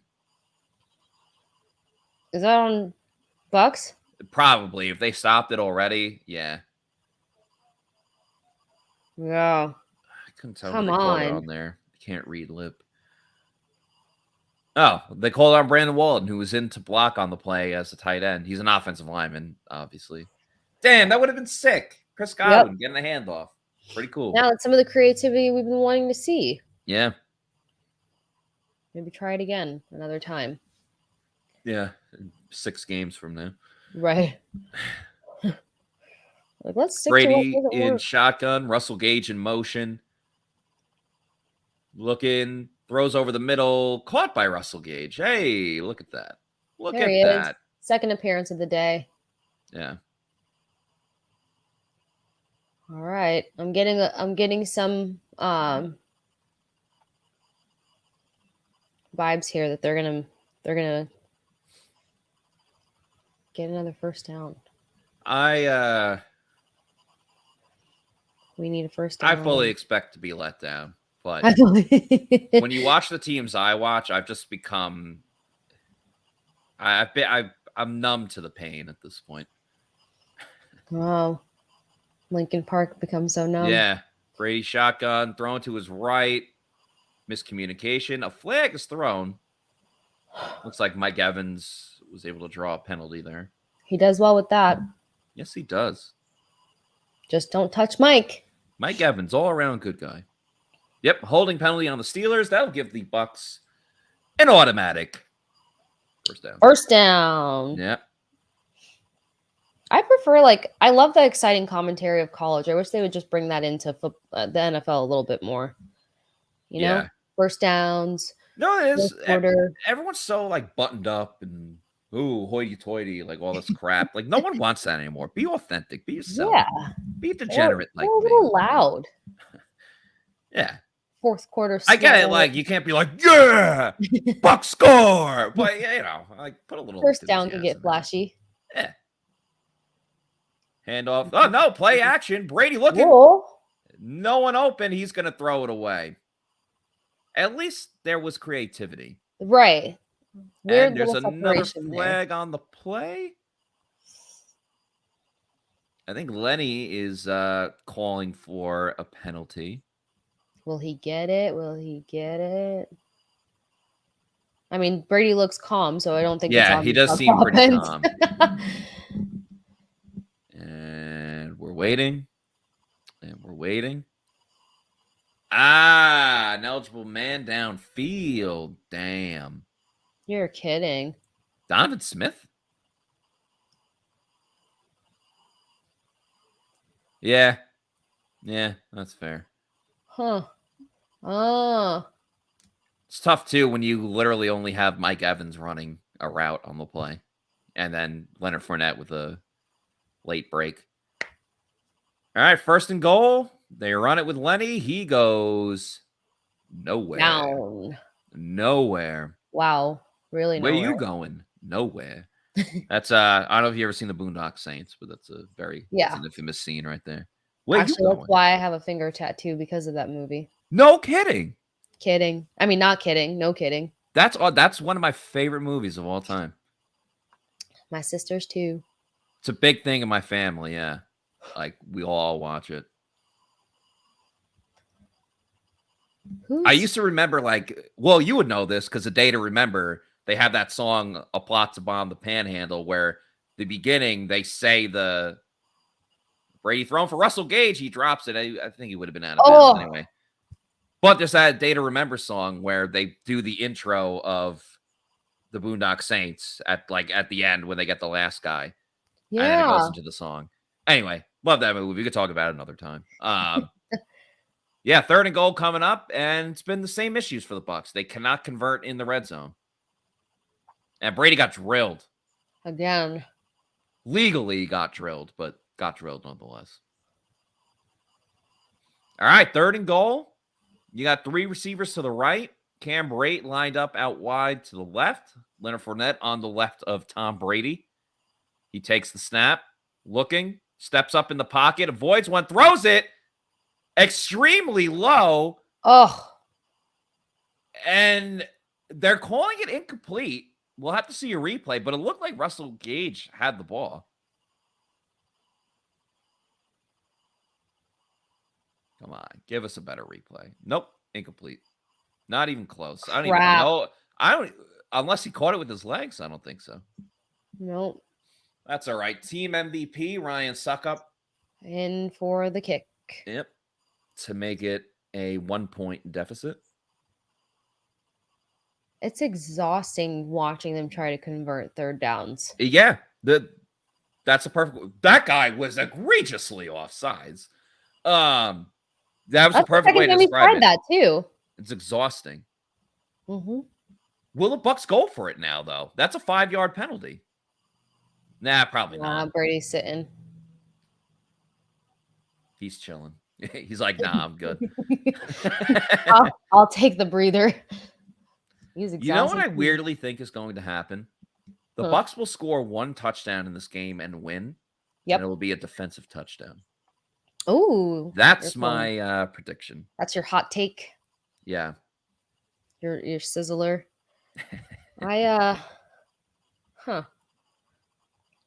I feel like they'll finally get one touchdown.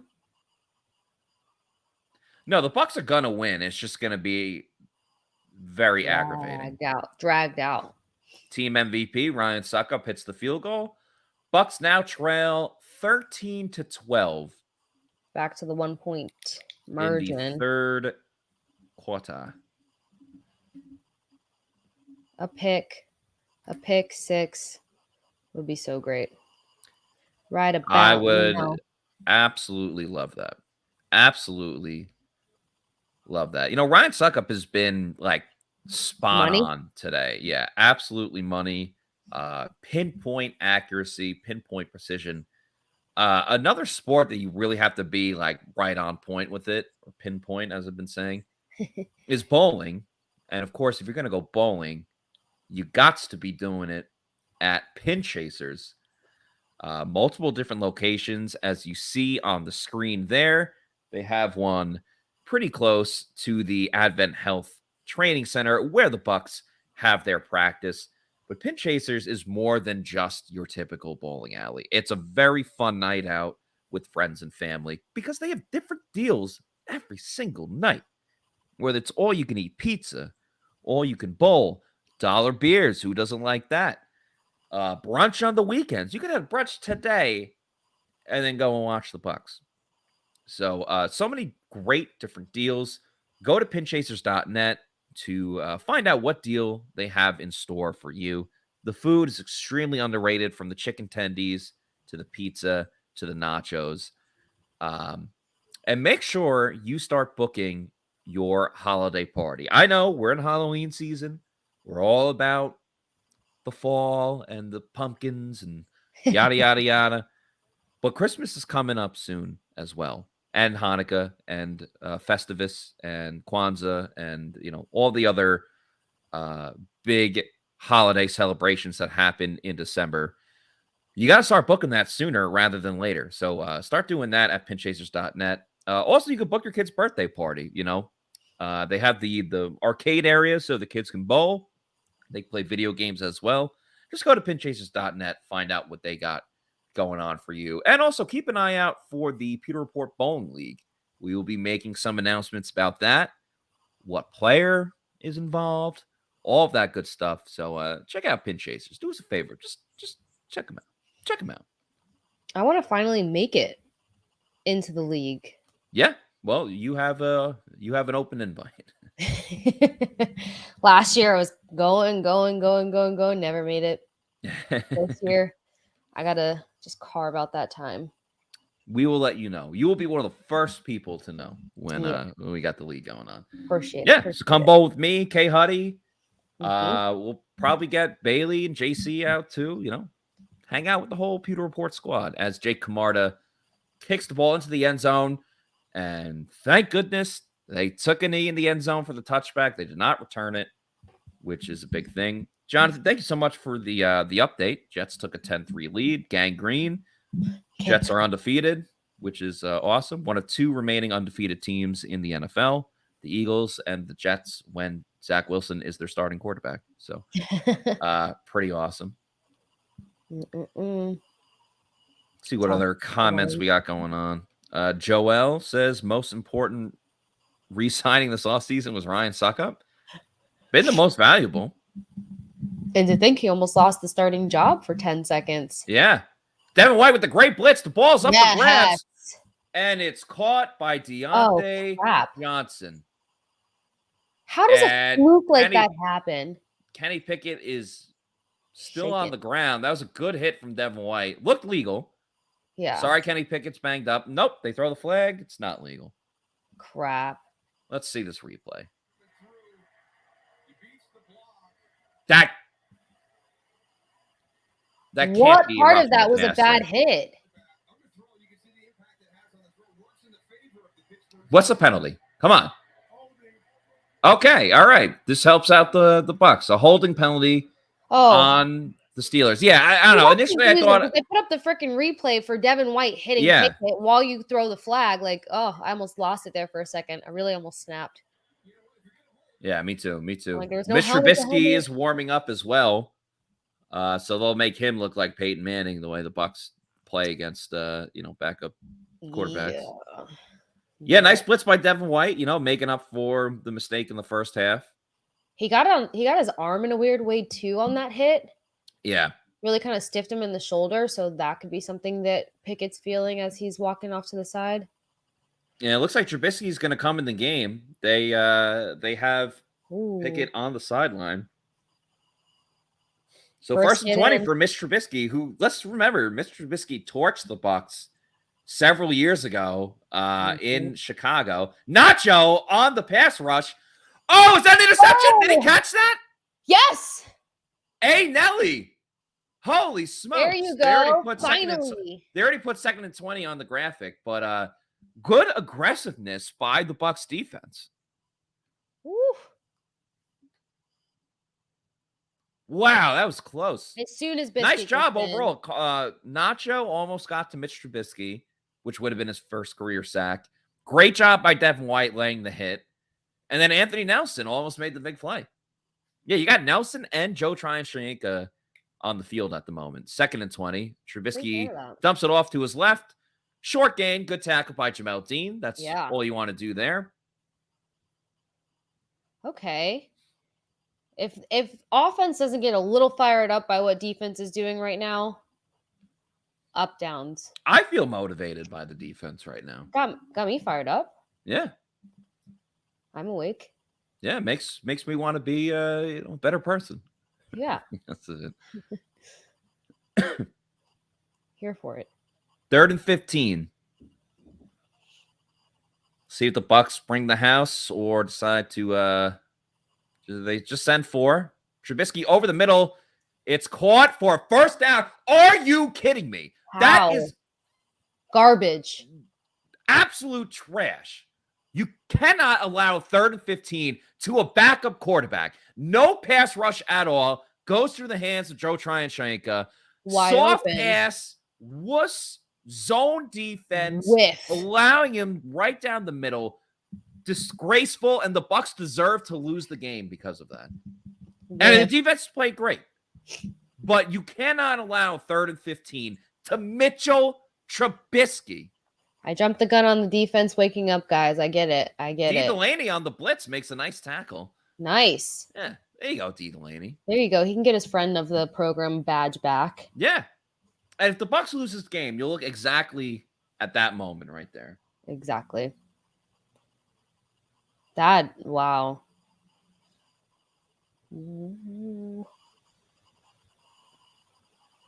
Come on, just come up with the turnover. It's sad too because their turnover rate has just dwindled down so much since Logan Ryan's been out. Yeah, Another it really person when you has.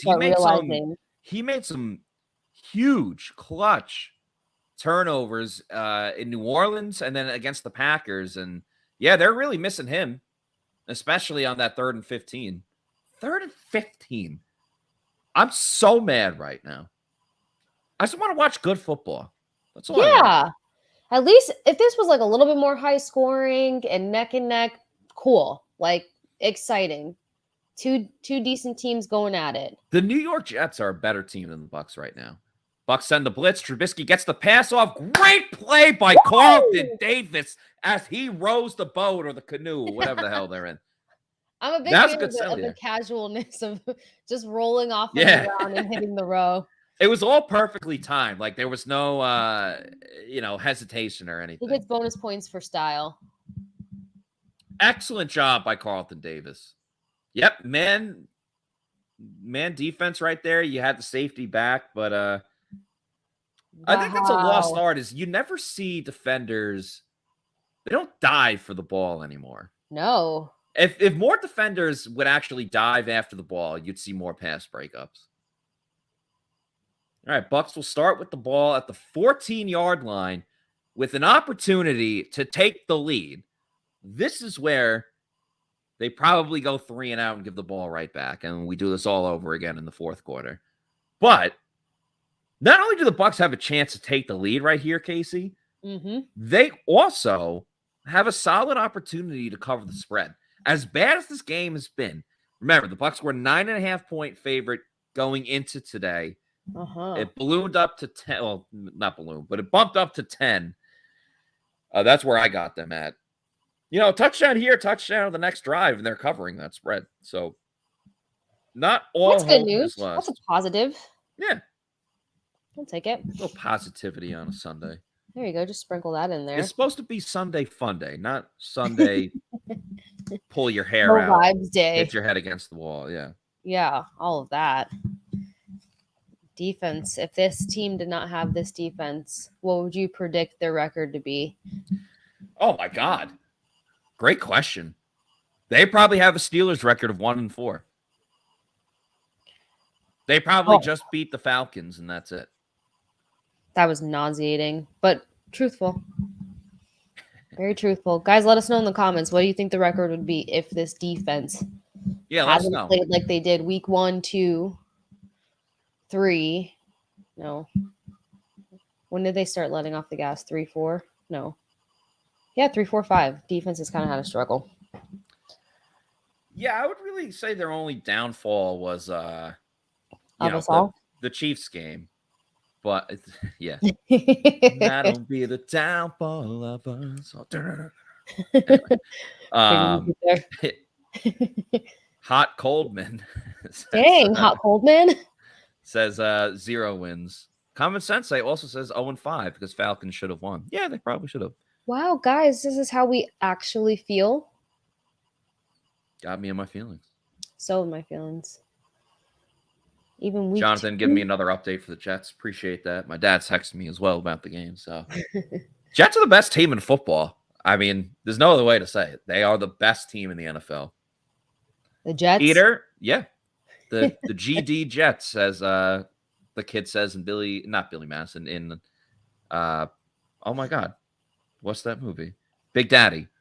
Oh, It's like, who are you rooting big for? The GD Jets? yeah, that was a good one. King Cook says this drive will determine our rest of game. this game.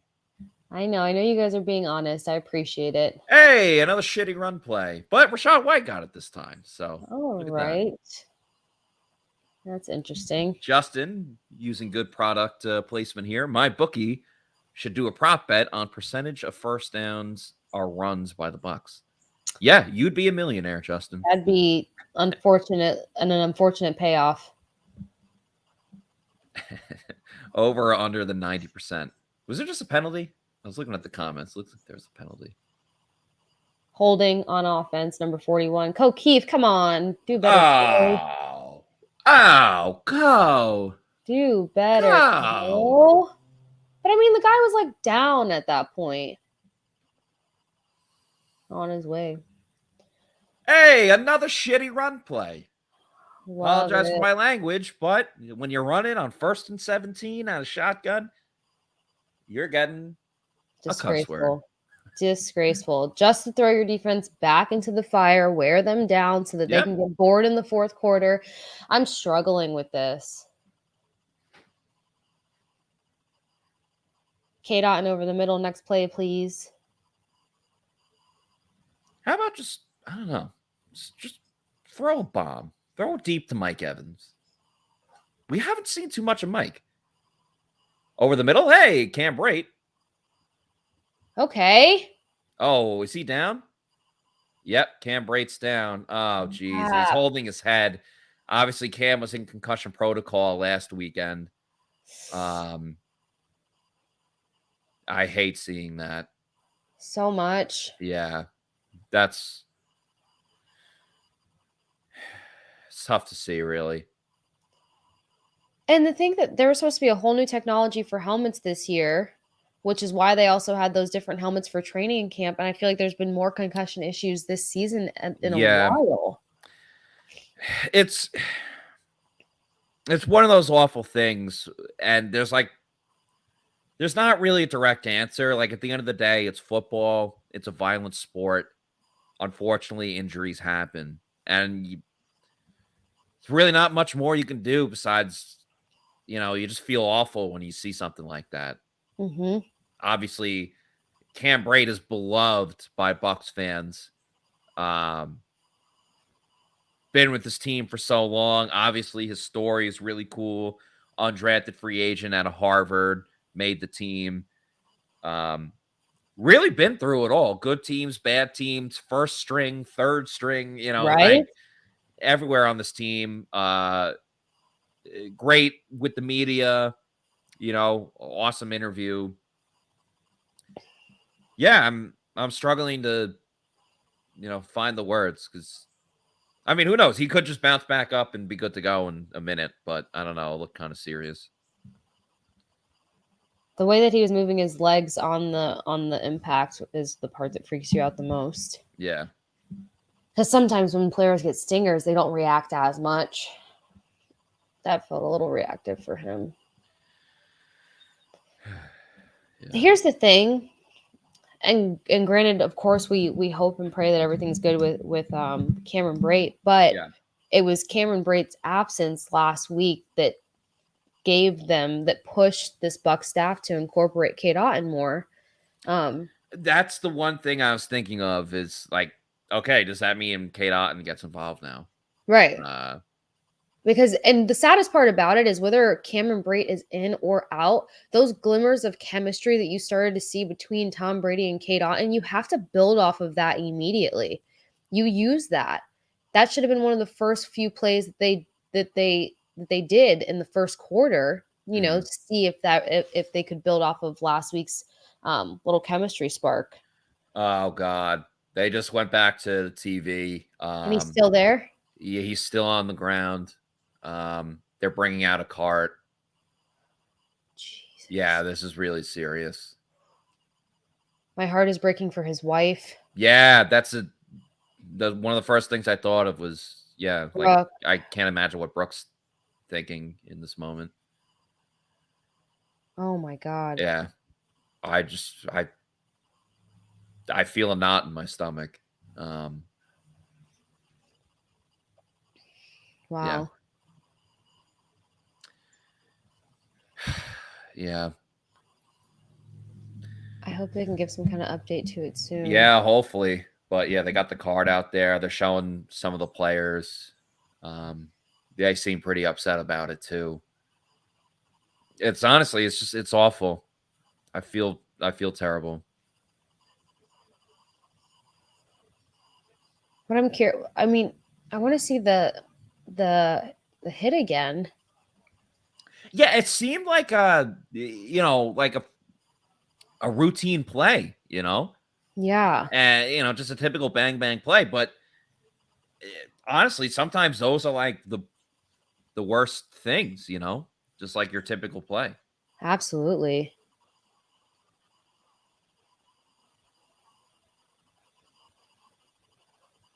I just keep refreshing to see if anybody there is mentioning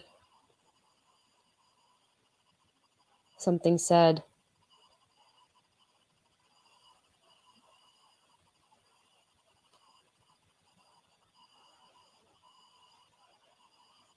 Just making proper JC thoughts on offense.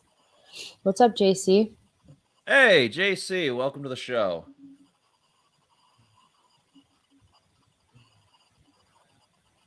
What are his thoughts? Yeah, put it in the chat, JC, because Eater is looking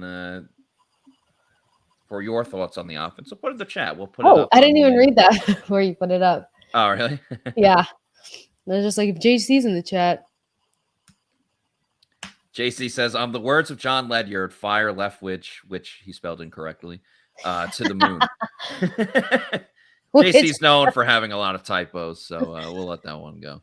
Which? Common Sensei says, I don't understand these coaches' logic. And somebody, I think it may have been Common Sense too, rushing Brady back from concussion protocol. Again, Cade Otton did well last week. So if there was any question marks around his head, that was a big no-go. And you didn't need him for the Steelers. Oh my God, he's still on the field. I'm sorry, I didn't mean to cut you off. Oh no, you're fine. My TV just got there. All right. Well, good news. Legs and hands were moving. Yeah. So if there's not that there's any good news, but at least he's moving his arms and legs. Yeah. I know this man did not just call me Velma in the chat. Who said that? Yours truly.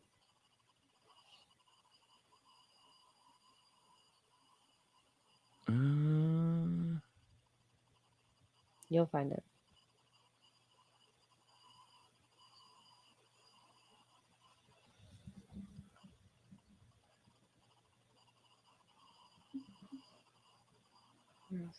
I don't see it, but I don't know. If you're trying to diss K Huddy, you're an absolute scumbag, and screw you. It was JC. Oh, all right. JC, you're not a scumbag. You're a good guy. Oh, okay. K Huddy with the Velmas. I'm like, wasn't your stuff like purple? Yeah, what's that? The Flintstones? I'm confused. It's always good to be a meddling kid. Thanks, Jonathan. Stop. By the way, RIP to Cartoon Network. I heard they got shut down the other day. Did they really? Yeah, after like 30 years or whatever. Dang, nobody's watching. Do they have Adult Swim on there? So it's the same channel. Yeah, I don't know. But Adult Swim, you got like Rick and Morty, one of my favorite shows. So like, which, by the way, I didn't even know that Rick and Morty has a new season on right now. I had no idea until I Googled it like the other day. I know a lot of people that love. Got a movie now. Be proud. A lot of people that love Rick and Morty. I've never seen an episode. Oh, really? Mm-hmm. It's definitely a crude sense of humor, but yeah, it's fun. I would recommend it. I grew up with crude boys, so I'd probably get a kick out of it. Whenever I tell them, you remember how mean you were to me back in the day? They're like, we made you tough. They won't apologize. I cannot get an apology out of these boys for the life of me. I was preparing you. Yeah. Any success you get, it's us. I'm like, y'all better relax. Take your name out of my mouth. Yeah. NFL needs to be held accountable. Yeah, I mean, and they just brought up and Cameron Brate with the thumbs up Yeah, gave the thumbs up, so that's good. on his way off. So that definitely has to be connected to the concussion from the other week. And it's one of those things like, I don't know, if he goes through all of the tests and he passes them, like, I don't know, what else are you supposed to do? I'm curious. And I don't know, like Cam Brate's a team guy, so I don't think he thinks this way. But as the Bucs going shotgun here on 3rd and 7, Brady looking. It's caught by Rachaad White. He's a yard short of the first down. But that's where you need to use Rachaad White more. Yeah. Again, I agree. 1,006 receiving yards for his last year in college. He had barely half of that for his rushing yards. And I thought that's why we drafted him. He has to be implemented much more in this offense, especially when, you're not really getting that third option. The last thing I want to say about Cam Brate, I'm just curious. And like I said, I don't really think he thinks this way. But, Cade played really well last week. I wonder if any of the rushing back has to do with like, all right, well, I'm going to lose my spot as the starter. Complete whiff on the tackle by Zion McCollum. Oh, here we Steelers go. Steelers get it up to midfield. Again, an awful job in coverage by the Bucs special It's teams. Rachaad White with a low shoulder that brings this guy down. Yeah, I want to see who missed the initial tackle. Oh, yeah, I forgot that Kenny Pickett got hurt, too. That was so long ago. Feels like it. Yeah. This game is dragged. It has. It's been truly terrible. 1 week since you looked at me, huh? They played at Curtis Hickson Park for the Margarita Festival like 3 or 4 years ago. I was pleasantly surprised at like how great they were. How decent. All right, Winfield. Yeah, now it's stuck behind. Play action. Trubisky. Carl Nassib in pursuit. Oh! Carl Nassib with the play. Shaq Barrett and Devin White in as well. There you go. Finally, they get back to the quarterback. Come on. Been waiting for that all game. I think that's only their second sack of the game, which allows me to put up the sack logo again. Of course, that Bucs sack is brought to you by Pirate Republic. 3 different flavors. They have more than 3 flavors, but the ones that we are highlighting, of course, are the Long John Pilsner, the Take No Quarter IPA, and the Belgian Wit beer. Go to Lucan's Liquors, Total Wines, more ABC Liquors to find out where or to go and pick up Pirate Republic, the official beer of PewterReport.com and the Pewter Report podcast, which will be coming up after this show. The Pewter Report tailgate show as well, the game day show, all the shows brought to you by Pirate Republic. I think that was the 3rd sack. Did Devin White's against Pickett count? And then Winfield had a sack earlier. Winfield had a sack? I thought he had a tackle for loss. Oh. No, you're right. Winfield had the sack when Shaq Barrett missed initially. White, when he hit Pickett when he got injured, that was an incomplete pass. Okay. Bucs send the pressure again. It looks like it was tipped at the line of scrimmage. Nonetheless, nice. That's an Defense incompletion. Nacho picking up Levante David there. Carl Nassib, another good rep. Yep, he got the pass break up there. He's got the reach too, so that's very helpful. Carl Nassib balling out. I asked Todd Bowles on Friday, I said, how much does it help when you have 2 backups in Carl Nassib and Anthony Nelson that are giving significant snaps? And then, you see what he's done today. That was huge. Carter Field says Nassib a greater than Barrett. Nassib has learned a lot from Barrett, so I wouldn't go there quite yet. Yeah, it's not comparable. We love Carl Nassib, but Sam with a good comment. Big 3 points coming up. Nassib done more than Julio. That's without question true. Yeah. Nassib has been great both stints for us. Again, absolutely true. He was team captain with the Bucs in his first run here. Yeah, let's also remember the Bucs wanted to keep Nassib. They just couldn't afford him. Yeah. No, I mean, he got a great deal from the Raiders that he absolutely should have taken. And good for him for getting that money. And then get your money, honey. Yeah. And then come back home. That's what he did. I'm mind blown at the amount of running the ball that's happening. Yeah. Not happy about it. And doesn't that put more of a strain on the offensive line to continue to run the ball versus trying to throw the ball with one of the quarterbacks that have the fastest release in the game?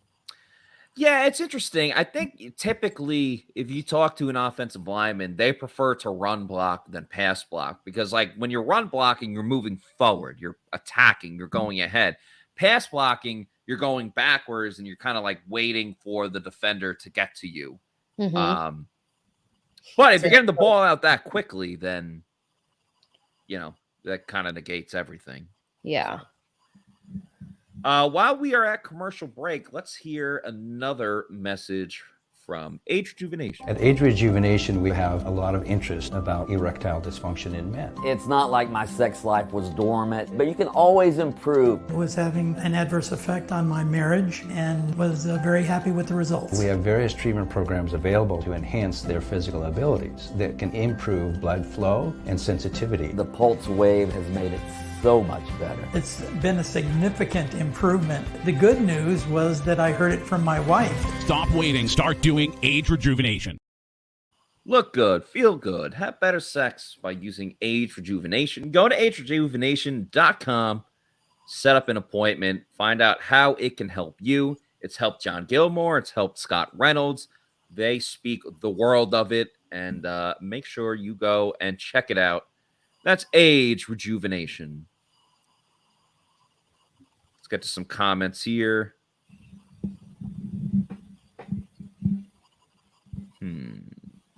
Every TD needs to be a 10-plus yard drive. I think it means play. One comment I can't put on here.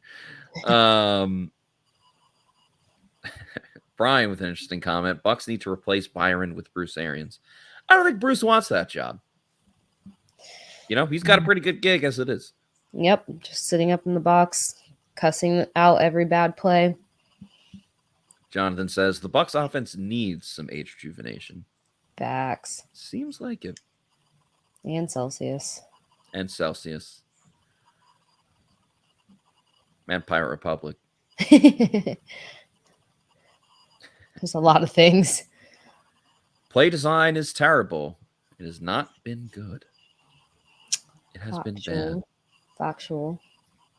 I think I remember it was like the scheduled release, not this year, but like last year. We went through like every game, and like the podcast was kind of like dragging on, and it was like the second matchup of like the Bucs and the Panthers, and they're like, "Oh, like who do you think is going to win that one?" I was just like, we're trying to get through it at the end. I'm just like, Bucs going to win this one because the Bucs are good, and the Panthers are bad. And like I was like, all right, like, let's keep it moving, Hey, look at that, Cade Otton in the mix. There we go.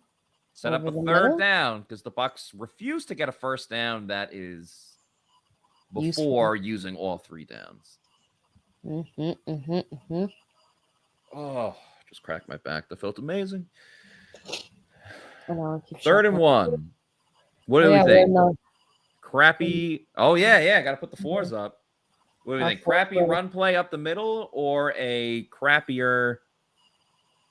Oh, never mind. The Bucs got gifted a first down. Looks like too many men on the field. Many men. I was just going to say that. Damn it. Wish that upon me, blood of my dog, and I can't see. I'm trying to be what I'm destined to be. These lyrics are coming to me today. Shout out Brian Robinson. He came out. Is it Brian Robinson, the player that got shot on Washington? Yeah. Yeah. We returned 2 weeks ago. Shout out to him. I mean, miraculous recovery. And he came out to many men, which is awesome. And then he scored a touchdown on Thursday Night Football. So shout out to Brian Robinson. We got called negative nemesis. All right. Pass the ball. You got gifted a first down. I say you pass it. I can't believe. Oh my God! Look at all these freaking birds on the field. That's disgusting. What the hell? Yeah, what are we in New York City? God, I can't use a cuss word. Never use the Lord's name in vain. That was I want to vomit. I seriously want to vomit. That is awful. Dog crap. Terrible. You can say crap. That's not a cuss word. Oh my gosh. The pigeons should all just take a huge dump on the Bucs helmets. Like, that was awful. Disgusting. I am disgusted. I've seen a lot of bad football. That may have been the worst play I've ever seen in my life. It definitely wasn't. I still cannot believe. Awful. All right, at least the punt return is running backwards. Running backwards. Yeah. What a thing to be proud of.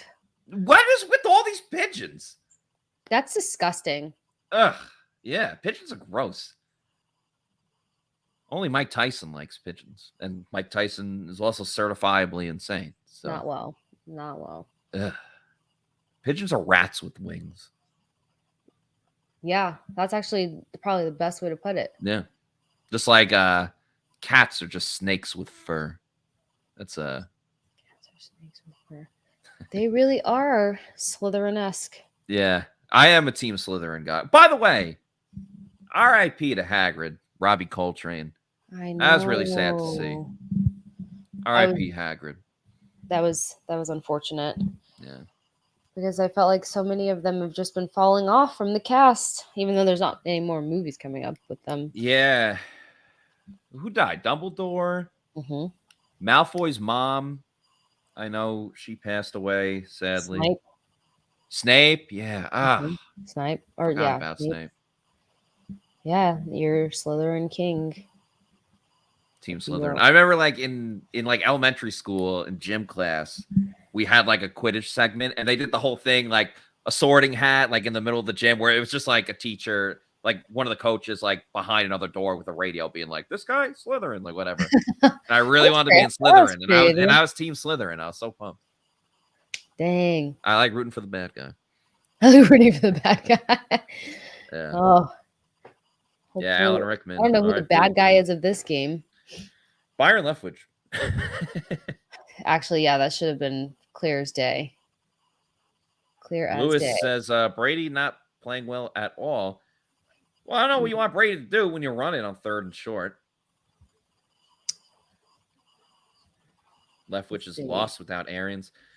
I mean, it's truly despicable how this offense has looked. It just kills. I mean, the amount of hype around this roster heading into this year, that's the worst part about it. And the Bucs are still going to win this game. It's just, it's not going to feel like they won. And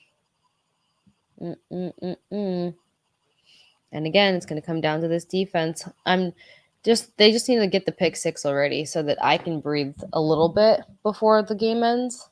That'd be nice. Yeah. What? Get the freaking birds off the field. What are we doing? What is on that field? Why there's... Yeah, you know it's not ketchup. Ugh. They got rid of that. Najee Harris to the outside, quickly taken down by Levante David, Shaq Barrett, a whole gaggle of Bucs. A pack of wolves. Yeah. It's nice to see Levante David a lot more involved, though. Yeah, I think Levante hasn't made like crazy splash plays, but he's just been like solid playing his own game, doing his thing. Mm-hmm. Yeah, I think that's been the key.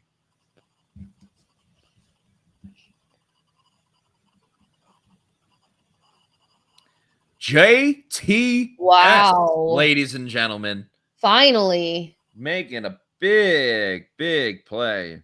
Finally. Guys, am I allowed to say that the defense is waking up again? Because wake me up inside. I can't wake up. That Did you watch The Office? No, right? You haven't? Okay. Everyone just forget that. Never mind. I'm like, crap. Sorry. Still didn't get to that assignment. Wow. Carl Nassib is lining up at defensive tackle.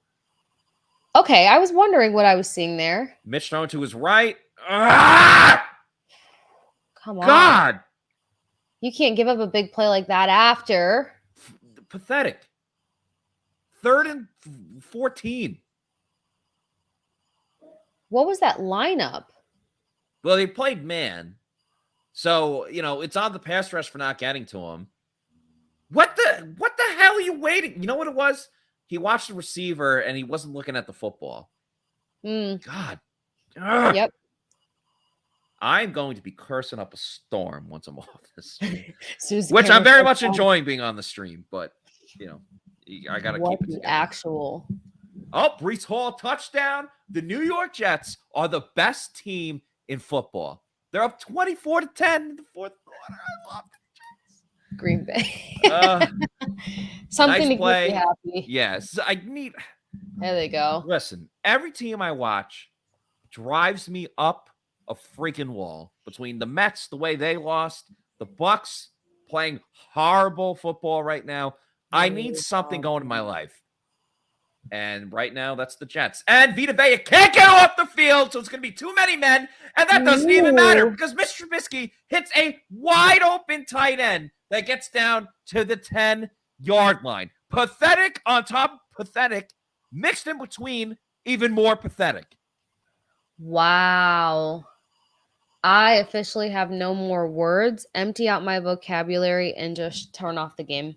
I'm at my wit's end. I'm at my wit's end.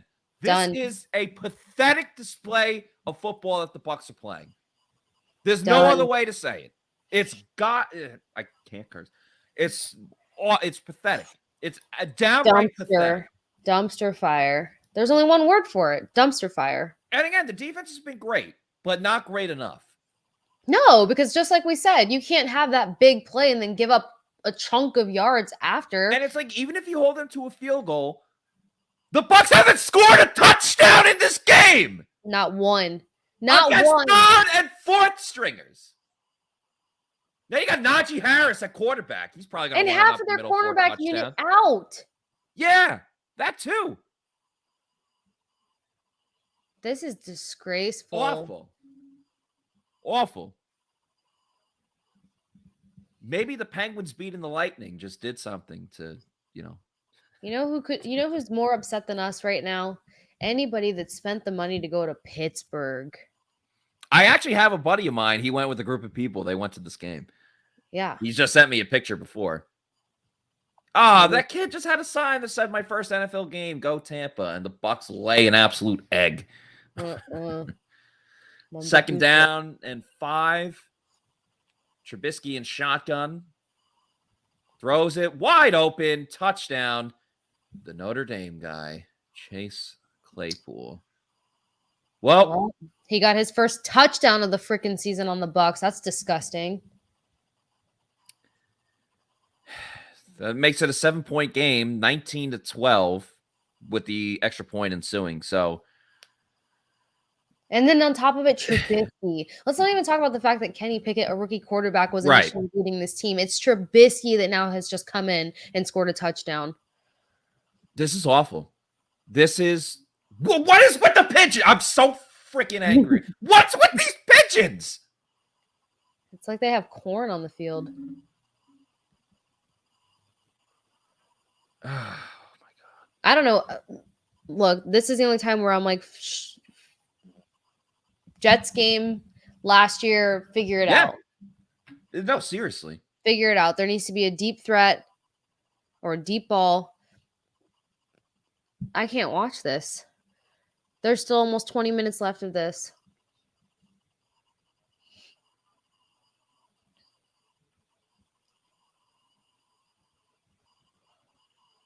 At what point does Byron sit on the sidelines and say, hey, I have to do better?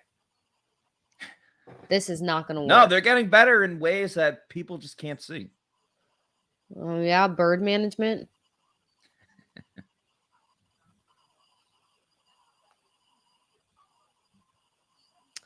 This is so disturbing. And, like, I thought it was going to be a shoo-in for them to knock out some of these teams. I mean, like, they're going to go against a Panthers team next week and think that that's victorious if they do anything right. You know, all week long, I said it after last week's game, too. You know, the Bucs, you know, they jumped out to a 21-0 lead, but they let them back in the game. But my closing sentiment was, if they come out and they smoke the Steelers and they steamroll the Panthers the following week, no one's going to care that the Bucs won a close game against the Falcons where, you know, when they're on a 3-game winning streak. That's going to be the storyline. Right. But now you look at this. The Bucs don't look like a Super Bowl winning team right now. They don't even look like a I think they playoff team. I think they have the defense. Yeah, they don't even really look like a playoff team right now. I still think they have a championship-winning defense, and I do think they can absolutely turn everything around. But when? All right? Like, we're getting to the middle of October. This isn't 2 years ago where it's like, Brady's new, this guy's new, this guy's new. I get it. They got new guys. Offensive line mixing in there. Russell Gage. Julio, I'm not even counting at this point. This guy's never going to play again for the Bucs. Rashad White. But at some point, enough is enough. It's just... At this point, the biggest thing you can hope for is that this game, this embarrassing display, ends up being that fire that they felt after that disgraceful loss to the Chicago Bears 2 years ago, and they turned the season around and started week 7. I hope so. That's really the only thing. They need a swift kick in the ass. This is really what they need. They need Red Foreman to put his foot up there all the way. Yeah. All the way. And the Saints are beating the Bengals right now. So, and last I saw, Atlanta was up. So, you know, we're talking about a lot of upsets this weekend. We're talking about a 3-way tie for the division. And we're also talking about a lot of people losing money this weekend. Yeah. Including myself. But I'm hitting some other bets, so I feel good about that. Brady throws over the middle, caught by Chris Godwin, first down. Listen, the game's not over. They're down 8 points. Right. It's, you know, it's they can still win this one. Enough time for a touchdown, and do they go for the 2-point conversion? I hope not. We have an injured player on the field. He immediately takes his helmet off.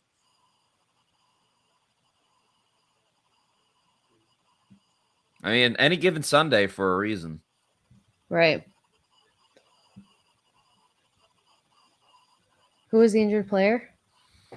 I couldn't tell. Someone on the Steelers. Oh, okay.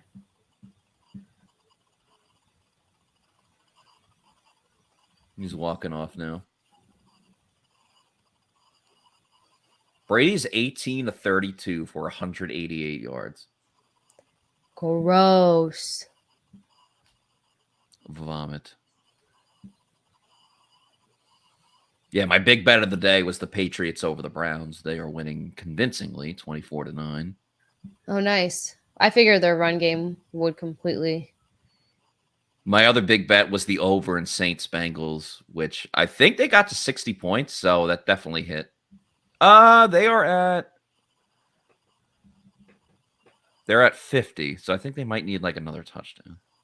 I also had Giants plus 5.5, and they're only down 3.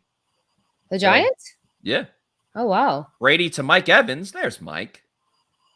That'll make it third and manageable.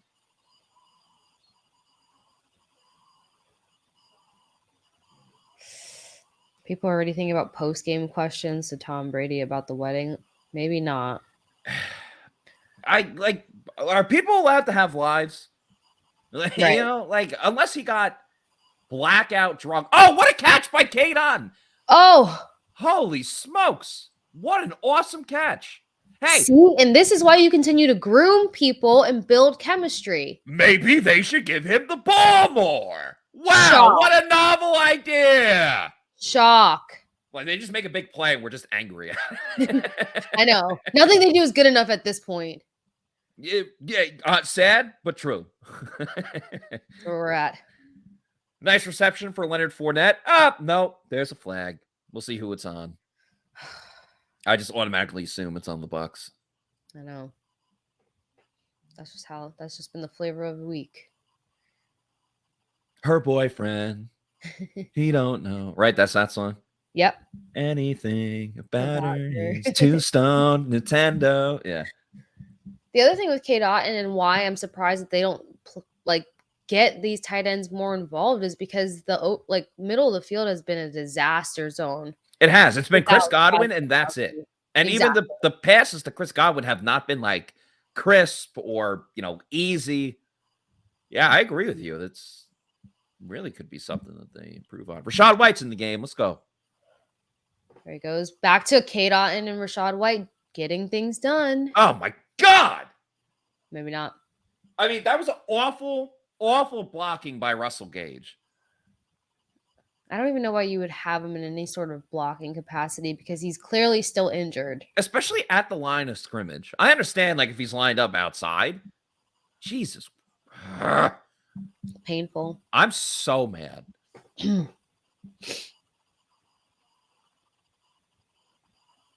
comes another shitty run. Oh, they did the QB sneak! And it didn't work! Oh, my gosh. We'll be hearing about this. Well, that was only third down. They're going to go for it on fourth down. You have to. He just ran right into Robert Hainsey. I am so unwell. Me too. I'm stunned. I'm legitimately stunned. All right, 4th and 1. Choking. Now we get the crappy run play we've all been asking for. A pitch to the outside. Lenny's going to get it. Ooh, we got hit pretty hard, but he stays up. Ping pong Lenny bounces off one of the backs, and they get the first down. Whew! That could have been disastrous. I'm legit dying. Yeah, you're speechless.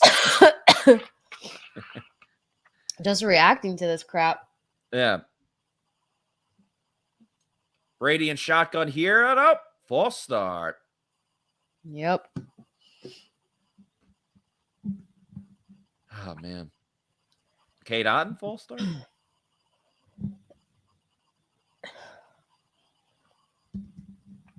Somebody said offense showing its age.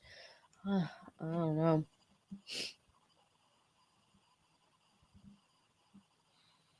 Brady and shotgun sees the blitz, dumps it off to Lenny. Now get them about 4 yards. Lenny's heated about something. Yeah.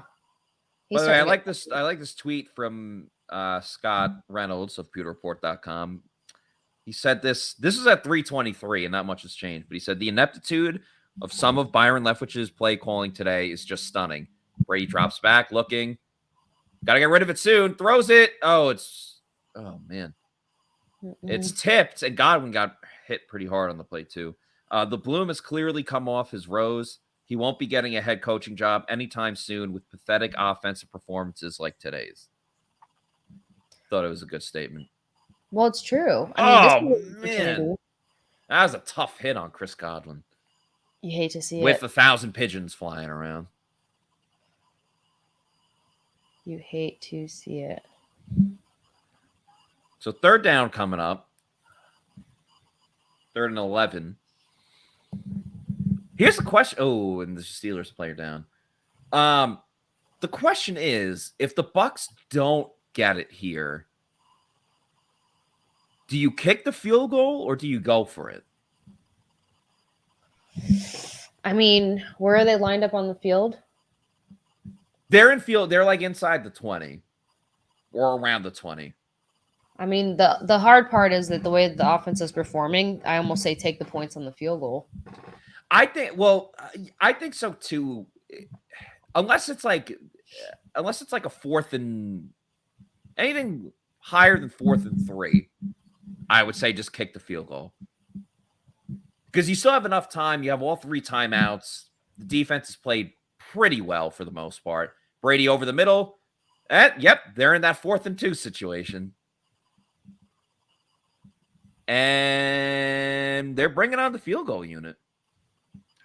4th and 1, though?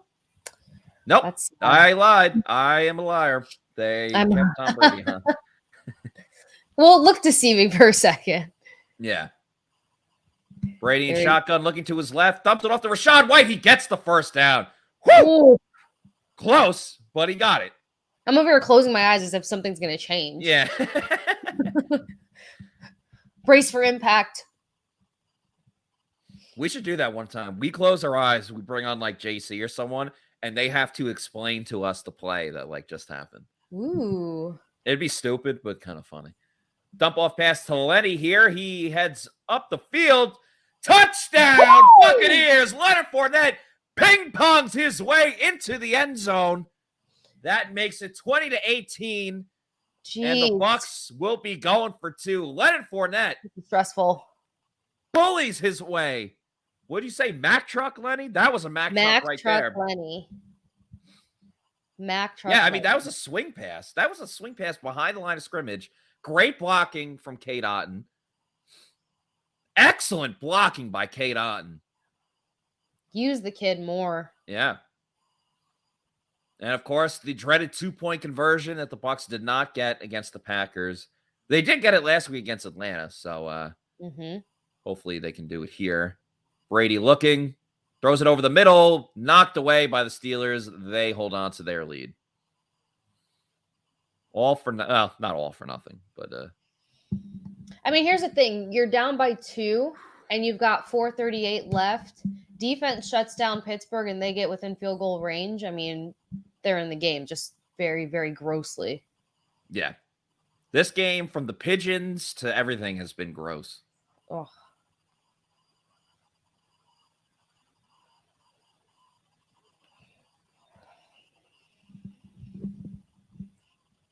Throw a fade to Mike.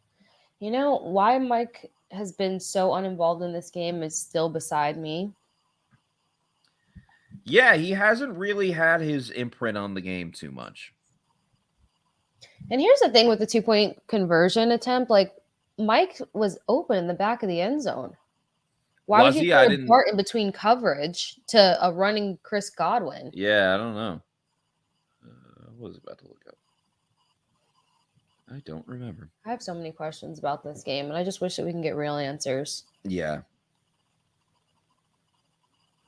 Oh, I guess Evan's back was still to Brady on the release. But Cade Otton.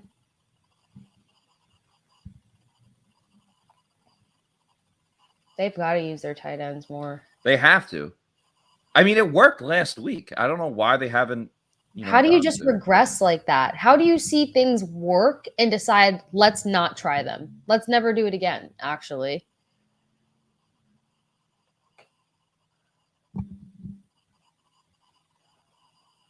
Pick 16. Yeah, manifest that, you guys.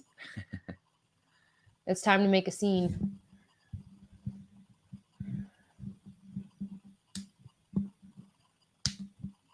Telling you that stat that Mike Tomlin stat is haunting me. The undefeated after 3 losses. 14-4.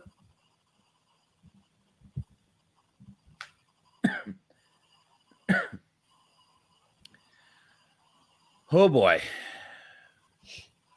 4:38 to go. 1st and 10.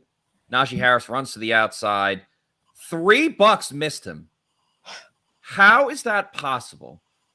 I think that I hate to blame Devin White, but I think he knocked his own teammate out from making the play. I could be wrong. Out of the and they're showing the Kenny Pickett play again. Yeah, we got it. He got injured. I hope he comes back soon. Yeah, feel better. Dang, Mr. Trubisky is 7 of 10 for 101 yards. I can't handle it anymore of these stats. No more. Brady just broke 200 yards. Yeah. Oh, low snap! The ball's loose! Oh, D Delaney can't get on it, but it is a Oh huge... my gosh. That was the break that the Bucs needed. And, I mean, Mr. Trubisky obviously had a running start, and he was closer to it. Come on. There needs to be a full turnover. A full turnover. Damn. All right, 3rd and 16. If the Bucs don't get this, I'm going to throw something. I don't know what, but I'm going to throw something. I'm over it. Probably a pen. That's safe.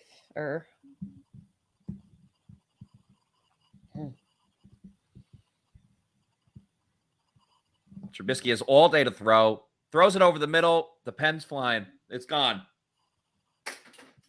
Done. Ridiculous. The Bucs going with 2. This, done. Get rid of it. Pathetic. Like the playbook. Pathetic.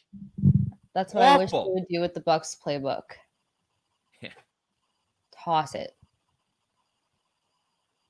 Oh my God. You don't even want to let these guys get in field goal range. Like, this is disturbing.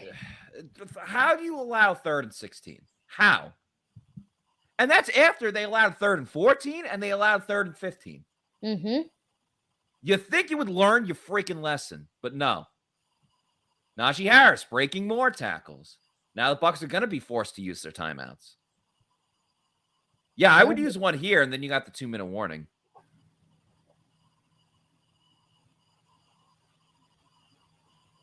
This is pathetic. This is so bad. Oh.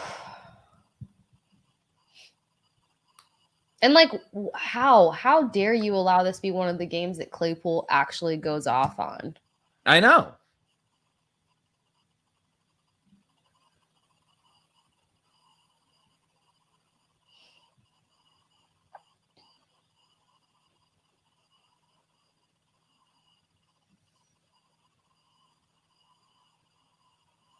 They're just getting so gashed up there.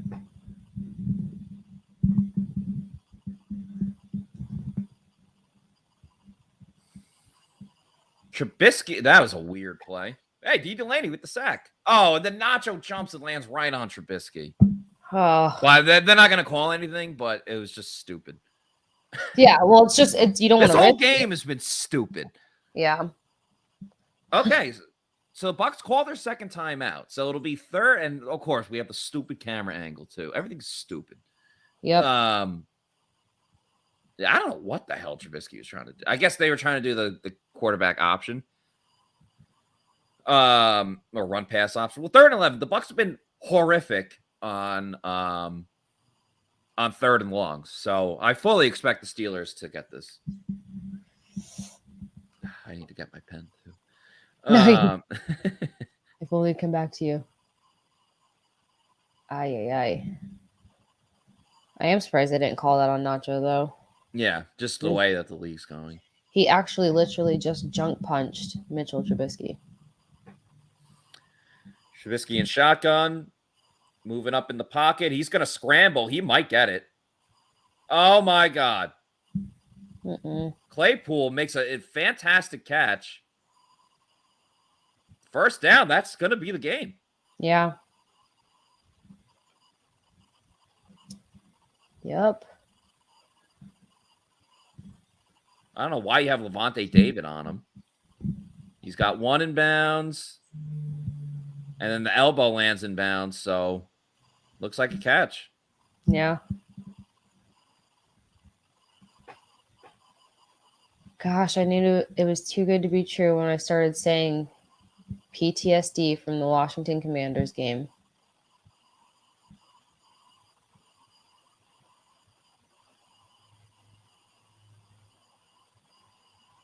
Yep, Trubisky going to run for another first down.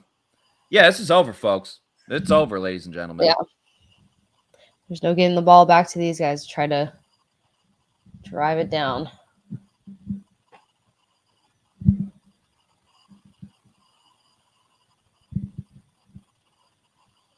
Putrid. A lot of people ask the same questions about coverage.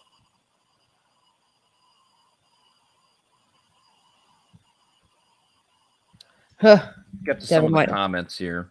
Sure, people are livid. Yep, J Rad says embarrassing. That's 100. Daniel says this is bad. This is true. King Cook says, I said it all week. Tomlin will have them ready to beat us. We are trash. Brian says this team is an effing disaster. Yi Jinping says it's all over but the crying. Levante David is washed. I don't think Levante's washed. No, if anything, still been a key part of them having any success in this game. Well, not a key part, but he's been involved in some successful plays. Hey, one thing that could put you in a better mood would be going to walk-ons. There's so many locations in Florida and even in Tampa. They have one at Wesley Chapel where we had the Pewter Report tailgate show. And, of course, the one in Midtown that's a little bit closer to Casey and myself. Fantastic food. Really a big fan of it. Especially go on Tuesdays. They have happy hour all day long. Not just your typical 4 to 7, whatever it is. All day long, they have happy hour deals on Tuesday. So check out a walk-ons near you. Again, Wesley Chapel and Midtown area if you live in the Tampa Bay area. And, of course, we have the Pewter Report tailgate show there next week. We'll be at the one in Midtown as we get you prepared for Bucs versus Panthers. So check out walk-ons, check out the Pewter GameDay show, check out everything else in between as we drag ourselves to the final of this pitiful rough performance. This was not a Sunday fun day. Only Bucs fan, keeping it positive, still tied for first place. That's true. RR says the sad part is there won't be any heat to fire Leftwich. The ownership doesn't want to break up the Arians tree. I don't know if that's true. Ant says this team sucks. There's a lot of upsets today, though. What's the final score for Falcons 49ers? I don't know. I haven't seen.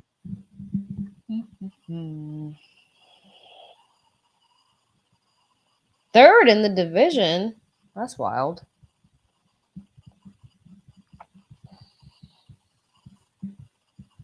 Oh. Thank you, only Bucs fan.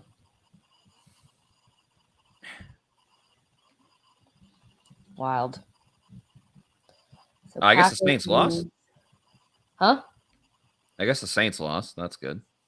Okay, so something went right today. Yeah. Packers lost. 49ers lost.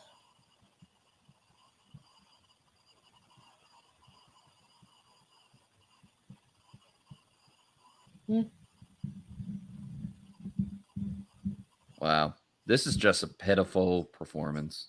This is disastrous. It's, yeah. I don't feel like there's any other words for it. I'm not Byron trying to talk to Brady on the bench there and Brady just looking about. I never wanted to be the one to buy into it, but they're just, I feel like at this point, you can't have this much talent and be ineffective if maybe the drama surrounding the team wasn't getting too involved there. Like the Brady stuff? I mean, at some point, it's got to start being a thing. Maybe. I don't know. I don't want to give them any Word to that excuses. says, Brady came back for this? Right. Like. Brady ruined his marriage for this garbage. Yeah, it's terrible. Bad. The Steelers just took their last knee. The Bucs lost to a 1-4 Pittsburgh Steelers team. They lose 20-18 in a downright pathetic performance. They are now 3-3 on the season. Ugly, disgusting, disgraceful, horrible, disgraceful game. But the beauty is we'll be back next week where maybe things will change. Maybe the Bucs will get it together and play well. Something has to change. And you know what? Winning can cure a lot of different things. So yep. Appreciate everyone watching today. Casey, thank you so much for joining us. Always awesome to interact with here on the show, even when the Bucs don't play their best. And keep an eye out for the Pewter post-game show. That will be coming up in a little bit. Check out our social media for all of that. And watch us next week as well for the Pewter Report Tailgate show and the Pewter GameDay show. So for Casey Hudson, I'm Matt Matera saying thank you, everybody, for watching. We will see you for another edition of the Pewter Report GameDay show. Oh, thank you so much for the super chat, Jonathan. Thanks for making it through that garbage with us, Matt and Casey. Anyway, we could pitch in and send something to the Brate family. Don't know at this moment, but that'll be something we will look out for. Appreciate you bringing that up. And again, thank you for the super chat. Yeah, prayers up to Cam Brate. Hopefully he is doing all right. So for Casey, I'm Matt. We'll see you guys next week. Thank you very much for watching. Out. Nope, hit the wrong button.